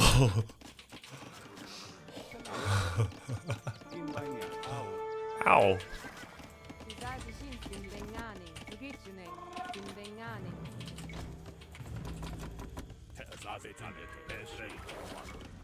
But overall, this went pretty well, no? I think this went pretty well. We got everything we want.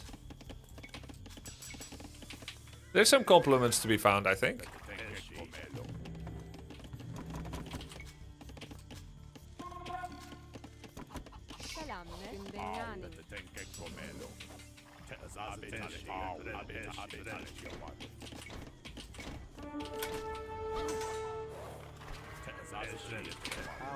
Oh no, where did the villager go here?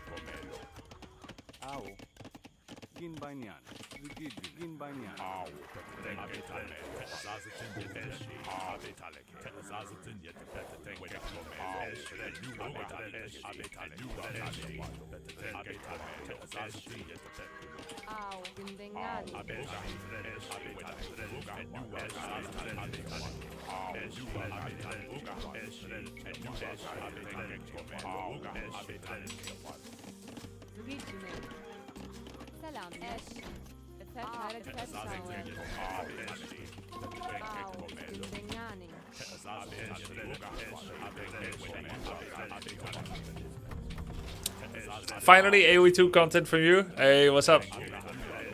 Found you. Why is this guy long distancing his berries? This is AI. This is my warming up comeback game.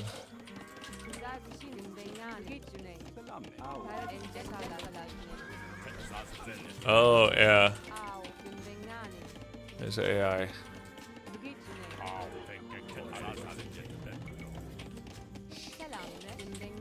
Just kind of getting the hang of things again. Seeing if I still remember my hotkeys. Looks like I do. Wasn't that long ago after all.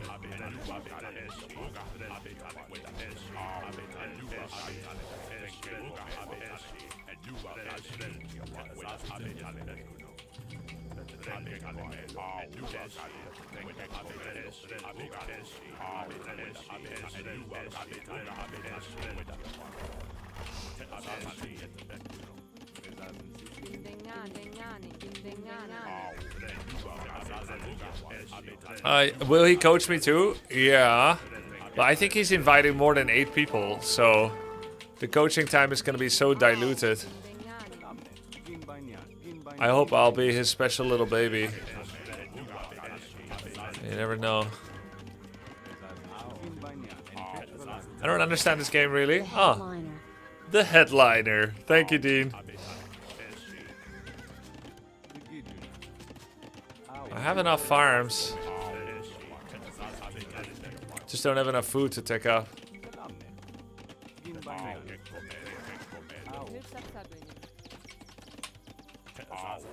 6 hours every day with her. Okay, so I'm done warming up. I'm fine now. Someone said I don't really understand this game, so I'll do my best to explain. I know that there's gonna be some Warcraft fans that don't know, or don't care, or don't appreciate, or don't understand the game yet. So I'll do what I can to explain it and make it enjoyable, since we'll be training this for several weeks leading into the tournament. It's an RTS, pure RTS without the RPG hybrid component. Warcraft 3, of course, has a hero component, and this game pretty much doesn't have heroes. There's only 1 or 2 units that gain strength. You can call it veterancy. It's like leveling up. And they're the Tiger Cavalry of the Way. But overall, you should think of it as something that's not a concept here. The Tiger Cavalry gains 10 health and 1 attack, damage for every unit it kills. This is kind of a hero. This is kind of a hero too. Create Cow Cow. Way unique cavalry hero unit that provides bonus attack speed, essentially endurance aura, in a circle of 10 tile radius around himself. Extremely powerful, costs 500, 500, comes out at tier 4. You can only have 1 and it cannot be possessed by banshees. Right? So Wei, which is a Chinese variant, they have some hero type of units, but overall it's not a thing. Alright, so Age of Empires 2 has 4 ages. Age 1, 2, 3, and 4. Teching up or tearing up, they call it aging up here. Time to age up or click up. They say click up often. It's Dark Ages, Feudal Age, Castle Age, and Imperial Age. In Dark Age, you can only make militia, which are just like Warcraft militia, in that they're better than villagers, but they're not that good. They're a slow-moving military unit that can even be owned by workers. Right? They use a rock, paper, scissors system here. You've got the whole militia line. Militia upgrade to become footmen. Then they become long swordsmen and then two-handed swordsmen. That's kind of like getting 1, 1, 2, 2, 3, 3 upgrades, but even better than that than in Warcraft 3. So think of the difference between an unupgraded grunt and then think of something like a 10-10 upgraded grunt. That's his lifetime evolution. That's how different it is, actually. Much more different than just the 0-0 grunt becoming a 3-3. It's even more different than a headhunter becoming a berserker. Even more than that. Or imagine that the headhunter becomes a berserker, then a giga berserker and an ultra berserker. That's maybe a bit more of a real progression that you can expect. Alright? Men-at-Arms counter Spearman. Spearman counter horses. Horses counter archers and skirmishers. And archer and skirmishers counter men-at-arms and spears. That's kind of the rock, paper, scissors. And then you've got mounted archers. They lose if you stand still to spears. They lose if you stand still to knights. They lose if you stand still to skirmishers. But they have so much mobility and range that they can beat everything as well with micro. Getting to a next age is very relevant. Unlike in Warcraft 3, you cannot do a tier 1 fast expand.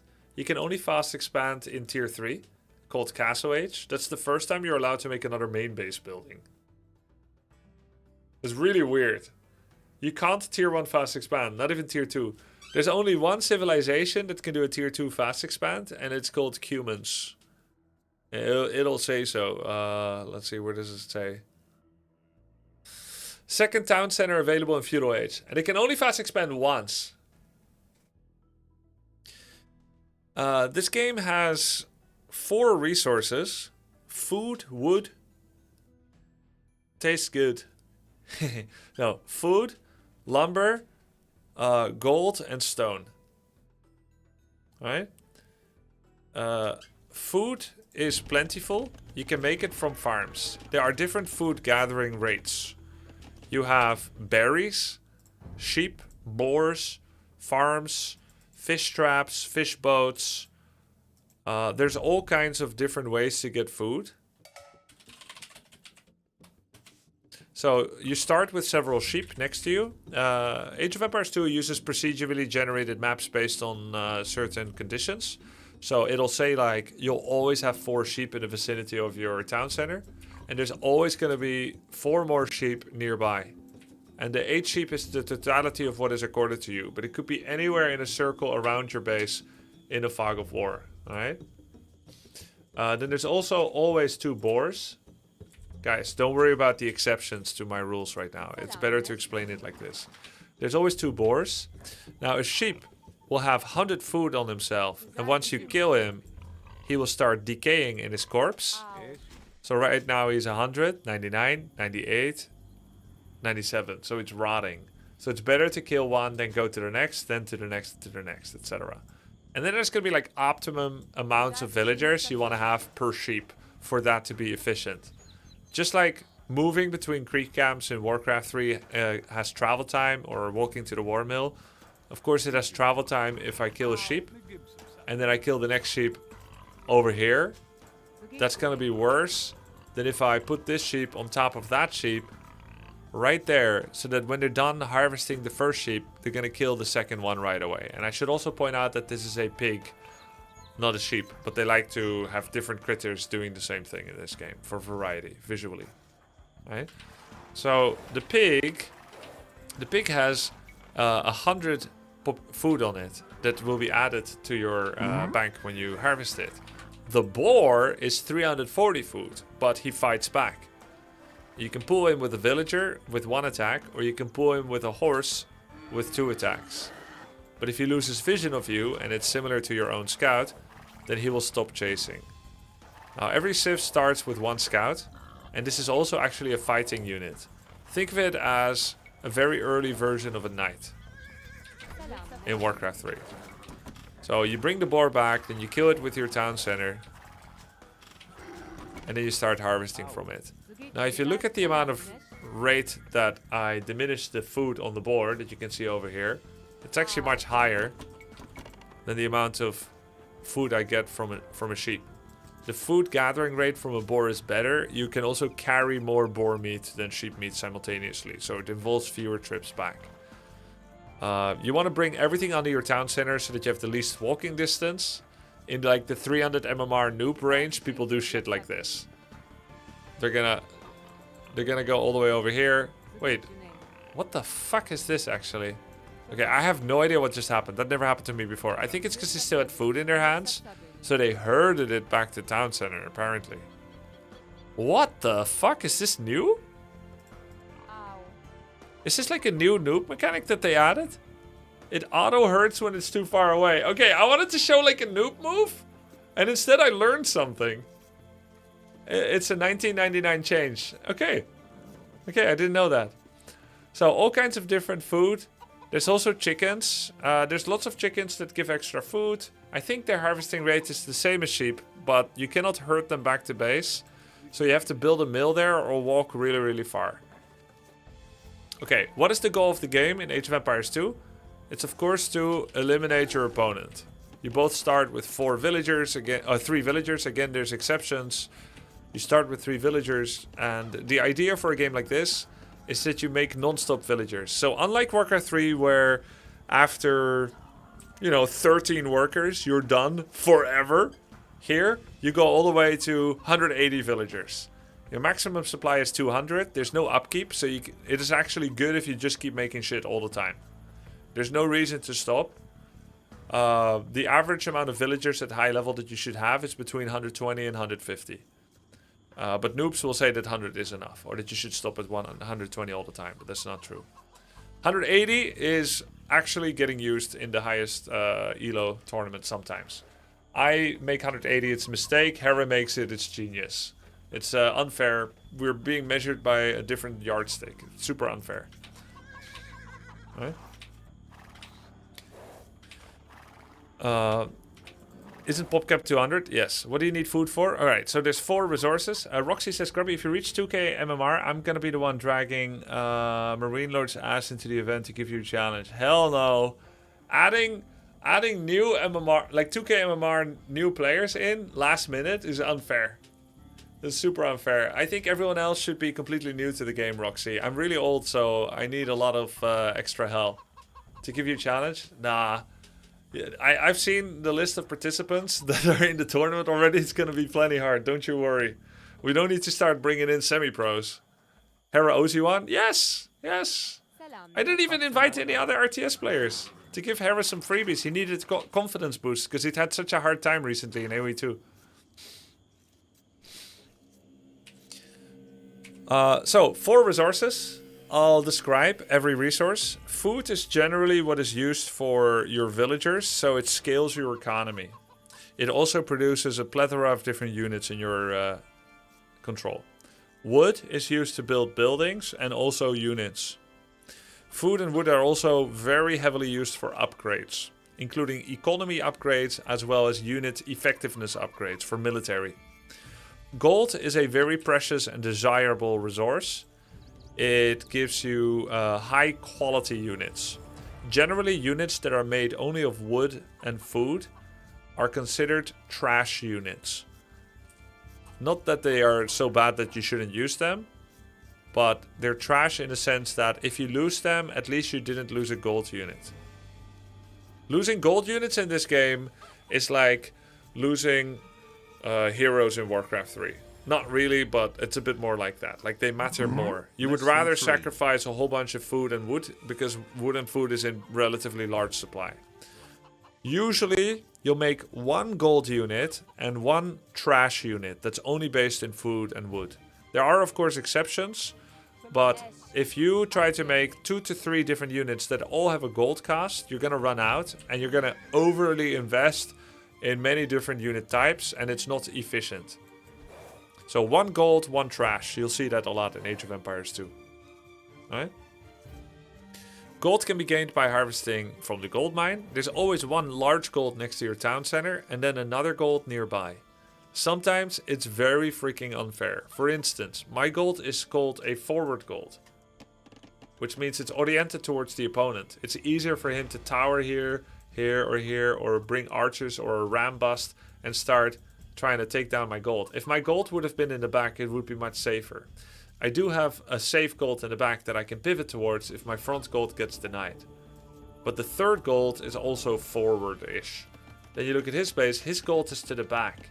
His big gold, the near. That's advantageous for him generally. He also has a safe stone. So positional luck is a real thing, and that's why AoE 2 tournaments usually have best of 7, best of 9. So that the luck is evened out over more games. A best of 1 AoE 2 on Arabia, which is this map, would be really, really unfair. Right? Is gold infinite or finite? Gold is finite. It's a really big balancing part of forcing games to a headliner. Once gold runs out, there's like a couple of ways to still gain gold.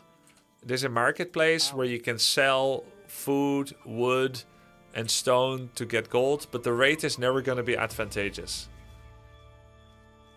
You can find relics on the map, these things. They're like items in Warcraft 3. They're a zero-sum game. Most maps have about 5, but sometimes there's more. And they generate gold per second. 1 relic, if you bring it back and put it in a church, will give you 2 gold, 2 villagers worth of mining on gold, essentially. So if I manage to get all 5 relics and stuff them in churches, in monastery, then it's like having 10 villagers on gold, which is good, but not enough to sustain a full gold unit economy. Huh? You cannot win this game in Dark Ages, except extreme exceptions. So like double barracks, footman all in, double crypt ghoul all in is very difficult. And the reason is the town center has a very powerful counterattack. There are exceptions such as the Persian Dark Age rush, but it is really just 1 civ out of 50 with 1 cheese. And usually it doesn't end in dark. Maybe at low level it does. Huh? The Persian douche. So in a game of AoE 2, you try to basically have non-stop villager production, scale up your economy, and then with any bonus money you have, you make buildings, expand your economy more, make military buildings and military units. Making units and attacking with them and killing enemy military units is one way to win, but you can also try to sidestep the enemy military units and kill a few villagers. Every villager is expected to harvest like 50 resources per minute, so if I go to 30 villagers and he goes to 30 and I come in and I kill 5 villagers with my army, but I lose all my army, that's really, really good because I set him back minutes on this economy scaling. This game also has walls. So you can start walling all the way around your base, like so. Those walls have a blueprint on my screen, but they're not real yet until I get there and I do 1 hammer strike on it. Once I do 1 hammer strike on it, it starts forming. I see a 1 HP wall, the enemy does not see it. It doesn't exist yet. Right? So walling off is a good way to prevent yourself from getting harassed against. And it's a very common tactic that people do. Right? When you get to the second age, you can make more than just militia. You can also make archers, which are the best unit that you can get. Then there's skirmisher, which are primarily an archer counter. There's scout cavalry, which is the unit that you also start with to scout. He gets an automatic upgrade when you get to tier 2. And scouts counter archers and skirmishers. Archers counter spearmen and men-at-arms. Skirmisher counter archers and spearmen, but are very slow against men-at-arms. And that's kind of like the rock, paper, scissors there. Once you get to Amazing Castle Age... tournament, Grubby. Hey, thank you so much, Awakened. Once you get to Castle Age, that's where things get really exciting. It unlocks the camels, the knights. You get upgrades for your spear and men-at-arms. You get upgrades for your archer. He becomes a crossbow. And in this game, every time you upgrade your archer line, they get more range as well. Lots more range, which is crazy. Imagine Rifleman in Warcraft 3 has 400 range, and then you get one upgrade, he goes 600, and you're done. Here, you start with a range of 4. You upgrade your crossbow, you get 5. You get a blacksmith upgrade called Fletching. Now you have 6 range. Bodkin gives you 7. And then when you go to tier 4, Arbalest gives you 8. And then you get braces, you have 9 range. It's crazy. So it goes all the way from 4 to 9. Right? So archers, crossbows are basically the best unit in the game. Outside of unique units. Then there's 54 civilizations. So you need to learn a little bit. But... We talked about this earlier today. In Warcraft 3, your general gameplay skill, knowledge, and theory constitutes 75 of your skill level, 75%. And race-specific skill is another 25%. So you can expect to lose 25% of your skill when you go to a race you've never played before and know nothing about in Warcraft 3. But in AoE 2, the civilizations are so symmetrical on average that I think the split is more like 92-8. So even if I've never played the Jurgens before, I can probably play them pretty okay based on my experience with others. And it's by design. For instance, we're now looking at Ethiopian tech tree. I click the Jurgens, who I never played. Oh, guess what? Many things are the same. I still have the archer, I still have the crossbow, still have the pike, still have the spear. But this Sith doesn't get access to the upgraded militia on Castle Age, and you don't get the tier 4 archer. So there's a lot of interesting differences that create asymmetry, but the asymmetry is not nearly as big as in Warcraft 3. Hey, thank you for the sub, Flameberry.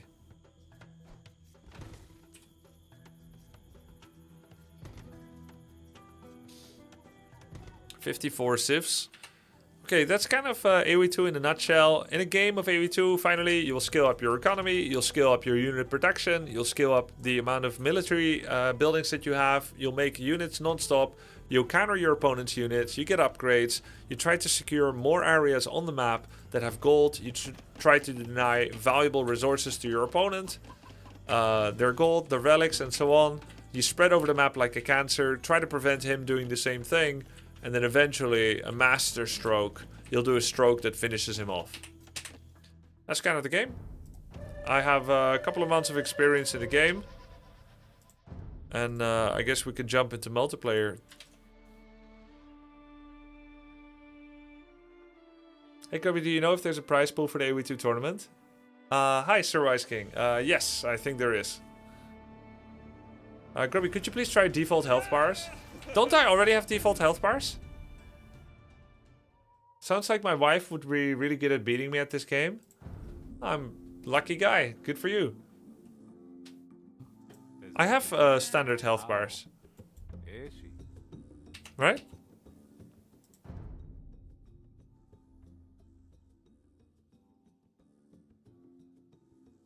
See, I have standard. Legacy.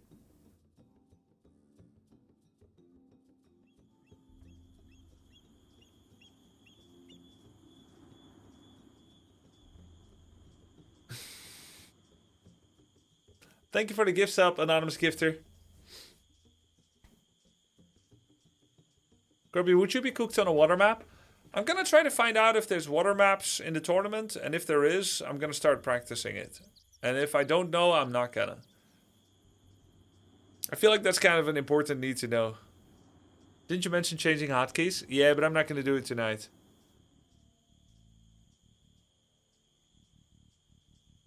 Hotkey change is gonna be off stream for sure.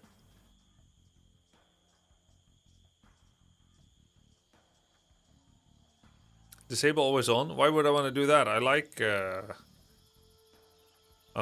always on. Where's that anyway?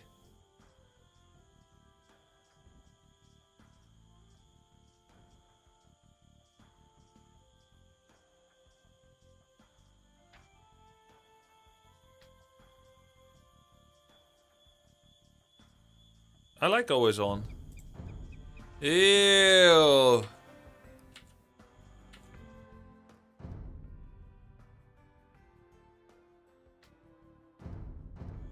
This is like Warcraft 3. In-game hut is a bit too large. You can't make it smaller, can you?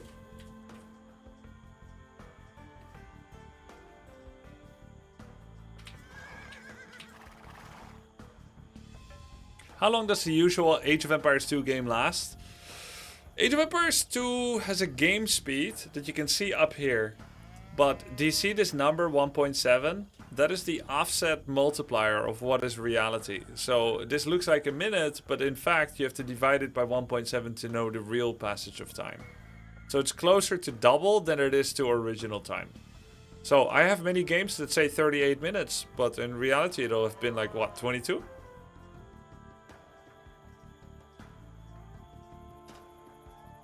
The game time is as fake as the day-night dial in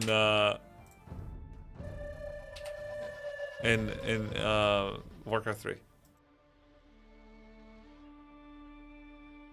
Always on is terrible because too many units in AoE. No, I like it. I like it. Oh, new maps. How many maps can I veto? Only 3. Ew. No water, no water, no water. Guess we're playing arena. On this map, you can... in this game chat, for my Warcraft 3 fans, you can change your civ after you find the map. Wait, why did they do the 1.7 thing? That seems silly. That's just how it is. Because they designed the game for a slower speed. What the fuck? Hunt the roaming foxes for a significant gold boost and chop through the central forest to take control of the secrets within. Oh god. Do I alter 4?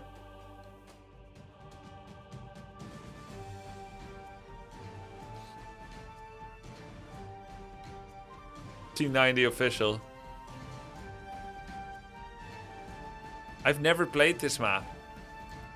I should pull a soda poppin'.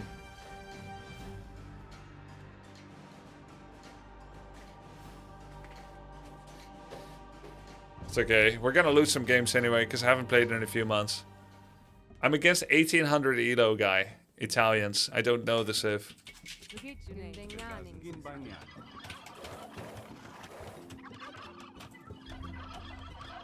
You guys, my MMR in this game is top 4% world.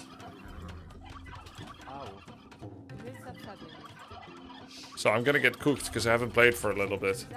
And I'm playing on a new map in the pool. They change maps every 2 weeks in this game. And I had no warming up here. The fuck is this? A trade workshop? I have no idea what that is. I guess you try to occupy it and you get... money per minute?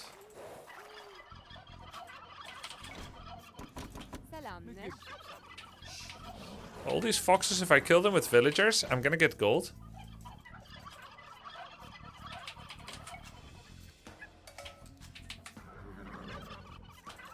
Yeah, I'm right about that, at least. Okay. Looks like the lumber is so scarce in this map, man. Am I supposed to take one of these small ones? Or, should I have gone for the center? Guess I should have gone for the center. This kind of far away.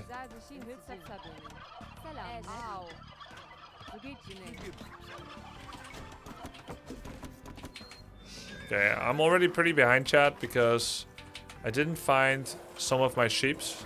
There are geese in this map, but it's the same idea. And I had some idle time because I forgot to bring my geese back on time. Just found the other geese. I haven't brought back any boar yet. Not sure I found the second boar yet. Did I find it? Is there even 2 boars on the... Oh, there it is.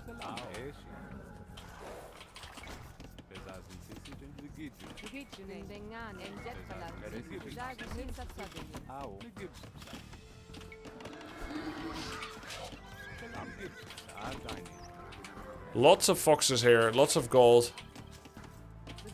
Wow.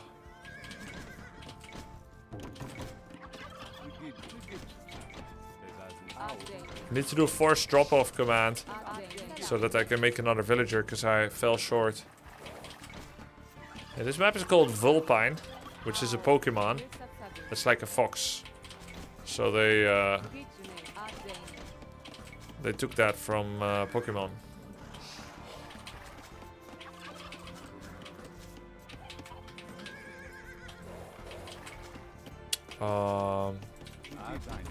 Mill, I guess.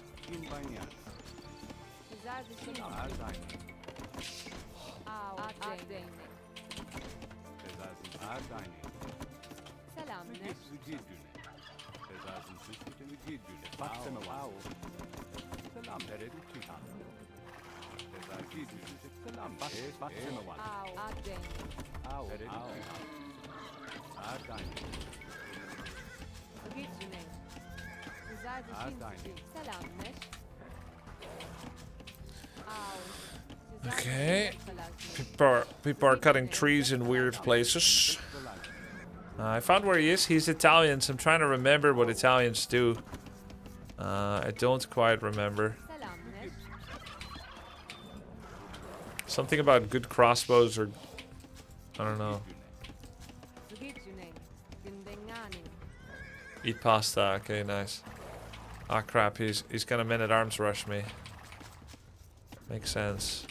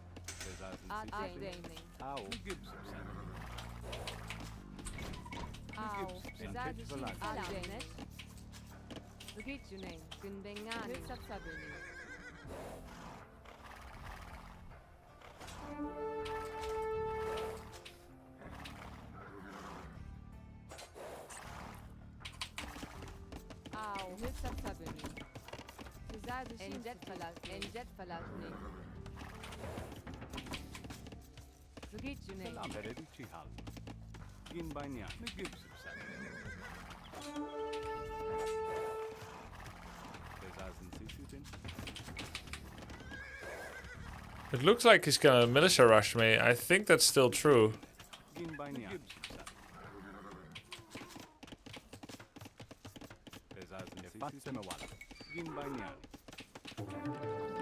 It is still true.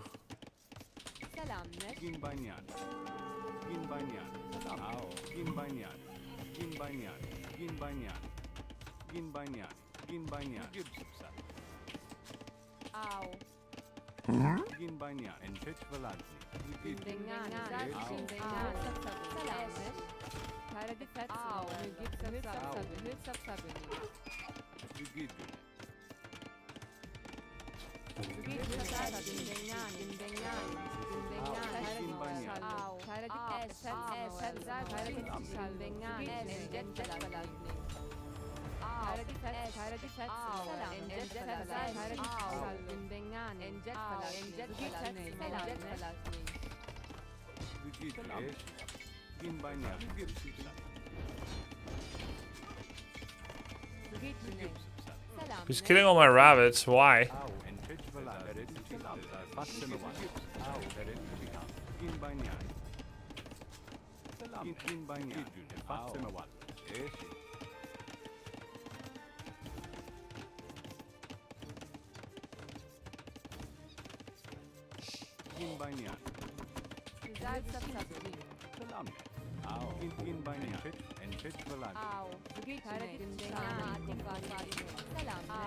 How long have those been idle? Holy shit.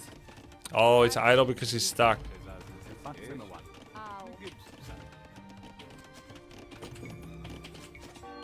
We're in a terrible position.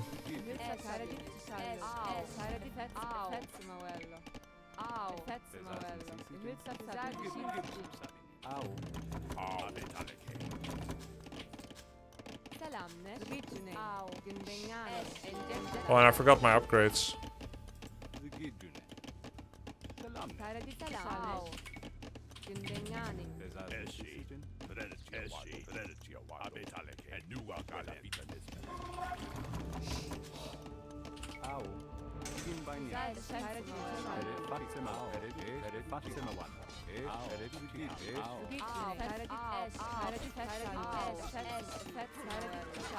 Oops.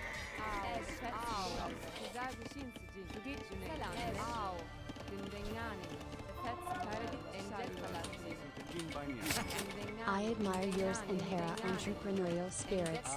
Organize tournaments, get prize money from Blizzard/Forgotten Empires and give yourselves one after another the prize money. Impressive. Well played, easy infinite money glitch. I don't want to play this map. Not without practice. I should have looked first at all the maps that are in the pool. Get prize money from Blizzard. Give yourselves one after the other. The prize money. Impressive. Well played. Easy infinite money glitch. I see. Yeah. Sure. What's the score on the bottom right? Okay, this game actually shows a summary of your scouting and military and economic value. So, the more you scout it, the more military and econ you have, the more the score goes up. So it is essentially like a status report map hack tool that you need to learn how to read like a compass. And actually our scores were similar, so I still had a chance. To be honest, the Vulpine is just a standard map. The gimmick with the middle doesn't matter. No, I understand, but like I don't know how to wall yet. Like I need to, like, I think I remember Enclosed and Arena in Arabia. They're fine, but it gives me the new map immediately because of course it does. And I just need to check it out first before I feel comfortable playing there. Like I have to just like take a look at it. Oops. Oh fuck. Wait, what? Oh no, I hit randomize. That's so funny that randomize is a thing. What should I change? Is all this normal?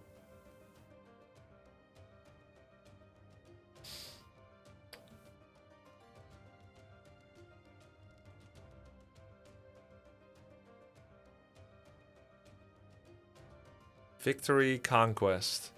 Game speed should be what? Fast? Okay, fast, conquest. Map size tiny is okay. Vulpine random map is okay. You can set it to fully explored. No. Game speed normal. Oh. Why did someone say fast? Allow cheats deactivated if you want normal play. No. I want with cheats. Oh, thank you, Spirit Friar. This is before.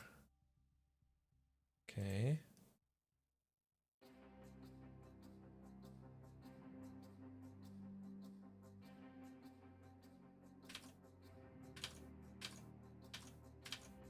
Yeah, alright.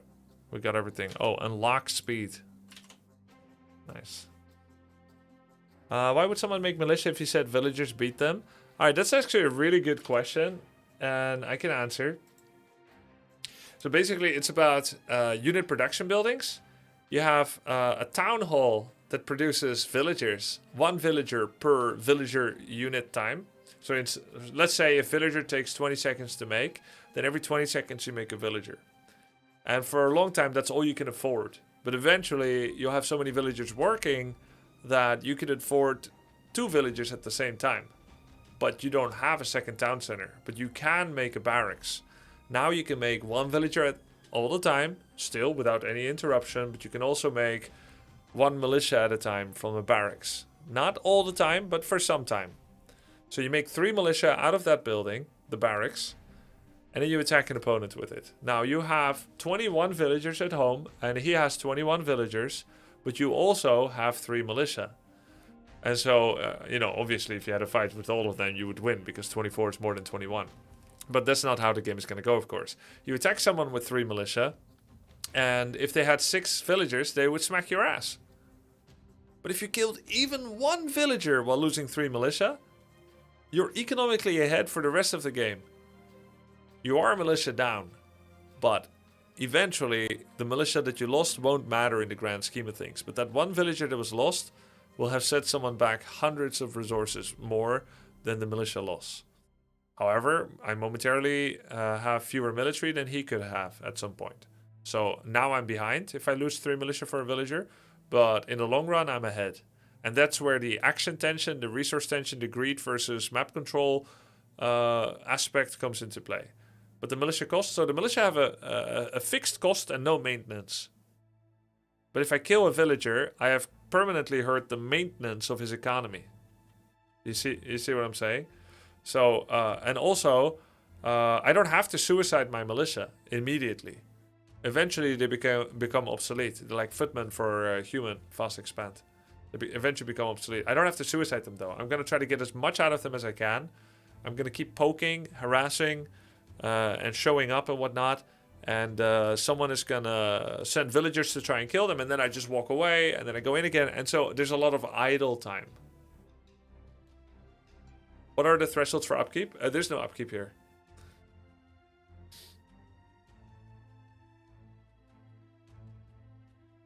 Okay. Saw cool messages now. Let's see if I can still find it. Lachen dat je dit speelt. Oude tijden komen terug. Weet nog wel dat vroeger op het WC3 dit spel ook meedeed toen je met Warcraft 3 meedeed. Dit soort spellen blijven leuk, ja. There's someone in the chat called Die Hard Opa. Opa is Dutch for grandpa. He said, really fun to see you playing this. I see old times coming back. I still remember back at the World Cyber Games, this game was also in the contender list when you were participating personally with Warcraft 3. Games like this remain very entertaining. That's right. Alright, let's check out Volpine. Why can't you suicide units? There's no XP here. You can suicide 3 militia to get some kills. But if you do, you lose units, and then he's free to start doing other things. If you don't suicide them, but you protract the suffering, he will keep sending villagers after your military over and over. So the foxes give how much gold? 35. And how difficult are they to kill? 3 HP? So... Wait, it's a single hit? And do I need to bring back the gold? You can't build on the rocky terrain here? Yeah, I remember that from the enclosure map. I recognize the grey stuff. You need to mine it. Okay, let's see how long that takes. Okay. It's like chickens. 33. It's the same as chickens. And you harvest pretty fast. Wait, this is kind of OP actually. I should make use of these even in Dark Ages for Minotaur's Rush.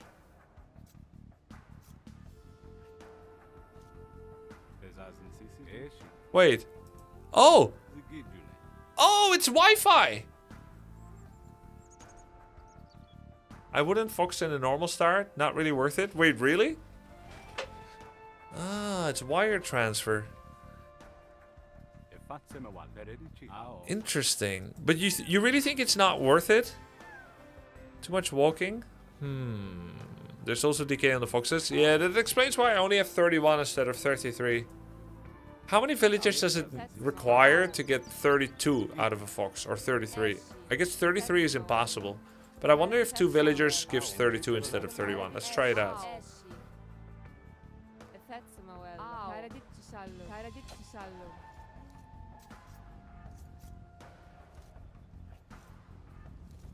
Oh, it gets added immediately. Per component. Oh, look. I got the full 33.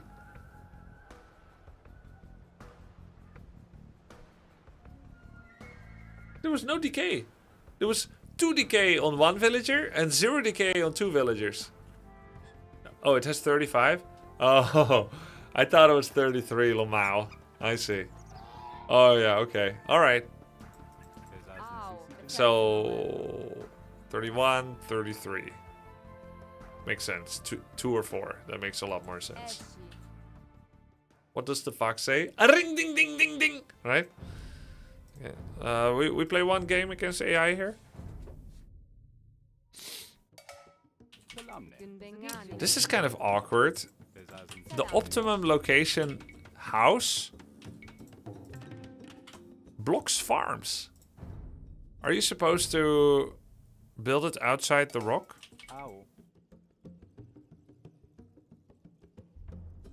But that's so far away.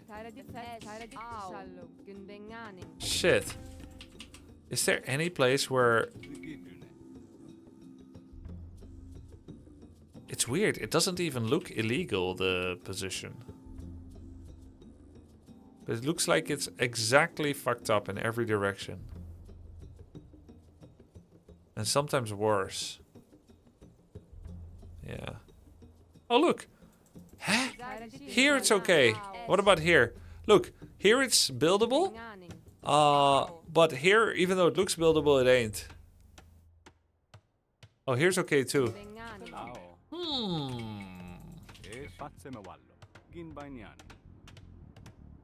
I found 3 places where I can fit a house where it doesn't block 1 line of farms. The secret tech on this map is to pick Armenians or Georgians. Oh, because they get more from foxes or what? Mule carts, mule carts. Oh, it's just so you can get the cart there? Or what?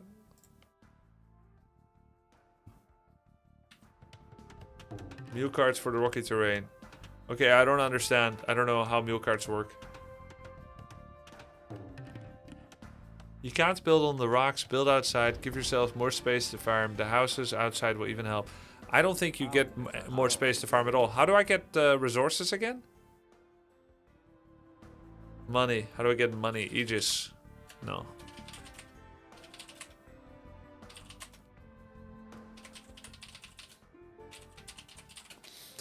Okay. I don't think building the houses outside does anything.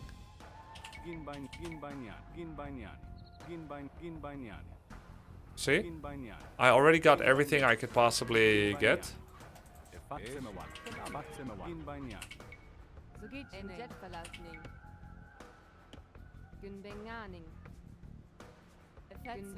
Well, someone told me I should build the houses outside so I give myself more space to farm. But I just illustrated that there is no extra farms you could have.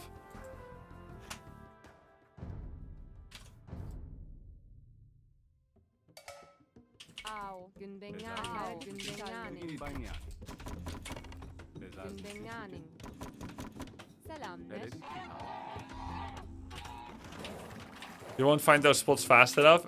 I know, but I can try. Maybe I can get used to it.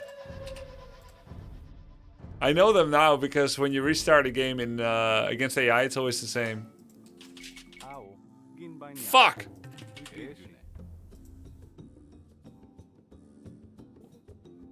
Okay, found one. Found another.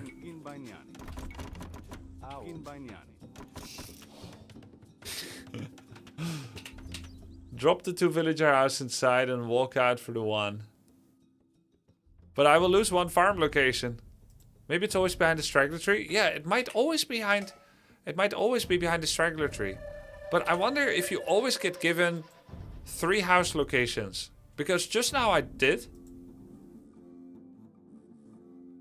Now there is no straggler! What? Dude, AoE 2 map gen is so imbalanced.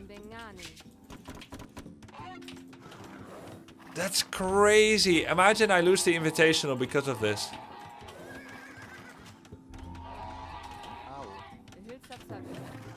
This map is not designed for this game type. Then why is it in the pool, Nilly? Blizzard, come on! On that map, if you want to optimize, just place one house. And you can put the second one later when going for lumber camp. Uh-huh. I guess. That's crazy. That's crazy. But at least I did find houses now. Okay.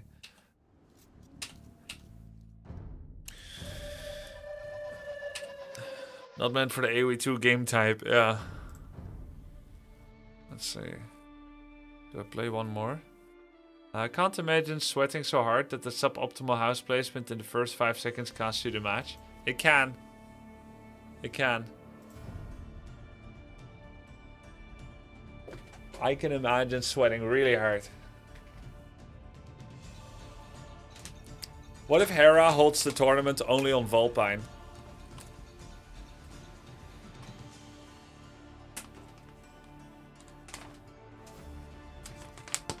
Have you played Enclosed before? I think so. Dante's lost because of Graveyard. True! What?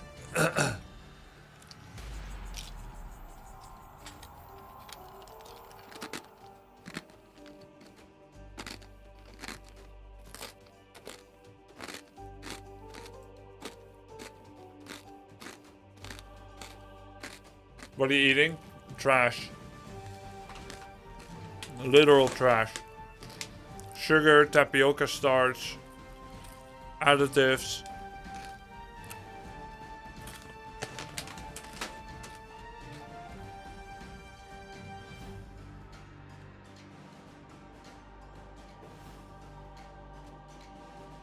All right.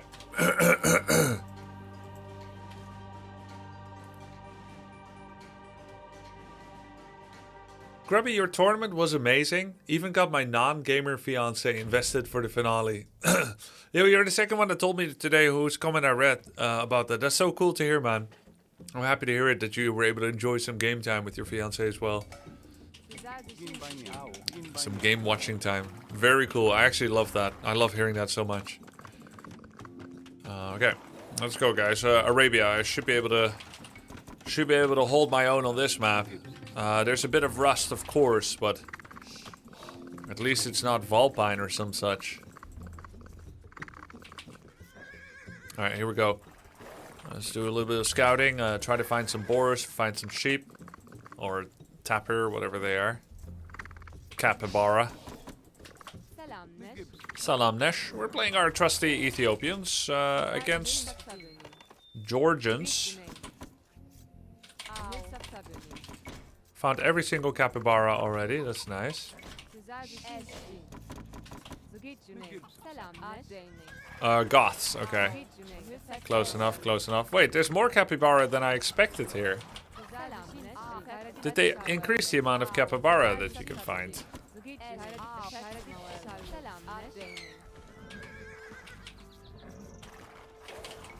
You eat the capybara? Hell yeah. You bet your ass we're gonna eat capybara. Of course. What's a good lumber line? This one, I guess.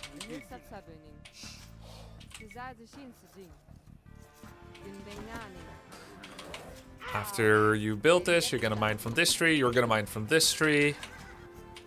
We're gonna build some houses in front to hold our own against any would-be assailants.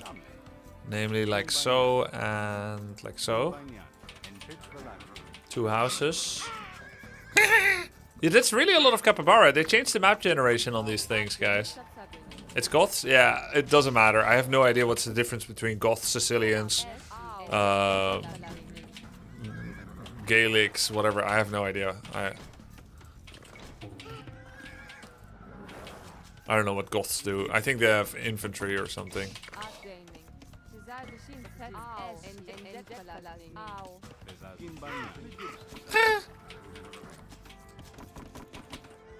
Goths are infantry, right? Okay, I got that part right at least. Okay, there's a gold here.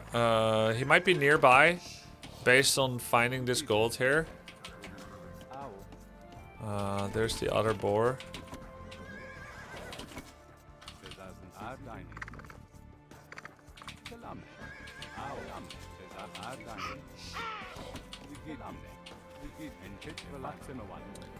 But I'm too busy managing my econ to be able to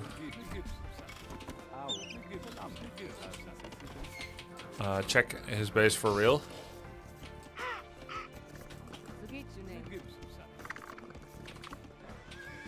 Oh my god. Oh, what the fuck is that? I sent a villager into his town center. And why are we right next to each other? What the fuck is this? And why did my villager walk into him?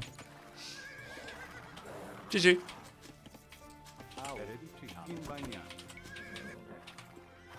Why are we so close to each other? What the fuck happened with the map gen since I was gone? More capybara. Villagers magnetically attracted to the enemy town center. Spawning extremely close to each other. That's crazy. You probably got his capybara because you're so close. Ah, that's worth it.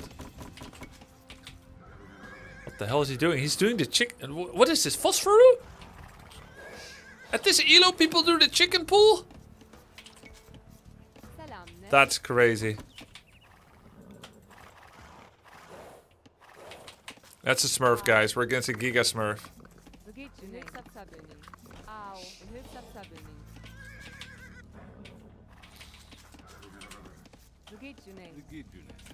It's Hera on his alt.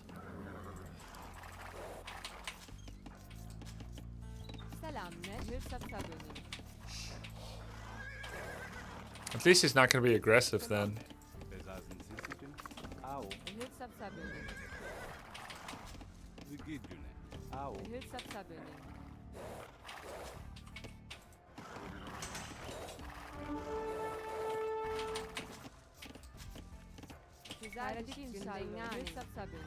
This guy's gonna do some kind of fast castle tech.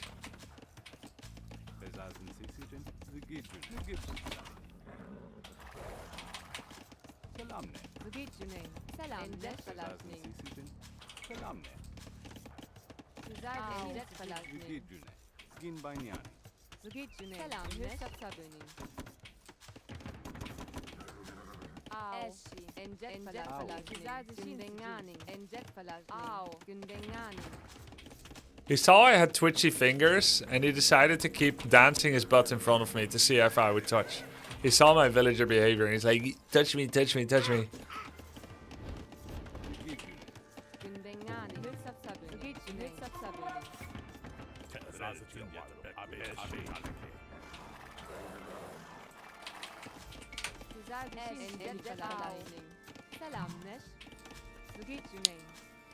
Oh, I forgot about the chickens.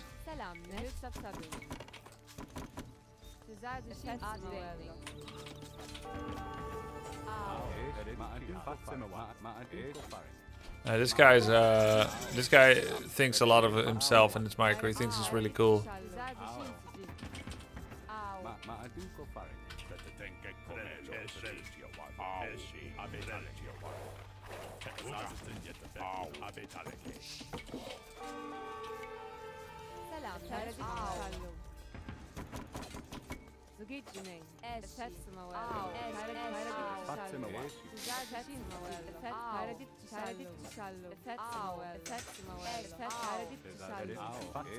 Smurf, 100%.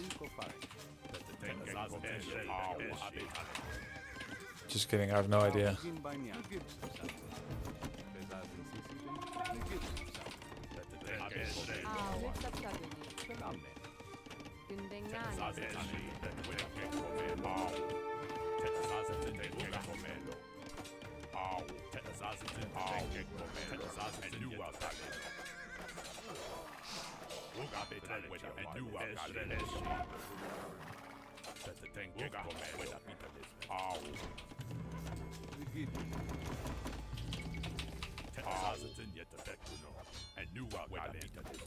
He's so cool when on the offensive.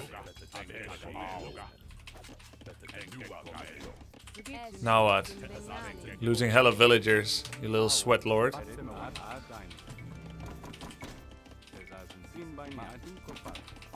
Not so cool now, are you?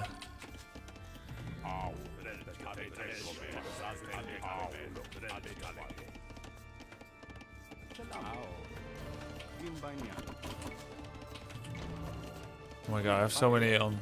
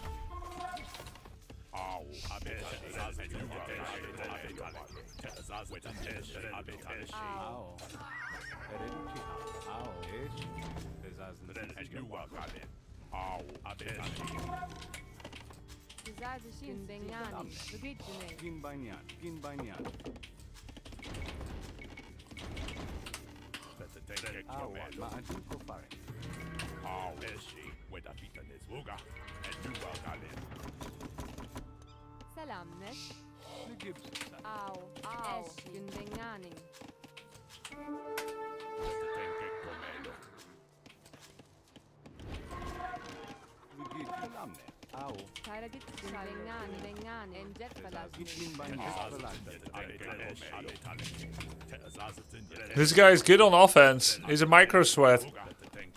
But on defense, he's trash.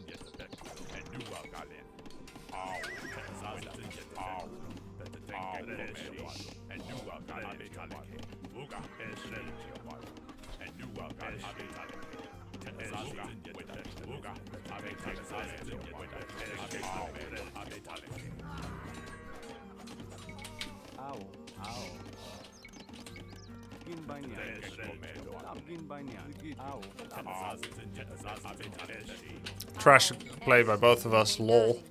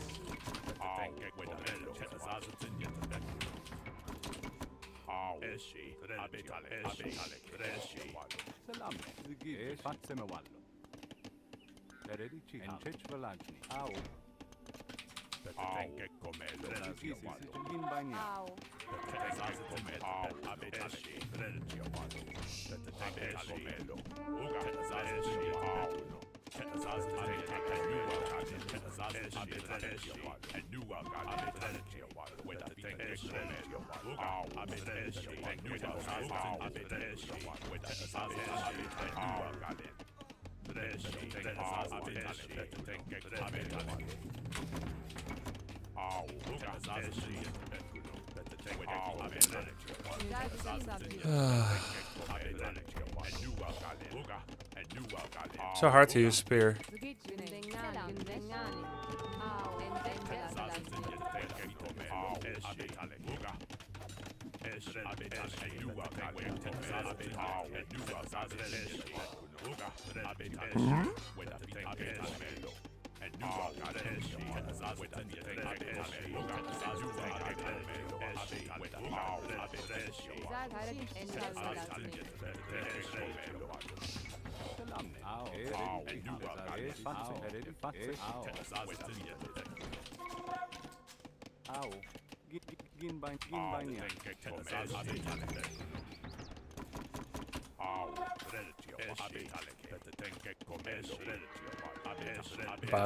Bad for me.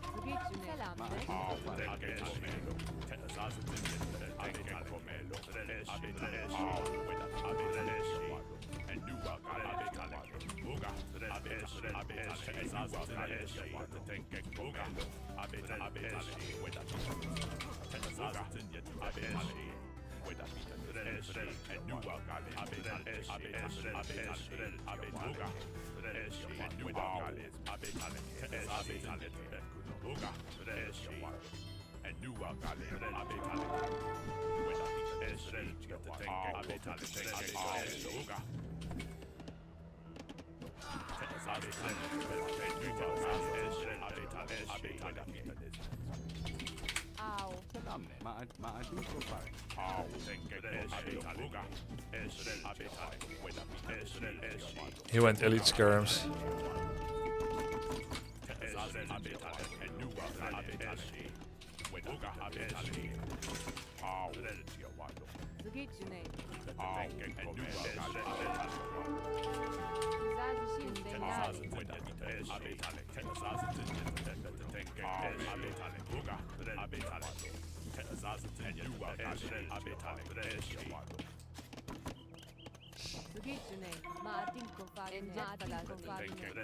I have no idea if it's a full wall.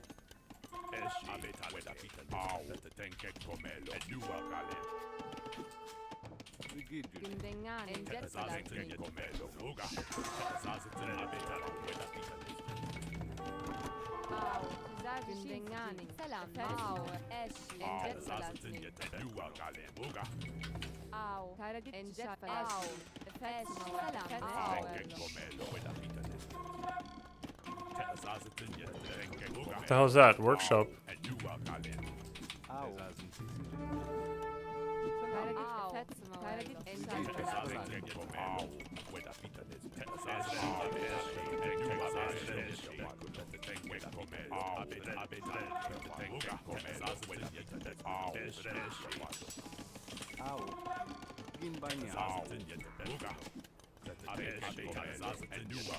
Freaking hill outside my base.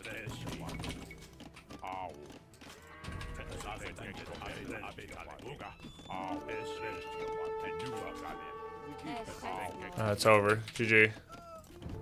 It's a good warming up game. Good warming up game. In this game, hills give bonus damage and they take less damage there. I think at some point I was ahead, but then I took too much damage in the counterattack. And also my unit choice, Skirmisher Spear against Scout Skirmisher. He has the micro advantage. My spear cannot connect with horses. So I think I'm supposed to have my own horses. Yeah, not bad for a long break. Not bad for a long break. I fell behind villagers. I knew that I fell behind villagers at some point. But at some point I think I was ahead in villagers. Can you tell here if it's... No, because this graph sucks ass.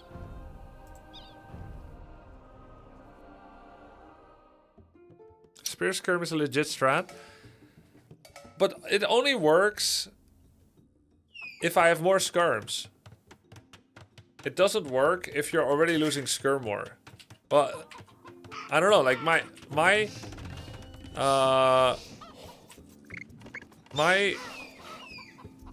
skirmishers get hit by his horse. I guess my spear needs to stay inside of my skirmishers, just right behind, so that anytime it's very hard to micro. It's very hard to micro. My skirms are here, his skirms are here, and my spear keeps like shadowing my skirms. Never forward to get hit by skirms, but always there when his horse comes close. Au Bengani, Oshio Abuga, Waga, Salamne, Gambanyani, Au Bengani. Thank you. Oh, what is this map generation? I've never seen us so close together. Ow. And then I accidentally rallied a villager into his base. Outside of that, considering I ran a villager into his base, that's a really big deficit. Not bad. Yeah, we're right next to each other. It's a crazy map generation. Very fun though. But can I be honest? I didn't even know this is possible. I think in all my hundreds of games of AoE2, this never happened. Not this close. Is he funneling chickens? Yeah. But I think this guy is just hyper specialized in certain skills. He does this shit and he's like super sweaty with his horse, but he was horrible at defense both times. This guy is like way better at offense than defense. Like, this was a fucking shit show and I did terrible to exploit it. Like, I didn't kill enough, but like if I had a little bit better army, he would be so folded. Expo Tech was wrong. You would commit into a countered unit after seeing mass skirms. A few horses ain't bad, but Ethiopians have very bad cavalry. If Expo, we want instant siege as well. Right, but I cancelled my crossbow tech. I knew that it was bad too, because he's on elite skirms, so I went for my own elite skirms.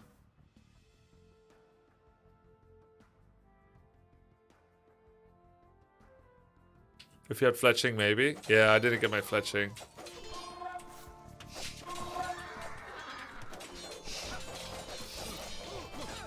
Where's our villager count? 23, 25.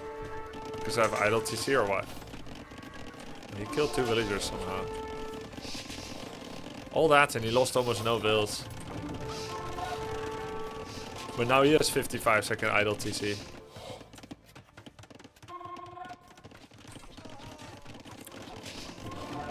If that's 1800 MMR, I'm not even that afraid of it at all. He has 3 looms, he's up 1 vil. I see, I see. This didn't feel oppressive at all, this skill diff. I just need to get back into it and then improve compared to where I was before. And analyze more. But it's late, I must go. We have, as I would say, uncorked the bottle of reconnecting with AoE2. We have uncorked it again. We're gonna try and be a little bit more methodical about improvements and address some of the hotkey issues, though I feel like hotkeys aren't too bad either. I have a couple of small problems with hotkeys, but I think if I keep it like this too, it's also not too bad.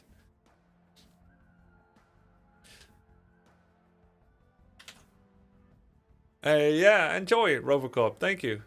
Probably be a combination of Warcraft and Age of Empires 2 in the coming up weeks, guys.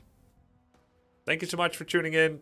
Thank you for, yeah, thank you for everything. I hope you guys enjoyed. I'll go see if there's someone from the invitation I can raid. Good night, guys. GG's.